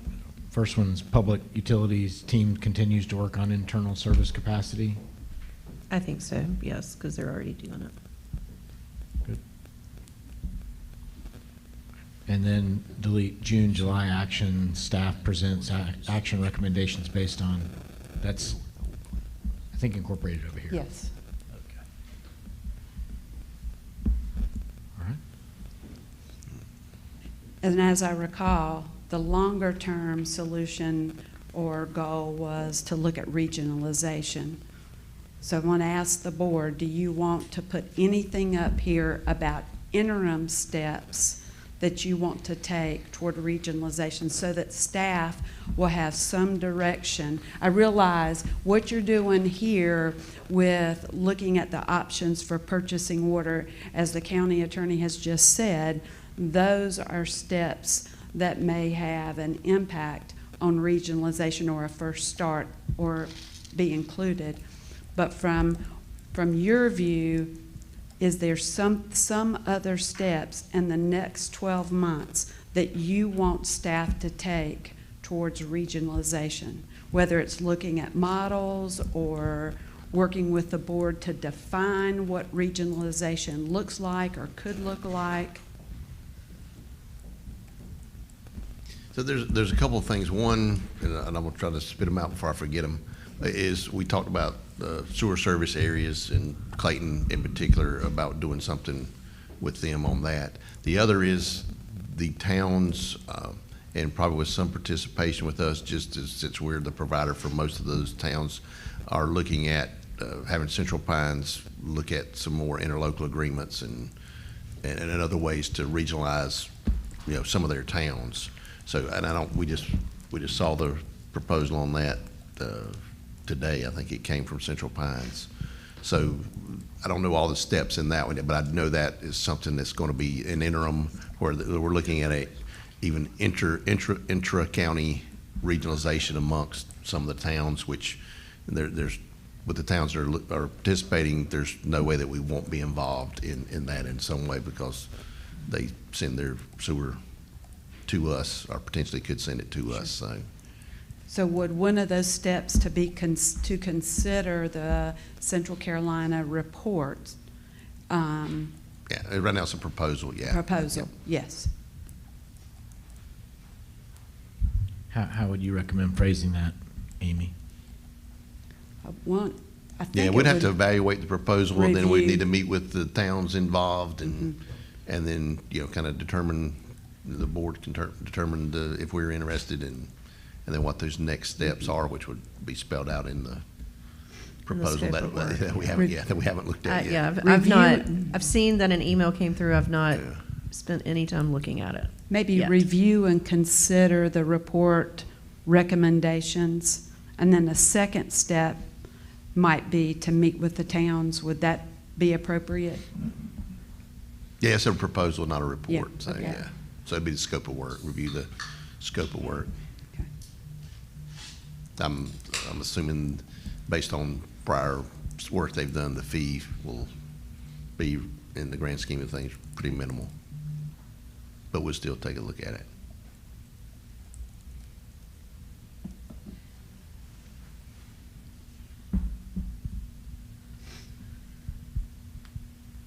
And is that the Central Pines? Central Pines, yeah.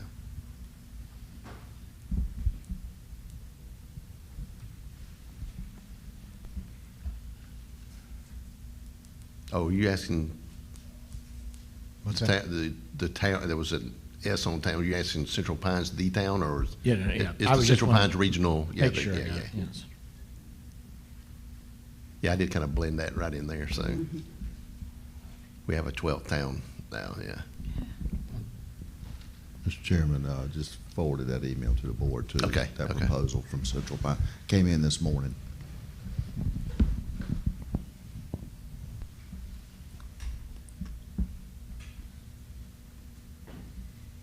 Okay, let me read what's in this third box over here, Central Pines, review and consider scope of work, and the proposal.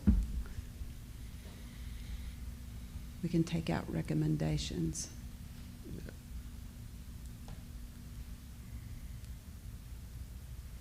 And then after that, the next step would be discussion with the town and Central Pines. Okay? Under that, we have what the chairman mentioned. We don't want to lose sight of the sewer service areas with the town of Clayton. And then look at interlocal agreements with the towns in the area of sewer service. We've got a timeframe on those. Now, is that staff? I think the ILA piece goes with the proposal that we just received. Is that accurate or not accurate? So, yeah, I think they're, And maybe so, we so I need- was gonna say the Clayton thing probably needs to be separate because they're two different, I mean, they're interim, it all falls under interim, but the towns are different. I mean, you got Clayton on the west end and the other towns are in the east and northern part of the county, so. And some in the central, so.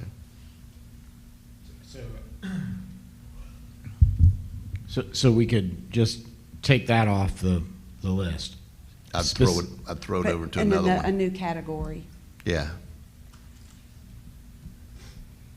And what would you call that new category? Clayton Sewer, Utility Service Area.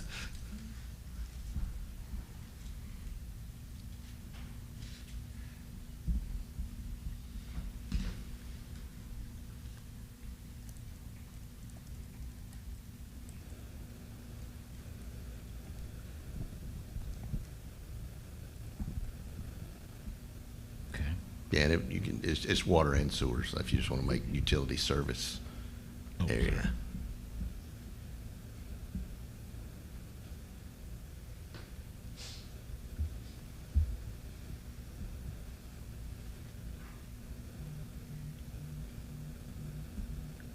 And that would just be a discussion with them? So I think the first step for us would be to receive something from Clayton on that. We have received some, if they've got a request for annexation in what is our service area now, we're working on an interlocal agreement there, but this would be something that Clayton would submit to us to evaluate, to see, see if it made sense to us.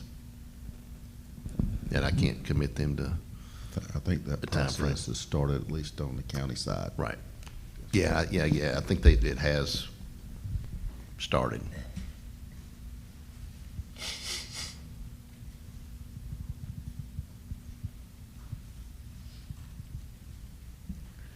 I think to Commissioner Godwin's point, is there any direction or advice on putting some timeframes around these things? Yeah, since we're going to have to wait from Clayton, it's kind of hard to put a time frame on it. I would like to, but I can't commit them and their board to an action. That'll stir the pot debate. Yeah. Again, I think that keeps it on the radar. Okay. And I would think, by the end of the year, in a year, we would either have something or decide not to, and it may be interlocal agreement. So we'll have, in 12 months, we will have, and maybe quicker than that, but I would say definitely in 12 months, we would have it resolved one way or another.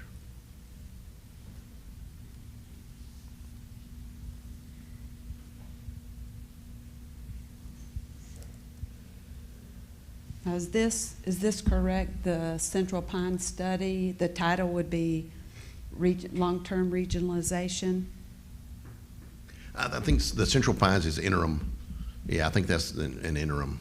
Interim solution? Yeah, because we're it's not all the towns, but it may be more than 5 now. I got to thinking about. I think the towns are still deciding who's in and who's out. So Observation. It looks to me like you're breaking these down by municipality, right?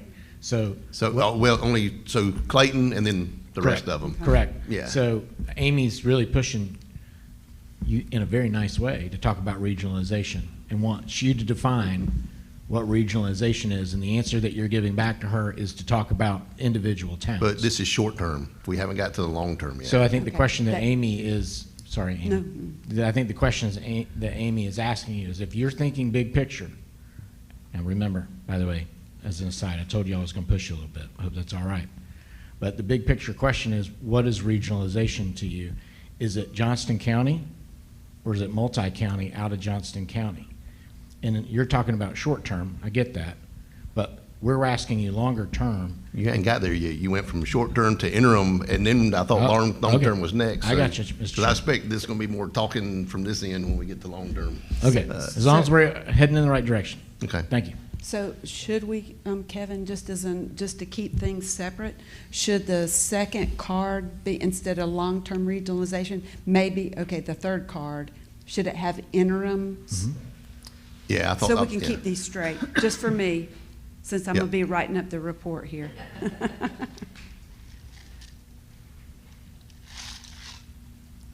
We have confidence in your ability to make chicken salad.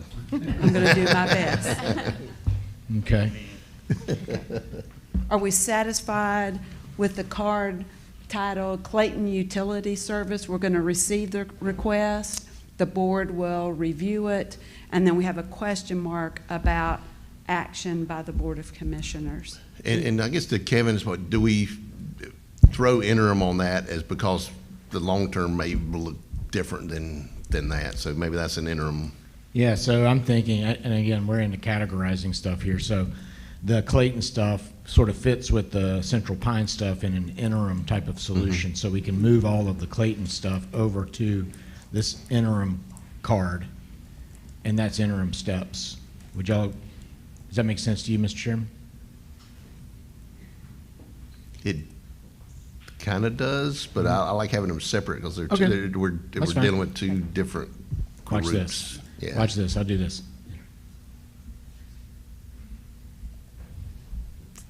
You are smooth. Oh, yeah.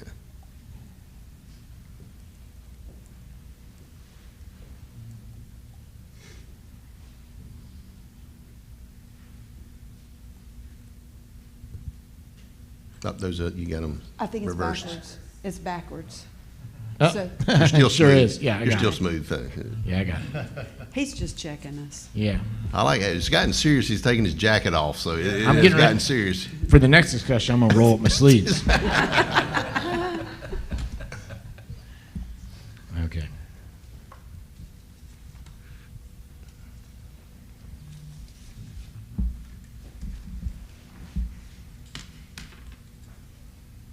Okay, while Kevin's smoothing that out, are there any other interim or short-term steps to consider before we go to long-term?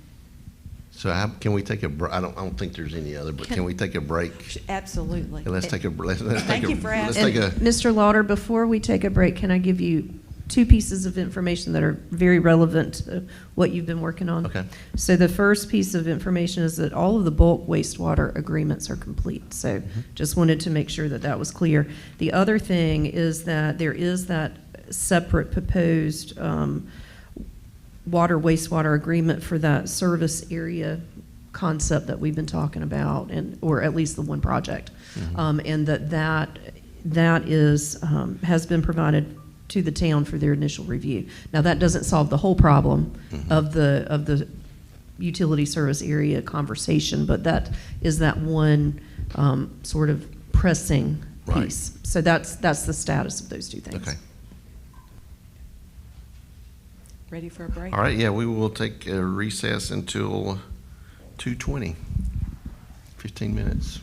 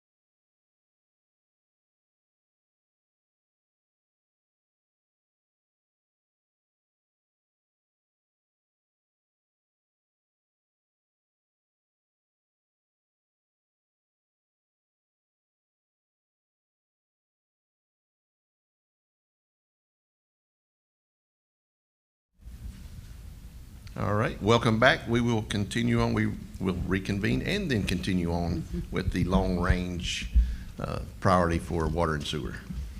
Okay, Mr. Chairman, I know this is a little bit tedious and has taken a little bit of time, but water and sewer is a tremendous issue for Johnston County. I think we've taken care of interim regionalization. We've talked about the sewer interim regionalization with Clayton. Now I think we might be ready to talk about a little bit longer topic, and that is regionalization. And I think what we need to do is get some idea from the board. What would you like staff to work on in the next 12 months as it relates to the concept of regionalization? I like Ted's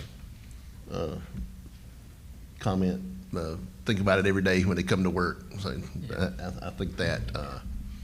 I think really the first step will be when we get the Solomon report that has some of those conversations that's already taken place on the short term, and then look at where we need to have conversations and who we need to have conversations with on the long-term regionalization. So maybe at this point, is it just keeping that topic out there without any specific steps? Because it sounds like Mr. Solomon's report may come back with some information that may help the board decide what regionalization might look like in Johnston County.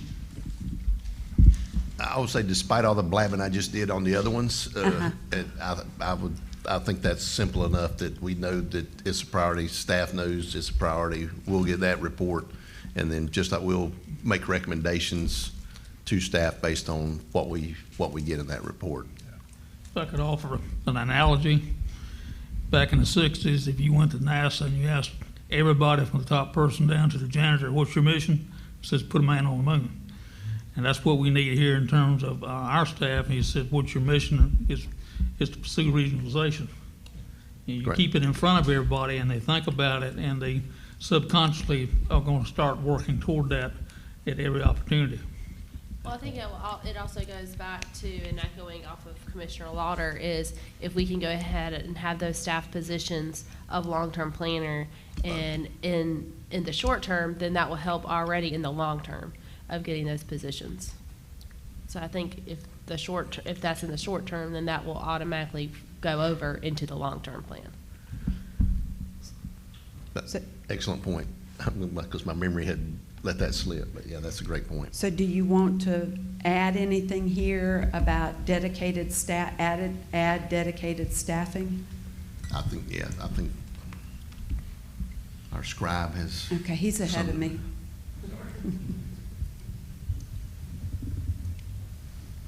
Would it be useful to have a subgroup talk about what? I mean, I know you said you're waiting on the Solomon report to advise you on what the definition of regionalization is, but could you contemplate a smaller group working on that? So we already have a small group working on that. Okay. Mm-hmm. So we have myself, Commissioner Stovall, and this commissioner whose name is Rose is trying to find. I'll say Commissioner Mike, but that was like a little too informal. I think that means it's time to go to Coach the Mike. Yeah, Whatever, yeah, this Coach guy. Mike.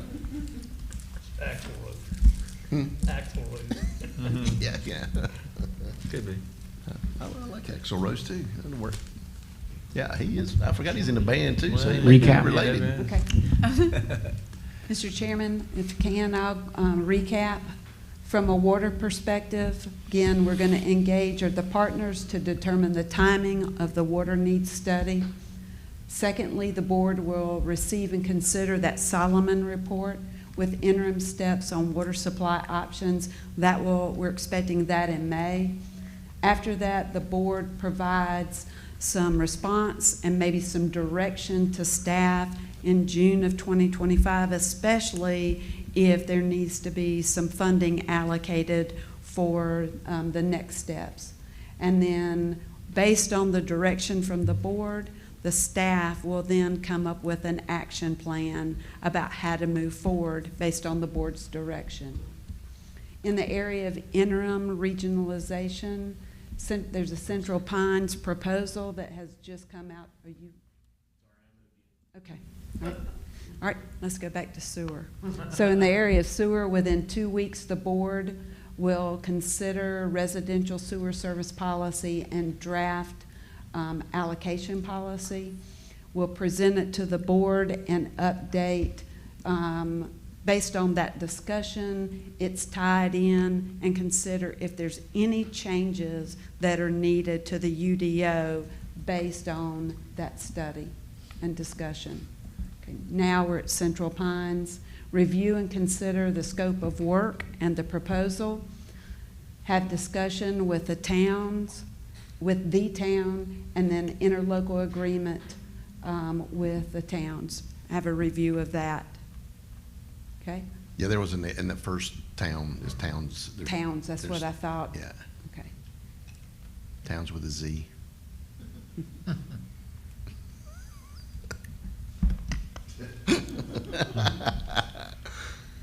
And then we did take away all the things you can throw, didn't we? Yeah. Yeah.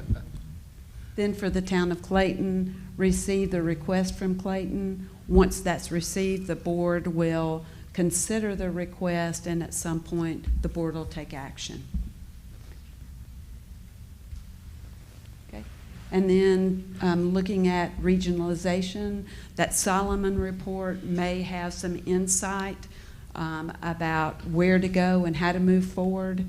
And there's also a desire to hire a long-term planner focused on regionalization. And we'll remember what Mr. Godwin said, somebody or everybody needs to wake up every day thinking about water capacity and regionalization.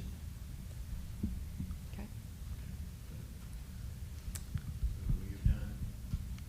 We've done growth and land use, water and sewer, and we're on to facilities. Yes, and during the break, we went ahead and populated a few things in here. We know that prioritizing the capital projects is next, but from my notes, here's what I remember, and please correct me if I'm wrong.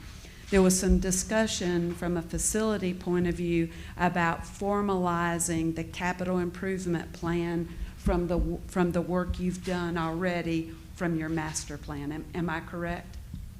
Okay. And then I know that the Board of Education has conducted an asset inventory and created an asset management plan that addresses maintaining facilities on a recurring basis. And so there was a desire for the county to follow suit in conducting an asset inventory, and from that, developing the management plan. Any other thoughts or a correction to what we've noted here from our notes? No, I think that, I guess the question would be for staff, how much do you want to drill down on the details on? This is sufficient for me. I don't know, Rick and Chad, if y'all have got It's the next anything category, else, new but construction. So when we get, after we finish this piece, we're gonna have the longer discussion on, that's coming. Not as part of this, we're gonna go through the schools and the other two. Right. Then we'll have the little 2-hour discussion on that. I thought we were gonna talk about tax rates too. Anything else here about facilities that we need to address from staff or the board? Looks good to me. Okay. All right, with the board's consent then, we'll move to schools. Okay. So this morning, there was a lot of discussion about relationship, transparency, and trust between the boards. And that's where the discussion came up about the Board of Education having conducted an asset management plan based on an inventory. There was a lot of discussion this morning about maintenance of the school facilities. and about communicating that need to the board and making sure that it's affordable, it's functional, and that the board has an opportunity to consider it along with the other financial needs of the county. So with that, what kind of steps here? I mean, do we want to address relationship? Do we want to address the maintenance and the capital project piece of it? Go ahead. Well, as we discussed this morning, having confidence in the school board's ability or the superintendent to allocate and spend these monies in a reasonable manner and give us value. I mean, we basically know that the school system went from no defined maintenance plan to coming to us says we want $12 million a year to put towards small capital, which are major maintenance projects. We said, what are you going to spend it on? Well, we don't know. We just want $12 million a year. And to be honest with you, when you don't have an established track record or your track record demonstrates that you really hadn't been doing this, you don't have a lot of confidence that they're going to be able to spend $1 million a month on upgrades to their systems. There needs to be a plan in place that is tangible, measurable, and objectifiable. So basically, the board would like to see a plan that supports their capital request for maintenance of $12 million a year. Yes.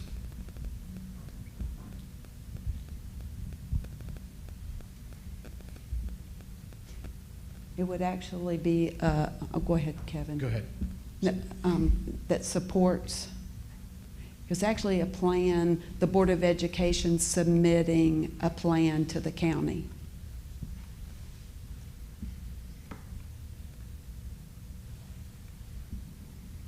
County supports the school board submitting a plan. Is that correct? And if I can add to that, I mean, the school board came back, some of the members says, well, you're cutting it short if you don't give us $12 million. You mean you're not really caring about our facility? I said, no, that's not the case. I said, we want reasonable assurances that the money is going to be responsibly spent, and we won't give you $12 million, we'll give you some of the money. Then if you run short or you have a critical need that comes up in mid-year, then we're receptive to giving you more money to resolve that need as they arise, which I thought was more than reasonable under the circumstances. Yeah, I think the school's needs have to be considered just like the manager's doing right now, the budget process, all the needs based on the available revenue. Yes. If I might say also, marrying that with the available capacity. Because if we tie up a lot of money in recurring increases in school construction or increased school capital or ongoing recurring costs, it's going to severely impact what we might be able to do at the county level. There's an inverse relationship there we talked about before, but this is something for the newer members. The more we do on the school side, and we're not saying it's not needed, I'm just saying that the board will have to kind of, thread that needle in terms of what's appropriate for school funding, whether it be ongoing, recurring, or the capital, and then the board's priorities for your capital and your costs, because that will be one of the big drivers in determining what you can do as we start talking about projects and what you want to do in the future. That's going to play a big part as we're modeling things out, trying to stay within certain parameters that we have in order to be able to do the projects that the board might want to do. Yes. It needs to be a phased approach with metrics to say how's it going, because you don't go from no preventative maintenance program to full preventative maintenance overnight. It's just not realistic. And can you get $12 million worth of maintenance accomplished in 1 year? Exactly.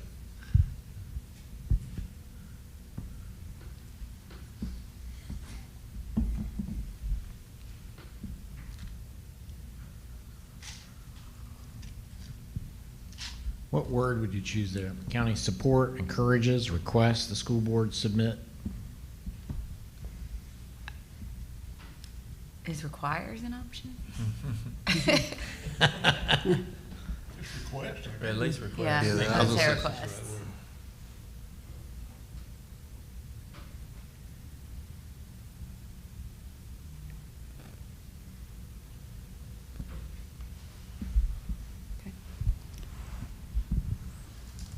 anything else related to the capital piece, their request, that the board would need to make a decision? I'll just add a note to that. I think it's, when I listen to the school board members and have discussions with them frequently, I think they're just like we are. You have to live with the decisions that were made by previous boards. And I think, sometimes you wake up one morning and you're in a place that you didn't really want to be there, but you got there because of previous decisions from many years prior to. And so part of this situation, they're just trying to deal with it. And just like we are dealing with things that happened years ago, and, here we are, we've got to figure out a way to get through it. And so I think that's what they're trying to do with this. And I agree with Mr. Stovall, you can't fix it all in 1 year. We're going to have to, work cooperatively to try to phase it in and make a difference in those things so that we are protecting the investment of building a school and also maintaining it and making it, something that's going to last the citizens a long time. Yeah, and to Chad's point on the annual cost, I mean, we've seen the operational side of things go from 70-ish to 104 in 6 years. So those kind of numbers going from 3 million or whatever it was to 12 million, and then it growing every year is a big impact to our capacity to do actual projects and build schools.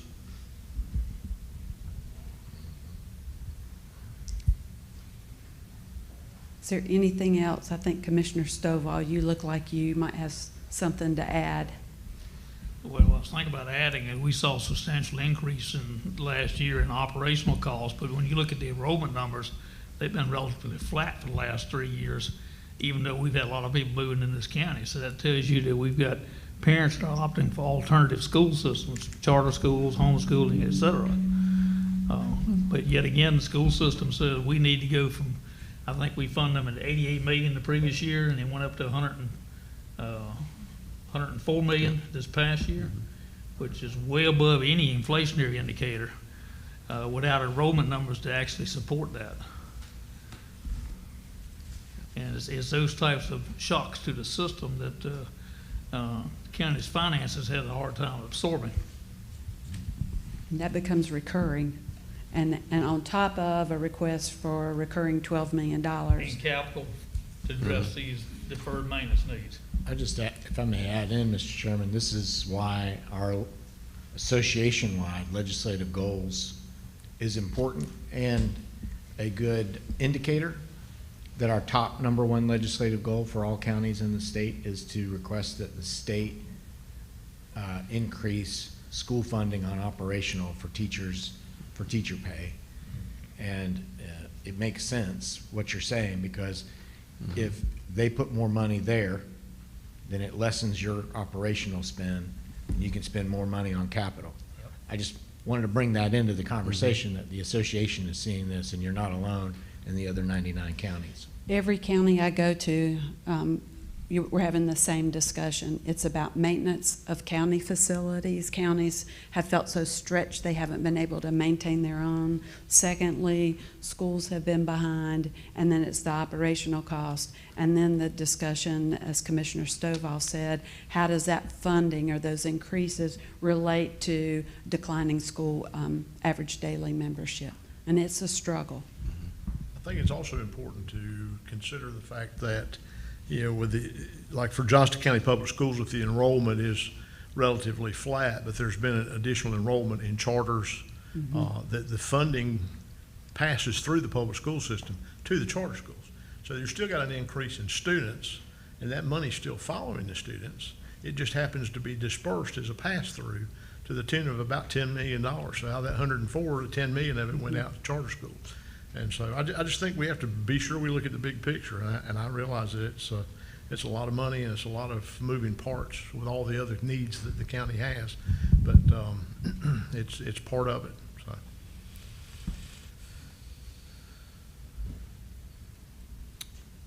Anything else in the area of schools? I can't think of anything. Okay. Anything from staff?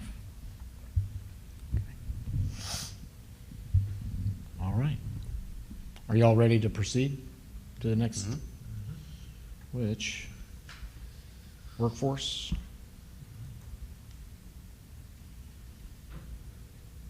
Neil?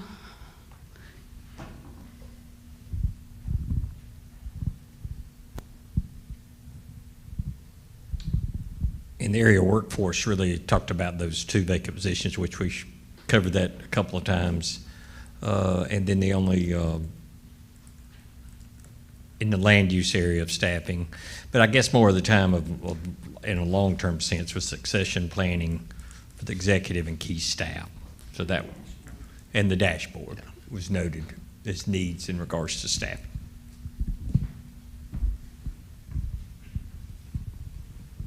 I would like to see for a short term, the positions for the long term advertised, as well as the organizational chart. And I think that's something that could easily be done short term, as well as putting it on the website for all other county employees to understand and navigate, but then also the citizens that we have moving into the county. As we've seen the numbers from yesterday with Denise, I mean, we've got such rapid growth, stuff that was published 2 years ago, that's old information.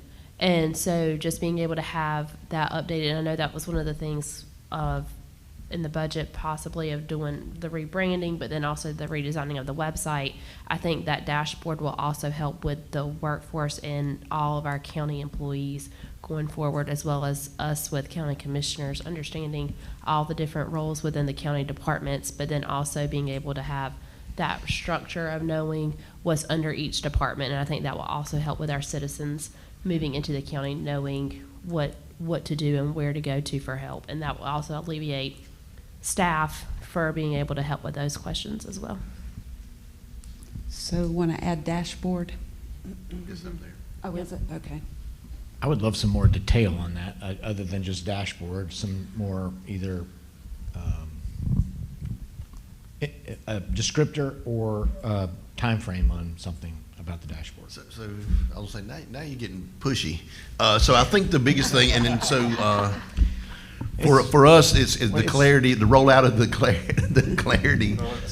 Yeah, it's getting a long time. Yeah, the rollout of the clarity software in our land use groups will probably dictate a lot of that. And I know that they were talking mid-year now to do that. That will have some information, make information more readily available to really ramp it up. But I would, for me, it's hard unless you've seen somebody else's I don't know what ours can look like, but I would expect by this time last year or next year, we should be able to have some significant process in place where something is actually functional that the commissioners can get on it, and department heads too, to make stuff that's available. I mean, I'd like to see it by the end of the year, but I would say in a year's time. Well, also too, on the flip side of not necessarily just departments, but then also having it readily available on the website for, I know that's one of the things that the goals was with land use, of being able to have, like, for public notices of rezonings or subdivisions or anything like that, that the public could also put in, like, submit a comment that way if they are unable to make a public meeting. Is one of the options of the dashboard. Yeah, and I know, and from the information piece, I know we'd all talked with Clayton and got a tour of their dashboard, but that's taken like 3 years to get there, because making sure the data, like everything else, if the data's not good in there, what we get out of it's not going to be good. And so I think there's be some testing of that before we put that information. But the part you're talking about is being able to make comments on things, and our online applications, board applications, and other things. I think we can hopefully get that automated and on the website. But the dashboard is kind of, right now, it can be all we want it to be or as little as we want it to be. So I don't know we have our hands on that, because there's not a lot of local governments we can go to and say, hey, let us look at your dashboard. Maybe Greenville, you'd mentioned Greenville, to take a look at and kind of imagine what that looks like. But I think getting the clarity up and running, getting a department at a time or something, so we can look at number of inspections, number of housing units approved, the type of housing units approved, those kind of things, I think would be helpful. So that's as good as I would- again, I appreciate the push, but it is, Yep. I mean, I would like to see Greenville's, and then that would be, I think, provide some guidance for us, maybe where we want to be, and the Should actual that be an timeframe. action item to visit Greenville? Now you're getting pushy. I know. Can I share my own experience? Sure. It's a heavy lift because we had to select software. We had our IT team go out and look at other counties. We all had to be trained. You had to have someone in the department who kept the information update because there's no value if the information is old. And employees are busy already, so there has to be procedures put in place. So it was a multi-year process in Cumberland. So maybe we just get Clarity up and running, how about that, and then see what we got. But I know in Clayton, the same thing, that It's a the data's process. it's got to be good, and somebody's got to be making sure that it's good, and it goes in, I think, daily for them. And then when staff leave and new staff come in, they have to be trained. And so it's an ongoing process. All right, I'll take away my next year in a Okay. year. But That might fall under short-term and long-term. Yeah. I think we can almost put, short term, identify the software, identify the data to go in it, so that we do have something measurable. And then long term, we know it's going to be a work in progress, just like so many other things we have. So I guess, what are the small bites we can bite off to move that ball forward? And I know from the challenges, Clayton doesn't use Google, so you've got that whole thing to figure out with what they use, but they use a different system as well. So I think New World is what they use. We're going to have Clarity in our stuff. So yeah, it will be a little bit of a struggle to figure out how to get data out of whatever the software is and into a dashboard. So, Well, ideally, you would have databases that are updated on a regular basis, and this dashboard software just goes in and picks that most current data out and populates it. You don't have to have somebody doing data entry for it in those situations, but that depends on how we're capturing data that we want to display. Who is this for? it's for, it'd be for the public, it would be for us, it'd be for staff, and leadership. It would be something that, basically make it more transparent and information more readily available for So a all snapshot of in us. time that gives you an overview of business. I just think the important thing to remember, and you've alluded to it, and looking at Clayton's product, they've done a really good job, but it's been a 3-year plus process to get there. I think our IT folks are actually working on it, and Jeff has presented some preliminary looks of what it looks like, but I think it's the mining of the data and being able to make sure that it appears in a way that's usable and that it's updated. And some of these individual softwares in each department are not necessarily designed to commingle with other software. So they've got to overcome all that. So I think it's going to be quite a project. I think the end result would be fantastic, and it does provide all the things that the board has outlined that it would be good for. But I do think it's going to be a time-consuming process. We're just going to have to start with the first step until we get there. How many years did it take Cumberland County? 2 to 3 years. Okay, so Clayton is tracking about the same. Yes. Because Commissioner Harris is exactly right. We had Intergov in our planning department. We have Munis, and one software package that you pick as your dashboard does. Sometimes you have to build bridges. For that, IT had to build bridges. So it's not just a plug-in, buy software, and it fits every package you have. Any ideas, Neil, on how long it took Greenville? No, I'm just sending you, I could send you the presentation they did. Okay. It tells about. Okay. I mean, theirs is amazing, the deep dive you could take within a county department. Mhm. It's just amazing. Detail you get out. I don't see a lot of call for this in my constituency.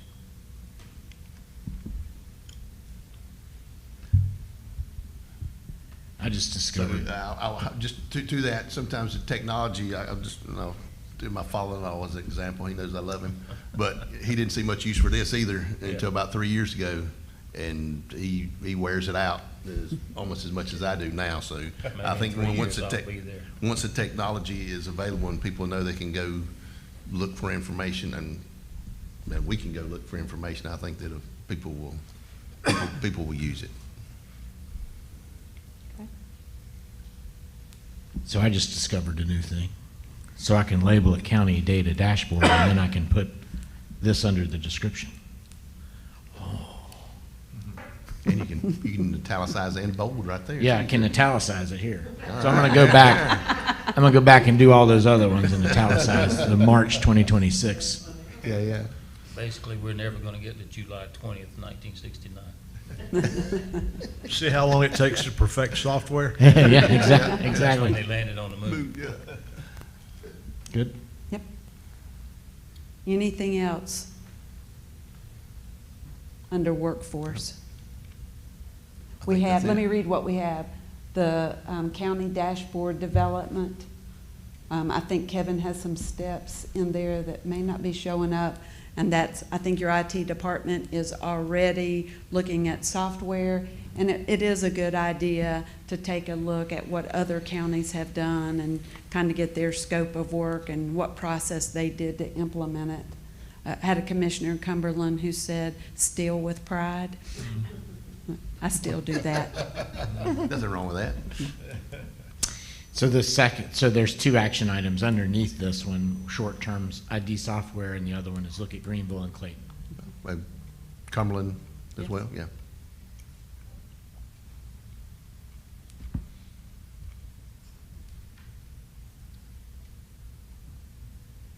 And also, the next item was, from a long-term perspective, look at the positions from a planning perspective in land use, utilities, that type of thing, anything related to land use.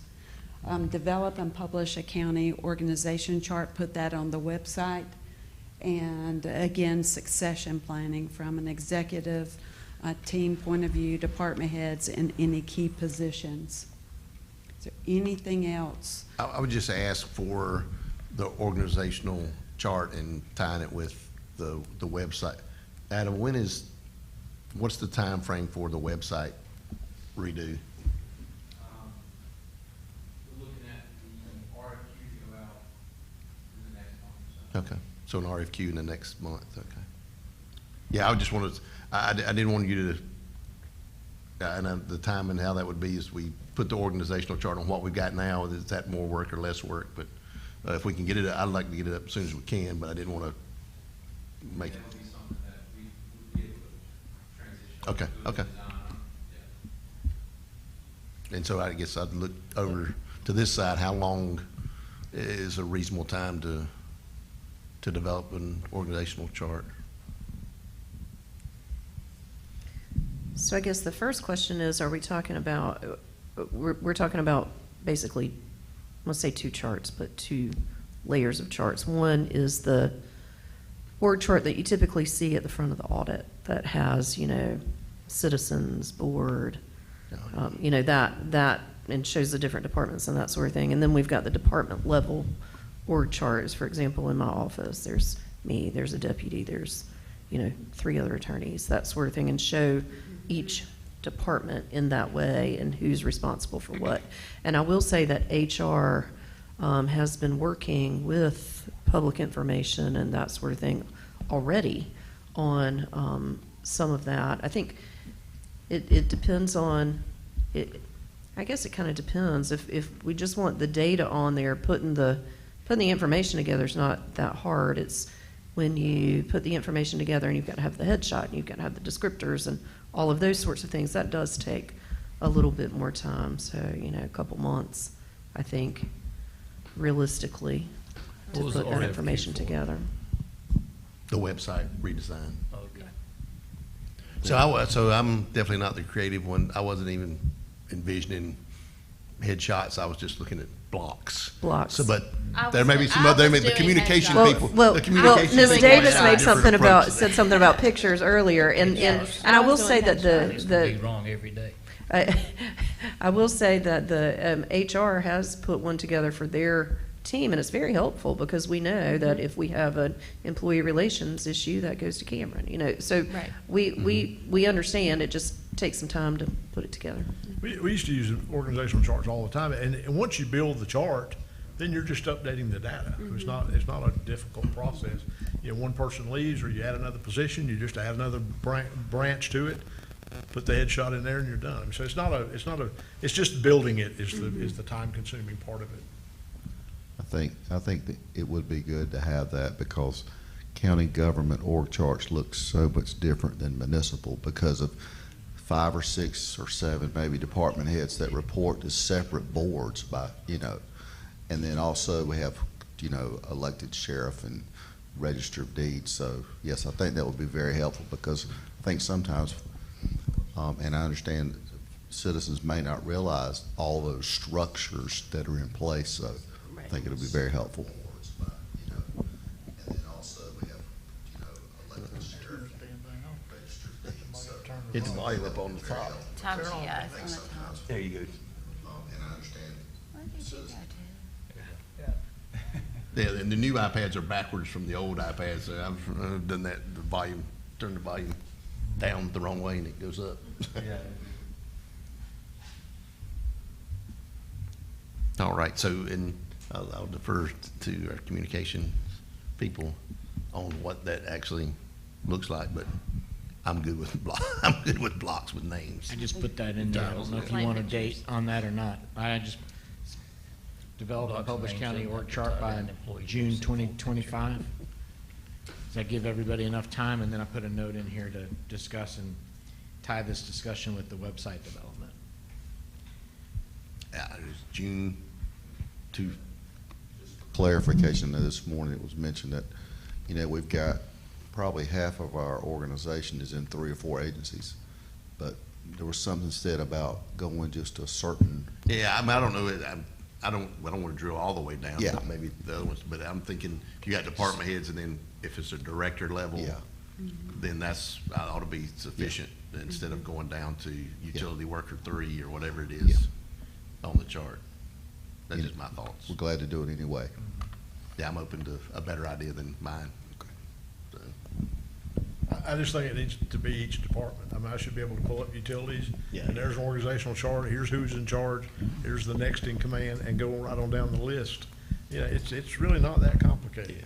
Okay. yeah, I think you can do one that's like Rick, the big department heads. Yeah. And overall, and then ought to be able to click on the department and it drill down to the If I next click on the level. county attorney, I should be able to go in and see all the people that's under her. Yeah. Or I click on the finance director, deputy county manager, same thing. You know, it's not complicated.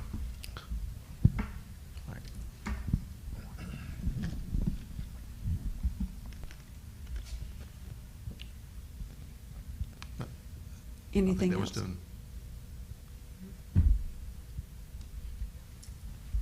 Okay. Good? Yep. Moving along? I Transportation. think the final category. So, yeah, so I think we can be, at least in my mind, we can be quick on this because I think it's just continuing our involvement and we've got to finish the CTP update and then we'll continue in our MPO and our RPO. We got our final prioritize. public input session next Monday at 4:00. Did you say RPO and MPO? Is that what you said? Yeah.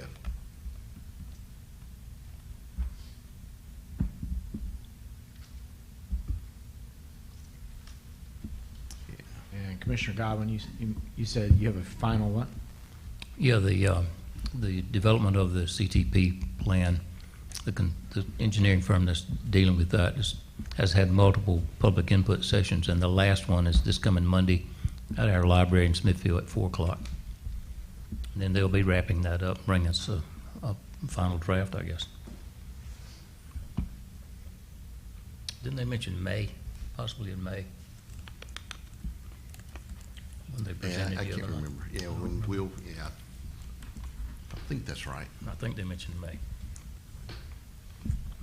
Anything else in the area of transportation? Continue involvement on the RPO, MPO discussions, have the final input session on the community transportation plan, which will lead into a report sometime in May.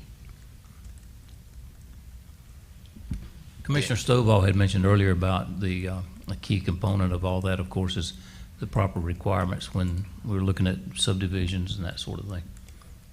You know, turn lanes and requirements that we might have to put in there. Yes, sir, and access and circulation would be contained within the subdivision ordinance. Right. And then Kevin, if you would, under the RPO and MPO, you'd probably just say and DOT in there from our district and division and board rep, so just DOT, NCDOT. I did want to mention too on the, and I'm not, it just didn't come to me, Adam sent it to me to say, so I'll say it. We do have the survey still out there if people want to get involved in the transportation plan update, and it's, I don't know if we can throw this up on there, if you can put it on the screen somehow, but it's https://publicinput.com/C022. Oh, yeah, at the bottom. Okay, sweet. So yeah, if you go to johnstonNC.gov, look at the parks, and then it'll be on there. So, oh, that's the greenways and trails. That's not the. Okay, all right. Which is part of the CTP. So.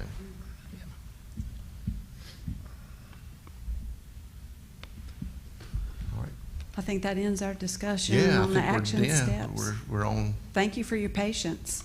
I think. Thank you for yours. No, I think this is good. I applaud the board. I mean, this has been a tedious process. You've worked on it for 2 hours, but this is valuable for staff. And thank you for allowing us to go through this process and get in the weeds with you.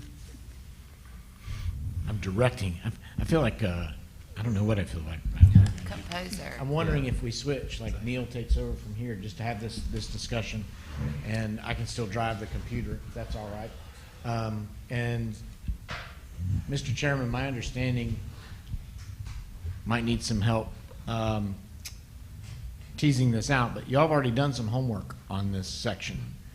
And this really gets into a more detailed conversation on your facilities and capital programming. And the work that you've already done is to rank these projects to indicate the board's preference. And this is the accumulated data. And actually, I have a printout I can give to you that shows this in a different form. And I'll hand that out in a second so you can have it in front of you.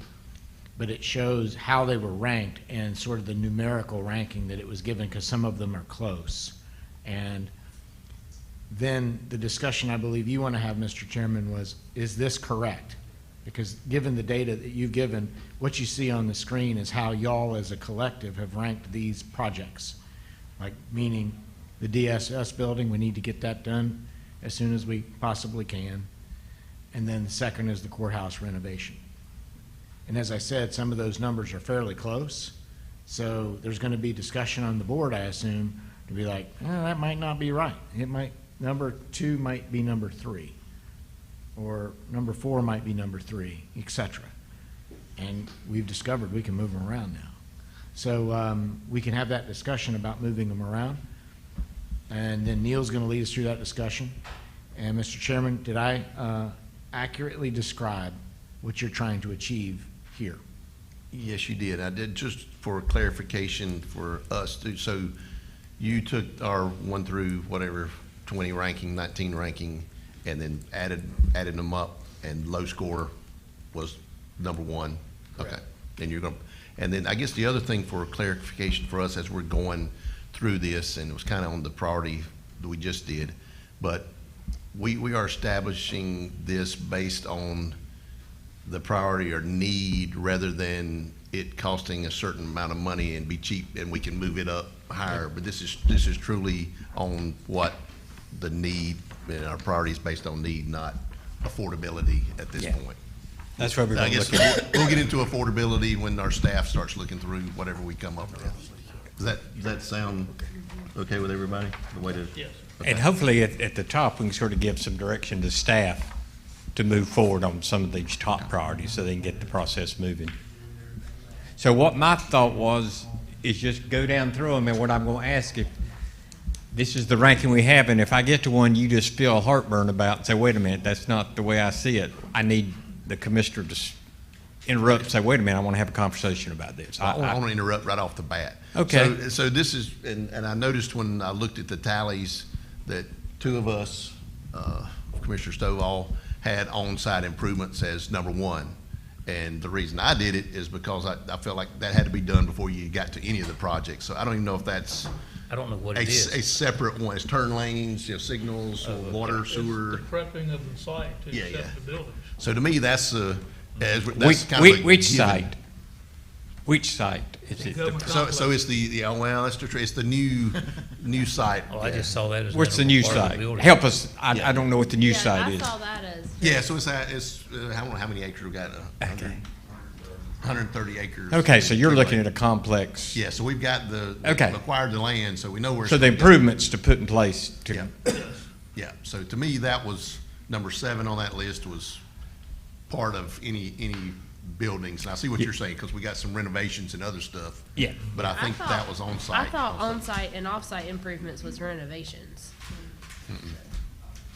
No, that's, Yeah, when you look in the Mosley report, that was basically site work. Well, basically, if one of your highest priorities is in that new complex, then automatically the on-site improvements become the That's first what- priority. yeah, that's the way I look at it. I mean, so that's without saying, if DSS is slated to be there, and that's number one, It's the first part of DSS. you have to do those other things. Yeah. It's not a choice. Yeah, we may not have to do all of it, but we'll do the bulk of it. We might as well, do And of course, you're going to do it to a scale that meets the needs of the whole complex. So let's move on-site and off-site improvements to number 1. That's got to be Yeah. done before you build anything. So we note that Bill if, and I agree with that. I agree with that too. I didn't think it should be a category. if we think that our first top priorities are going to be in that complex, let's go ahead and say those site improvements have to be done. Yeah. And that's about fire flows, that's about turning lanes, that's about sewer, Yeah. all these things, soil tests, stormwater management, everything has to be done. everything. It's prepping that site. Yeah. All of these projects are gonna be built out there except for the court projects. Yep. So you got to really know your site. You got to go in there and do soil borings and get the whole picture of the whole site and what's good, what's bad. Streets, all that comes with it. Okay. Can I say one more thing about that list? This is really a question for the board, because I really don't, trying to wrap my head around that. The courthouse, is that courthouse renovations? Yes.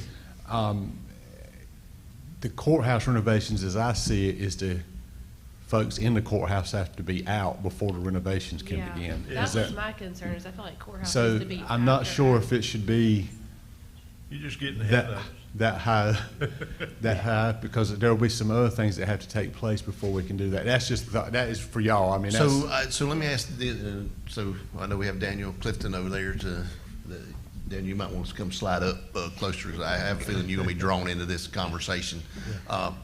But so we've got some planned renovations currently, and so those are, to me, those were separate from the ones, these are, to me, these are after people move out and we do more significant It can become a domino renovations. effect. If you do one, then you can domino into another one. So, Yeah, that's, okay.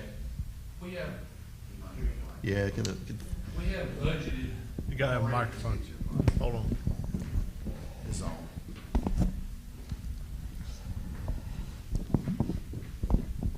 We have several projects already that have started in the RFQ phase or so forth that have already been budgeted, and what I consider budgeted in the building and grounds line item that will be covered through that line item. The downstairs is in the RFQ phase as well. The downstairs renovation for the old jail for possibly probation. And it'd be good to know that as we go along, just interject those. Okay. As we go, that'd be great. That helps us in the conversations. But, so we go on site. Let me ask you this, on the site, do y'all have a master plan for it, or just, okay, there's a master plan showing what would be located there and what could entail. Okay. so is that, it's still in draft form, it's not, hadn't been finalized yet? Okay. Okay, but we, And it's in draft form, and then the commissioners are going to meet individually with the architect April 7th. for those little updates and feedback from the board. Okay, and then we'll need to keep what Chad brought up in mind as we go through this conversation about timing would be a part, and maybe may play into your conversation about priorities, because you may have to change priorities by timing of moving things about. So let's start on the first one. Was we got the offsite, we got that behind us. DSS building. Anybody, is that the number one priority? Yeah. Number one priority is the DSS building. Staff needs to. You got architects? Do they need to move? So, do they need to move on arranging the money, the financing, and get started on that process? Yep. Yes. Yes. And that's a consensus of the board, that that needs to be moved on. I will say we reserve the right to see what the numbers come out of the models, but I You won't know until you total them up. And obviously, as the board's mentioned, there's a financial component to it. Yes. That once I think this budget is adopted, I think that will lay the foundation for the things the board wants to do and however we need to phase it and that kind of thing. But that's going to be a big part of it, that adoption. So the board's going to, as they set a tax rate, set a budget, we have to be thinking about what this means. Yes. If that's a priority. In my opinion. To move. And by way of update, as we're talking through this, when we did the original request for qualifications for the master planning, we included master planning, design, and construction administration. The important thing that I think that we're going to have to think through is one of the things we talked about this morning, which was delivery method, because that's going to play into how all of that works out. But just wanted to make that point. Okay. You know, as we go through this process, you know, when we put together the list, you know, there's I don't want to, you know, call them high, medium, and low priorities, but we do have to think about in terms of what rate what tax rate we're going to set, what priorities or what projects it may just be DSS, or it may be something else and something else that we want to accomplish within the next 5 years, because, you know, designing and then building stuff is going to take most of that, and so that's, you know, the rate that is set and things like that will go in determining what we might be able to do in the next 5 years. And as Kyle said too, I mean, this is a rolling thing. I mean, what we may see that we can do today and what we may plan for, we look at next year and we may be able to do more or less than what we're planning on today. So we'll have to keep an eye on what it is going forward. But, Yeah, I think it's a good point. When it actually happens, we're just trying to set the priority now. Well, it may not, one may happen 2 years from now, then the second one may happen 3 years from now. I would like to But it's a suggest priority. that we let the criticality of the need drive the priorities to begin with.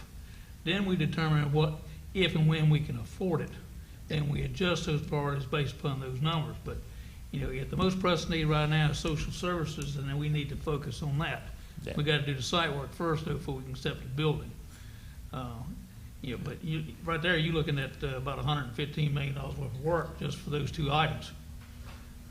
Does DSS still have some indirect costs that you get back? Yeah. So that's a factor too. And You get some of that back. Yeah, I was going to say, Commissioner, that was my point, that we're looking at the need, not the affordability right now. Yeah, you're just looking at need. Yeah, right now. need.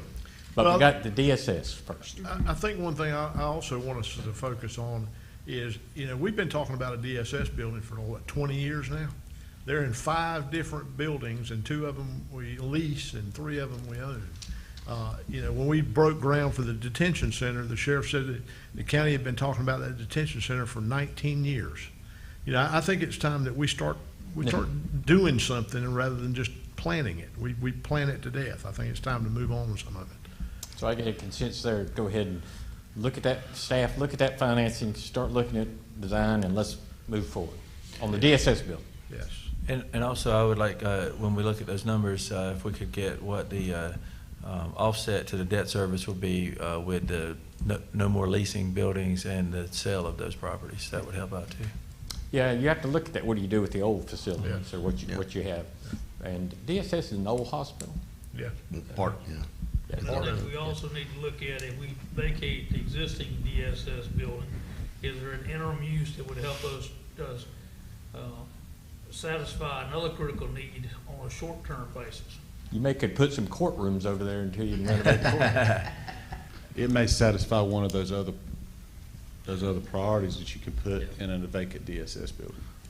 That's what Mr. Stovall said. Well, that's very great information for staff, for the board to give us the priorities, so we can go ahead and put them in the models. We're right in the budget season now, and we can give you a pretty good idea of what the capacity is for it.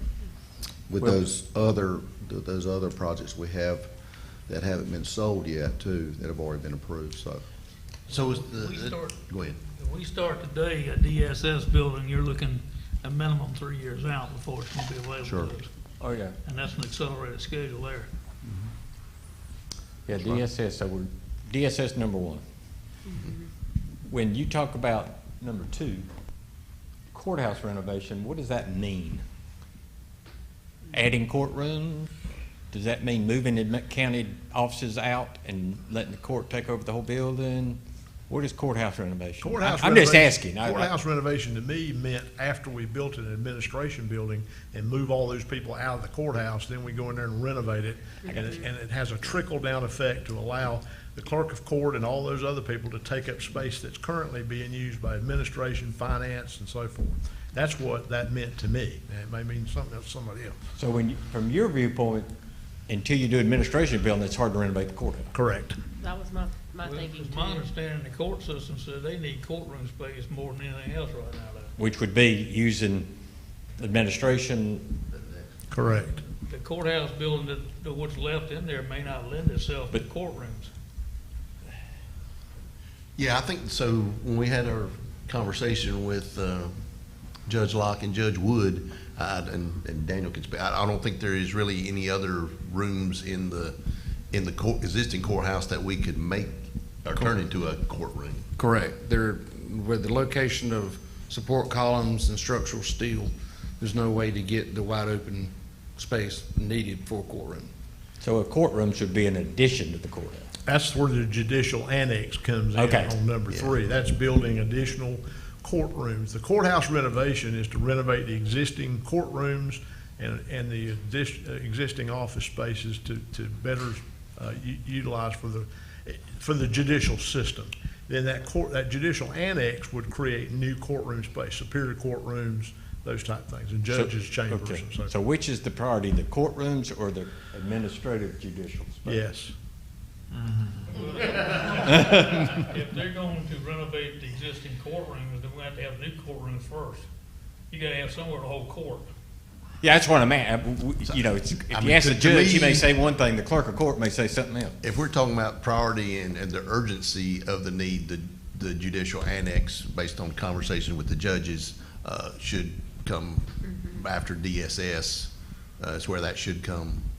And then that gets them a place to go.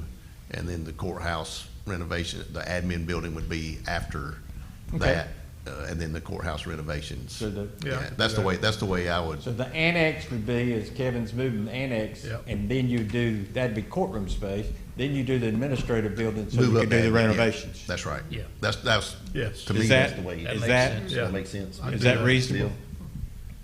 I'm gonna look to because it does domino. Our facilities. From the facility man, is that reasonable? Yeah, you gotta have the admin building to move admin out of the courthouse before you can renovate the courthouse building. Yep, I agree. We have worked with the court system, and they have agreed that we can have one courtroom to upgrade at the time, that they can work through that. So, and that's the plan as of right now, and we're waiting for RFQs as well on that to come back for the renovation of those courtrooms, one at a time, to upgrade them to current standards. So they're saying that they can take a courtroom out of use and make do in the meantime without new courtrooms? Correct. So they need new ones, but they can renovate the old ones before they get the new ones? Well, I mean, just wanna make that's sure. kind of as a side note, Okay, they're I looking got at other alternate off-site locations. Judges can do on amazing a- things. Yes, they can. Yeah. There's one thing they can't do, though, start court at 8 o'clock. Well, I know that. And you can't do it on Friday either. That's right. I think the judges could be a lot more efficient than they are. So Did I say that out loud? I'm sorry. You sure did. Yeah, and I'm gonna slide to the side and he said that, just in case there's any. Let me ask this question. How critical is it that we move administration out of the courthouse before they do any renovation to existing courtrooms? I'm sorry, I missed the question. How critical is it that we move administration out of the courthouse, county administration? Does that have any relationship to being able to renovate those existing courtrooms? No. It does not. So that, No. so, Now, there's like, we're looking at two different factors. yeah, so this should probably say courthouse building, or it's not the court. Because I'm assuming your clerk of court and your other support staff for the courthouse need space. Correct. We've got two That- issues. We got support staff not having room, and then we have courtrooms where they don't have room. Yeah. So if admin was to move out or county, then that does take care of the support staff issues and judge issues. That will not satisfy the courtroom issue. And the So other do you question want will to be, rename that? does your tax and registered deeds stay in the courthouse, or do they move? They move. They move, okay. So do you want instead of it saying courthouse renovation, do you want it to say courtroom renovation? Well, if the Or would you courtroom renovation is already budgeted. Yes, already, yeah, I think that's Okay. the court. We don't have to worry about Just that. thinking that's Okay. the whole building. Okay. It's in the current budget, so. Okay. So after, that requires us to be out to do Okay. the rest, is that right, Daniel? Yes. That requires us, the admin, to be out Right. before they do anything. But admin is Okay. much more than admin. Yeah. It's tax and registered deeds. Oh, yeah. So we might need to, I don't know what you want to name that, but to be all-inclusive, it's going to be a county. It's a lot of people. Yeah, I mean, it's more than just administration, I guess, Yes. the administration building. And then you're going to have the attorneys consult you about how close it is to the courthouse. Well, the end result is the courthouse will be judicial. Yeah. I mean, that's what it'll be for the court system. That's the way to go. So as I look at the finances, so as we're talking over the next few months and doing the budget, and you all set the tax rate, that's gonna, we'll work together to determine what of those projects we may be able to do within the rate that you set, so we can work on that and go ahead and get that started if that's what you want. And then follow up when we have all what I call the answers to the test the next year, when we're sitting here next year and know what the revenues look like. It may be that we're able to, start on something else, or maybe have to delay something else, that we may need to put off something another year or two, because, all these things are gonna take 3 years. So as you're sitting here thinking about it, it's 3 years out. So when the Yeah, I courts are on understand, you. but right now, we just want to establish what are the most pressing needs and Right. get back into the financing side of it. Okay. And that's what we'll work with you on. My concern is that, I understood social services was a high priority, then I understood health department was also a very high priority. I have concerns about what may be perceived, notwithstanding the court's needs, that we're building office space for what the general population may say, a bunch of bureaucrats, as opposed to providing for the health service needs of the citizens. We're putting them ahead of serving the citizens. Now, I take that for what it's worth. I know my predecessor in this position, he had a strong opinion about that. He said, that's not going to look good to the public, that you're putting accommodating bureaucrats ahead of people who are actually getting services from health services from the government. So you would delay the courthouse renovations and put the health Well, ahead of it comes that. back to how critical are the courthouse renovations. I already said they can do the courthouse renovations, take one out of rotation and do that, but they've got to accommodate the staff. And that's going to require that we move all of county administration out to accommodate the staff. I had not heard that piece, but I think that needs to be weighed in this process. And that's where you're setting these priorities. And health department, where is the health department? That's. And this building we're acquiring. Beside the hospital, Okay. the old hospital. Okay. I've heard you talk a lot about DSS. I hadn't heard a lot of conversations That's about the reason health I asked department. about if social services moves out, will that open up space that health services could use on an interim basis to try to consolidate their needs, because they're sitting in each other's laps right now in their building. others. So on the judicial part of it, I just think we need to really think about this. And Judge Locke and Judge Wood were very clear about their expectations. But just remember, part of serving the citizens of this county is to provide them with a speedy trial and speedy access to their judicial system. I know, for example, in DSS, we need more court dates to take care of children and their families. But we can't get any more court dates because they don't have enough room to meet, and they don't have enough staffing to cover it.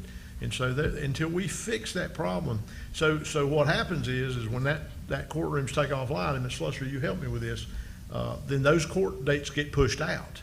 Is that a fair statement? Okay, so how long do you want your court date delayed before you ever have an opportunity to come before the judge and get this resolved? And so I think that's just what we have to think about. I know in the DSS world, it makes a big difference.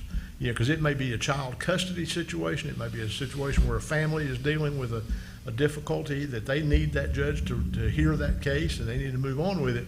And the more weeks we push it out, it's not good. And you sound like your judges are trying to work with you, because in courtrooms, they don't have to work with you. That's right. Let me explain something. We all talked about building the new court space, courtrooms first, but we're pushing the renovation of the existing courtrooms down past the building, the admin building. So presumably we're going to have more court space ahead of this through the judicial annex.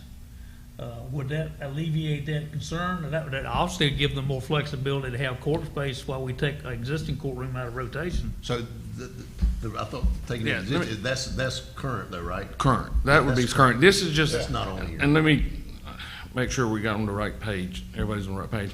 The courtroom renovation is taking one off. It doesn't require any more support staff or anything else. They're going to be able to do that now. So that doesn't affect the move or anything? No. Okay. No, It's sir. not on this list. No. It's not a factor on the list. No. So I guess to Commissioner Stovall's point is, does health department slide over before the admin? Can we figure out something to do with the DSS building on an interim, whoever that houses, health department, our admin and other people? I'm just whatever. asking the question, does those health services that we provide to the citizens take precedent over accommodating an administration move? If you say, the rest of y'all say no, then I accept that, but I understood there was a critical need to serve health services. But administration and courthouse renovations are married together. Well, that's the point. I think, the big picture is, yes, the health department is very important. I serve on that board as well. But the reason the admin building keeps getting pushed up is because it triggers a trickle-down effect to satisfy the judicial needs that the judges were very adamant about us satisfying quickly. And so that's one of the reasons that happens, is because it starts vacating people out of the courthouse and allows us to repurpose that space. In a perfect world, we would build a health department and we would renovate the courthouse at the same time. I wouldn't prioritize one over the other, because they're both really important. We've got patients to be seen at the health department that they don't have enough space to do that with. So it's I don't know how you define, and I get what you're saying. When you say admin building, you think, well, gosh, we don't really need that. But it triggers the ability to reutilize the space that we already have to satisfy the need. Well, also, Go ahead. Go ahead. if we're gonna empty out the DSS building, then there's 3 buildings that can be used to expand the health department, or if they need to hire that staff, that the health department could take over that DSS building while the admin building is being built and the courthouse renovations are happening, and then they could then have their own new building. That's the alternative that I threw on the table. I was getting ready to say that all of those, especially that we're talking about the Veterans Office as well, are all very centrally located. And so I would almost charge staff to look at these separate, but also look at them together. We're giving you the priorities of what we feel like is really important, that we want to move these balls on. But there's no reason that we can't be having, the design and the pricing done, and coinciding together. In my opinion, if we have it in the funds, that we could be doing the courthouse renovations and the health department at the same time. The two are not affecting one another. So I think we're just giving them direction of go forth and prosper on these. These are our top priorities to get pricing on, and then we can kind of take a step back or a step forward to say, okay, now let's pull the trigger on this and this and this. Well, we really don't want to design it if we don't have a clear path to building it, because that's gonna be a lot of sunk costs into a design. It's going to have to be revised based upon any building code changes or change of conditions in the meantime. Certainly you can plan it up through schematic. We've got a master plan that shows that.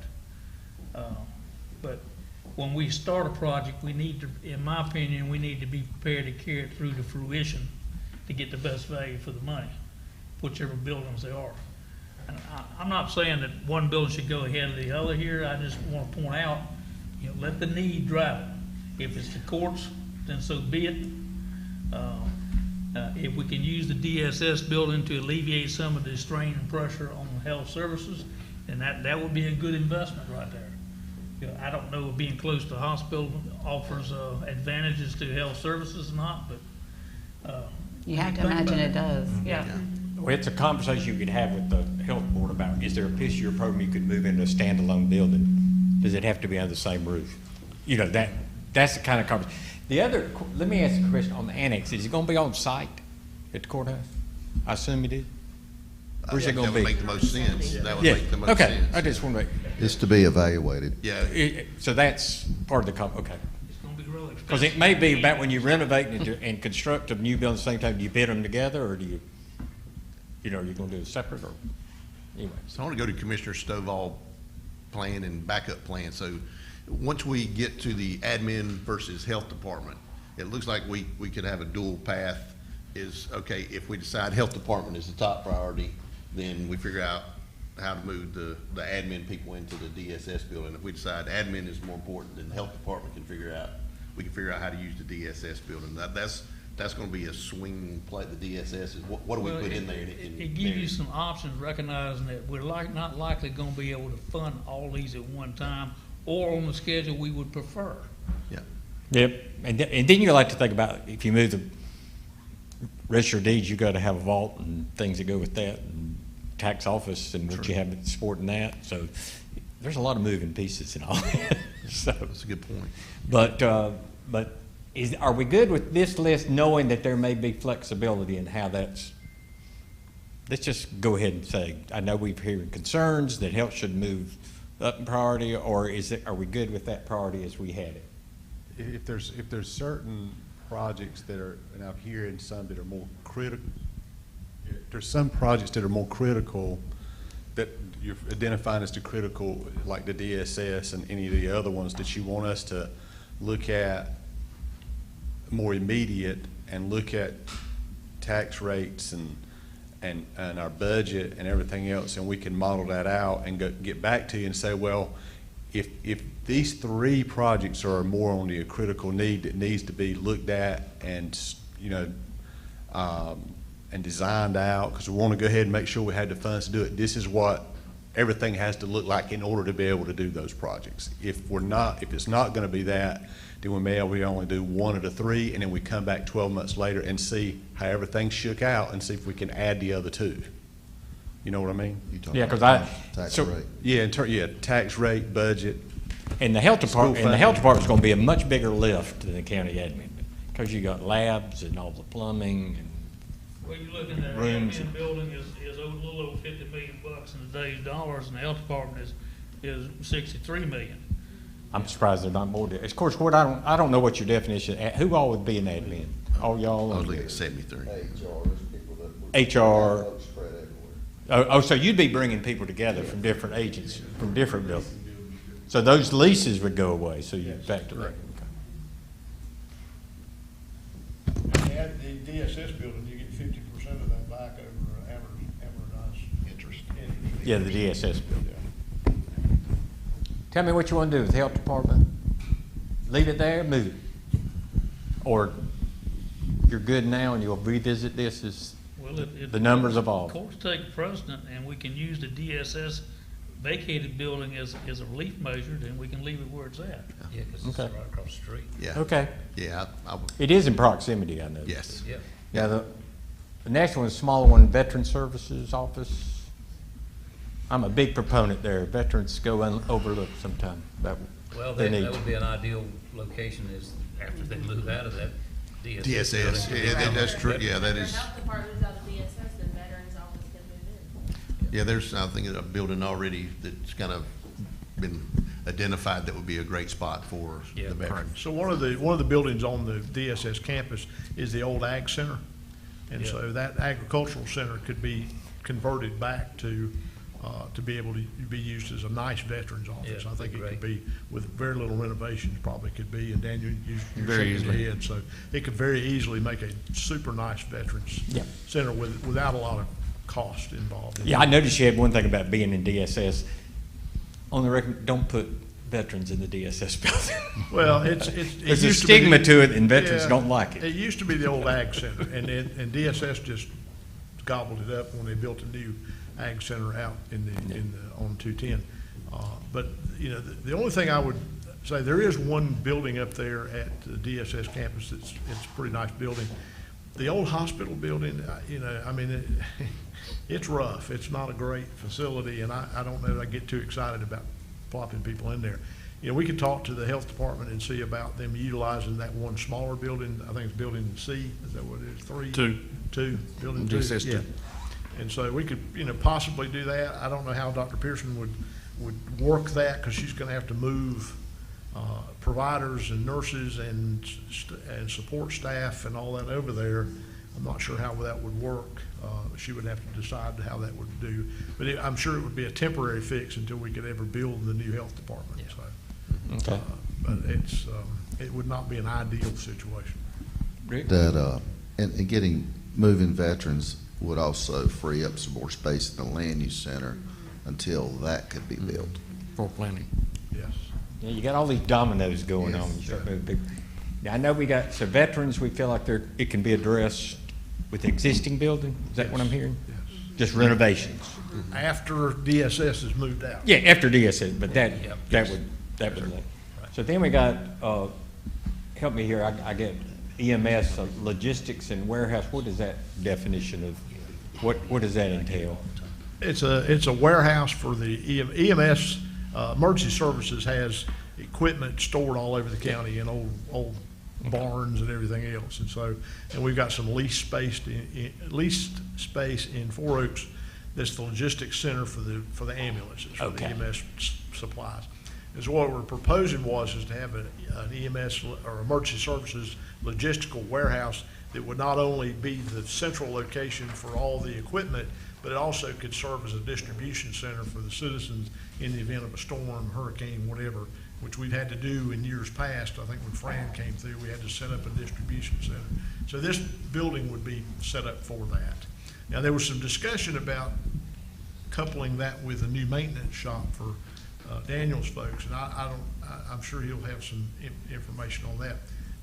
I would prefer seeing it two separate buildings. I think if we build a county maintenance facility and then make the logistics warehouse a separate thing, mainly because if you've got citizens coming in there as a distribution center, I'm not sure you want them wandering through your maintenance area. So Okay. I'll let y'all talk more about that. But EMS, the emergency services logistics warehouse is a high priority, because we are leasing space right now in multiple occasions, and some of the places we're storing millions of dollars worth of equipment is horrible. I mean, there's not even a bathroom in. Would it centralize this equipment too and be helpful to your would fire centralize. departments and everybody across the county, because it'd be centralizing everything? Correct, yes.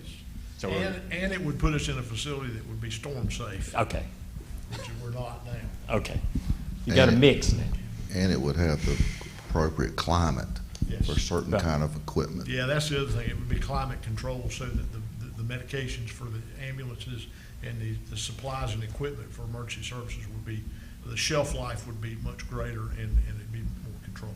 But I noticed there's EMS stations, but this need would be above Yes. those stations. Yes. Talk about land, I mean, anything else on the EMS, is that a good spot for it to be right now from others' perspective? Yeah, I think looking at the rest of them on there, there's Okay. Land use building? Is that a new build, is that a reuse, or is that a? Eventually, it would be a new build. So I would be open for what people want to move above that. 'Cause, I mean, it's not a pressing need. Okay. But I'm looking at the EMS stations and And if the veterans bonds. office moves out, that frees up more space for them anyway, right? Land use. Yes, that's right. So land use could be pushed on down. Yeah, I think it could. Somebody tell me where they see that building, then we'll play with it from there, for how others feel. How pressed is land use of space now? How pressed is land use for their space now? I think the biggest space challenge there is utilities, public utilities. Now, planning's kind of tight too, but if with, you know, our Parks and Greenway team is in there too. Yes. But if they move to the site in Four Oaks, the land that the county's worked with Triangle Land Conservancy, that'll help out some there too, but, If we were to move veterans and parks out, the planning would pick up approximately 5 to 6 offices. Okay. Okay. So, That could help us buy some more time for that. Correct. so that could push that one down if veterans got out of there and the other. Public utilities and inspections are at capacity now. And you are expecting those to grow, aren't you, Rick? Yeah, and I mean, we're willing to add positions. Yeah. Public utilities and inspections, you expecting that access to operation to continue to grow? oh, I expect they will grow, yes, Yeah, sir. they're interviewing inspections folks now, so. So this includes your inspections people? Do they come in the office, or do they work out of their vehicles? They, a lot of times they'll go to their sites from home in the morning, but they are in and out of the office. I just hear counties Needed. going to shared offices. Yeah. You know, if, like inspectors, environmental health people, where they don't, they just work in their vehicles and they just come in periodically. So I didn't know if that was a. So land use building, that we bumped it down, is that, Yep. anybody have a going once, going twice? I think we're gonna continue to bump it once we keep going. Okay. Yeah. It's not, say we can't bump it again. Right. Yeah, I was gonna say, it's at least a couple more spots or something. Okay, now we're up to the community, tell me about that one. I think that's just a generic placeholder. I mean, I think it's a placeholder That for, was gonna get bumped too. yeah. Do we have an order of magnitude of how much we need to hold in reserve in terms of debt capacity for that? What we did when we started working on these the potential projects, we knew that there may be a possibility of sometime in the future of another referendum of schools and college without any decisions from the board. It's kind of a placeholder is all it is. So is that? We don't have- 100 million, 200 million, 5 million? What is the placeholders? We just as a placeholder, we put in what you just Okay. did. Okay. Just not knowing, we just. So we go on through the others and we may revisit that one. Animal control building. Is that a, So this is my thinking on this. These are all on Shelter Drive, right? Yes, sir. So we got animal control, we've got the vehicle fueling and the fleet services. And our 911 maintenance area where they have the Yeah, so signs. we've got, so to me, we look at that whole block of all those buildings and facilities is, do we sell that land and then move these? Wait a minute, is it broke? I mean, But it's not located where it needs to be, why not? because all the other stuff's out there outside of Smithfield. So people are driving to go get gas and get their stuff worked on, when right now the sheriff's out there. Okay. And the EMS is out there, so to All me, it of our makes fleet. sense to move the stuff where the people are. Does the animal shelter, is it adequate at its size now? They're gonna need more space too. Okay. As the population grows, the pets, you know. is it a replacement or is it a addition or? Yeah, there's not a lot of additional space out there. I got you. I just toured the animal shelter about a month ago, and it's way beyond its intended capacity. God bless those I people. think they have 4 people in a tiny little office, and they're sharing it, and it's just not good. It's not a good situation. But So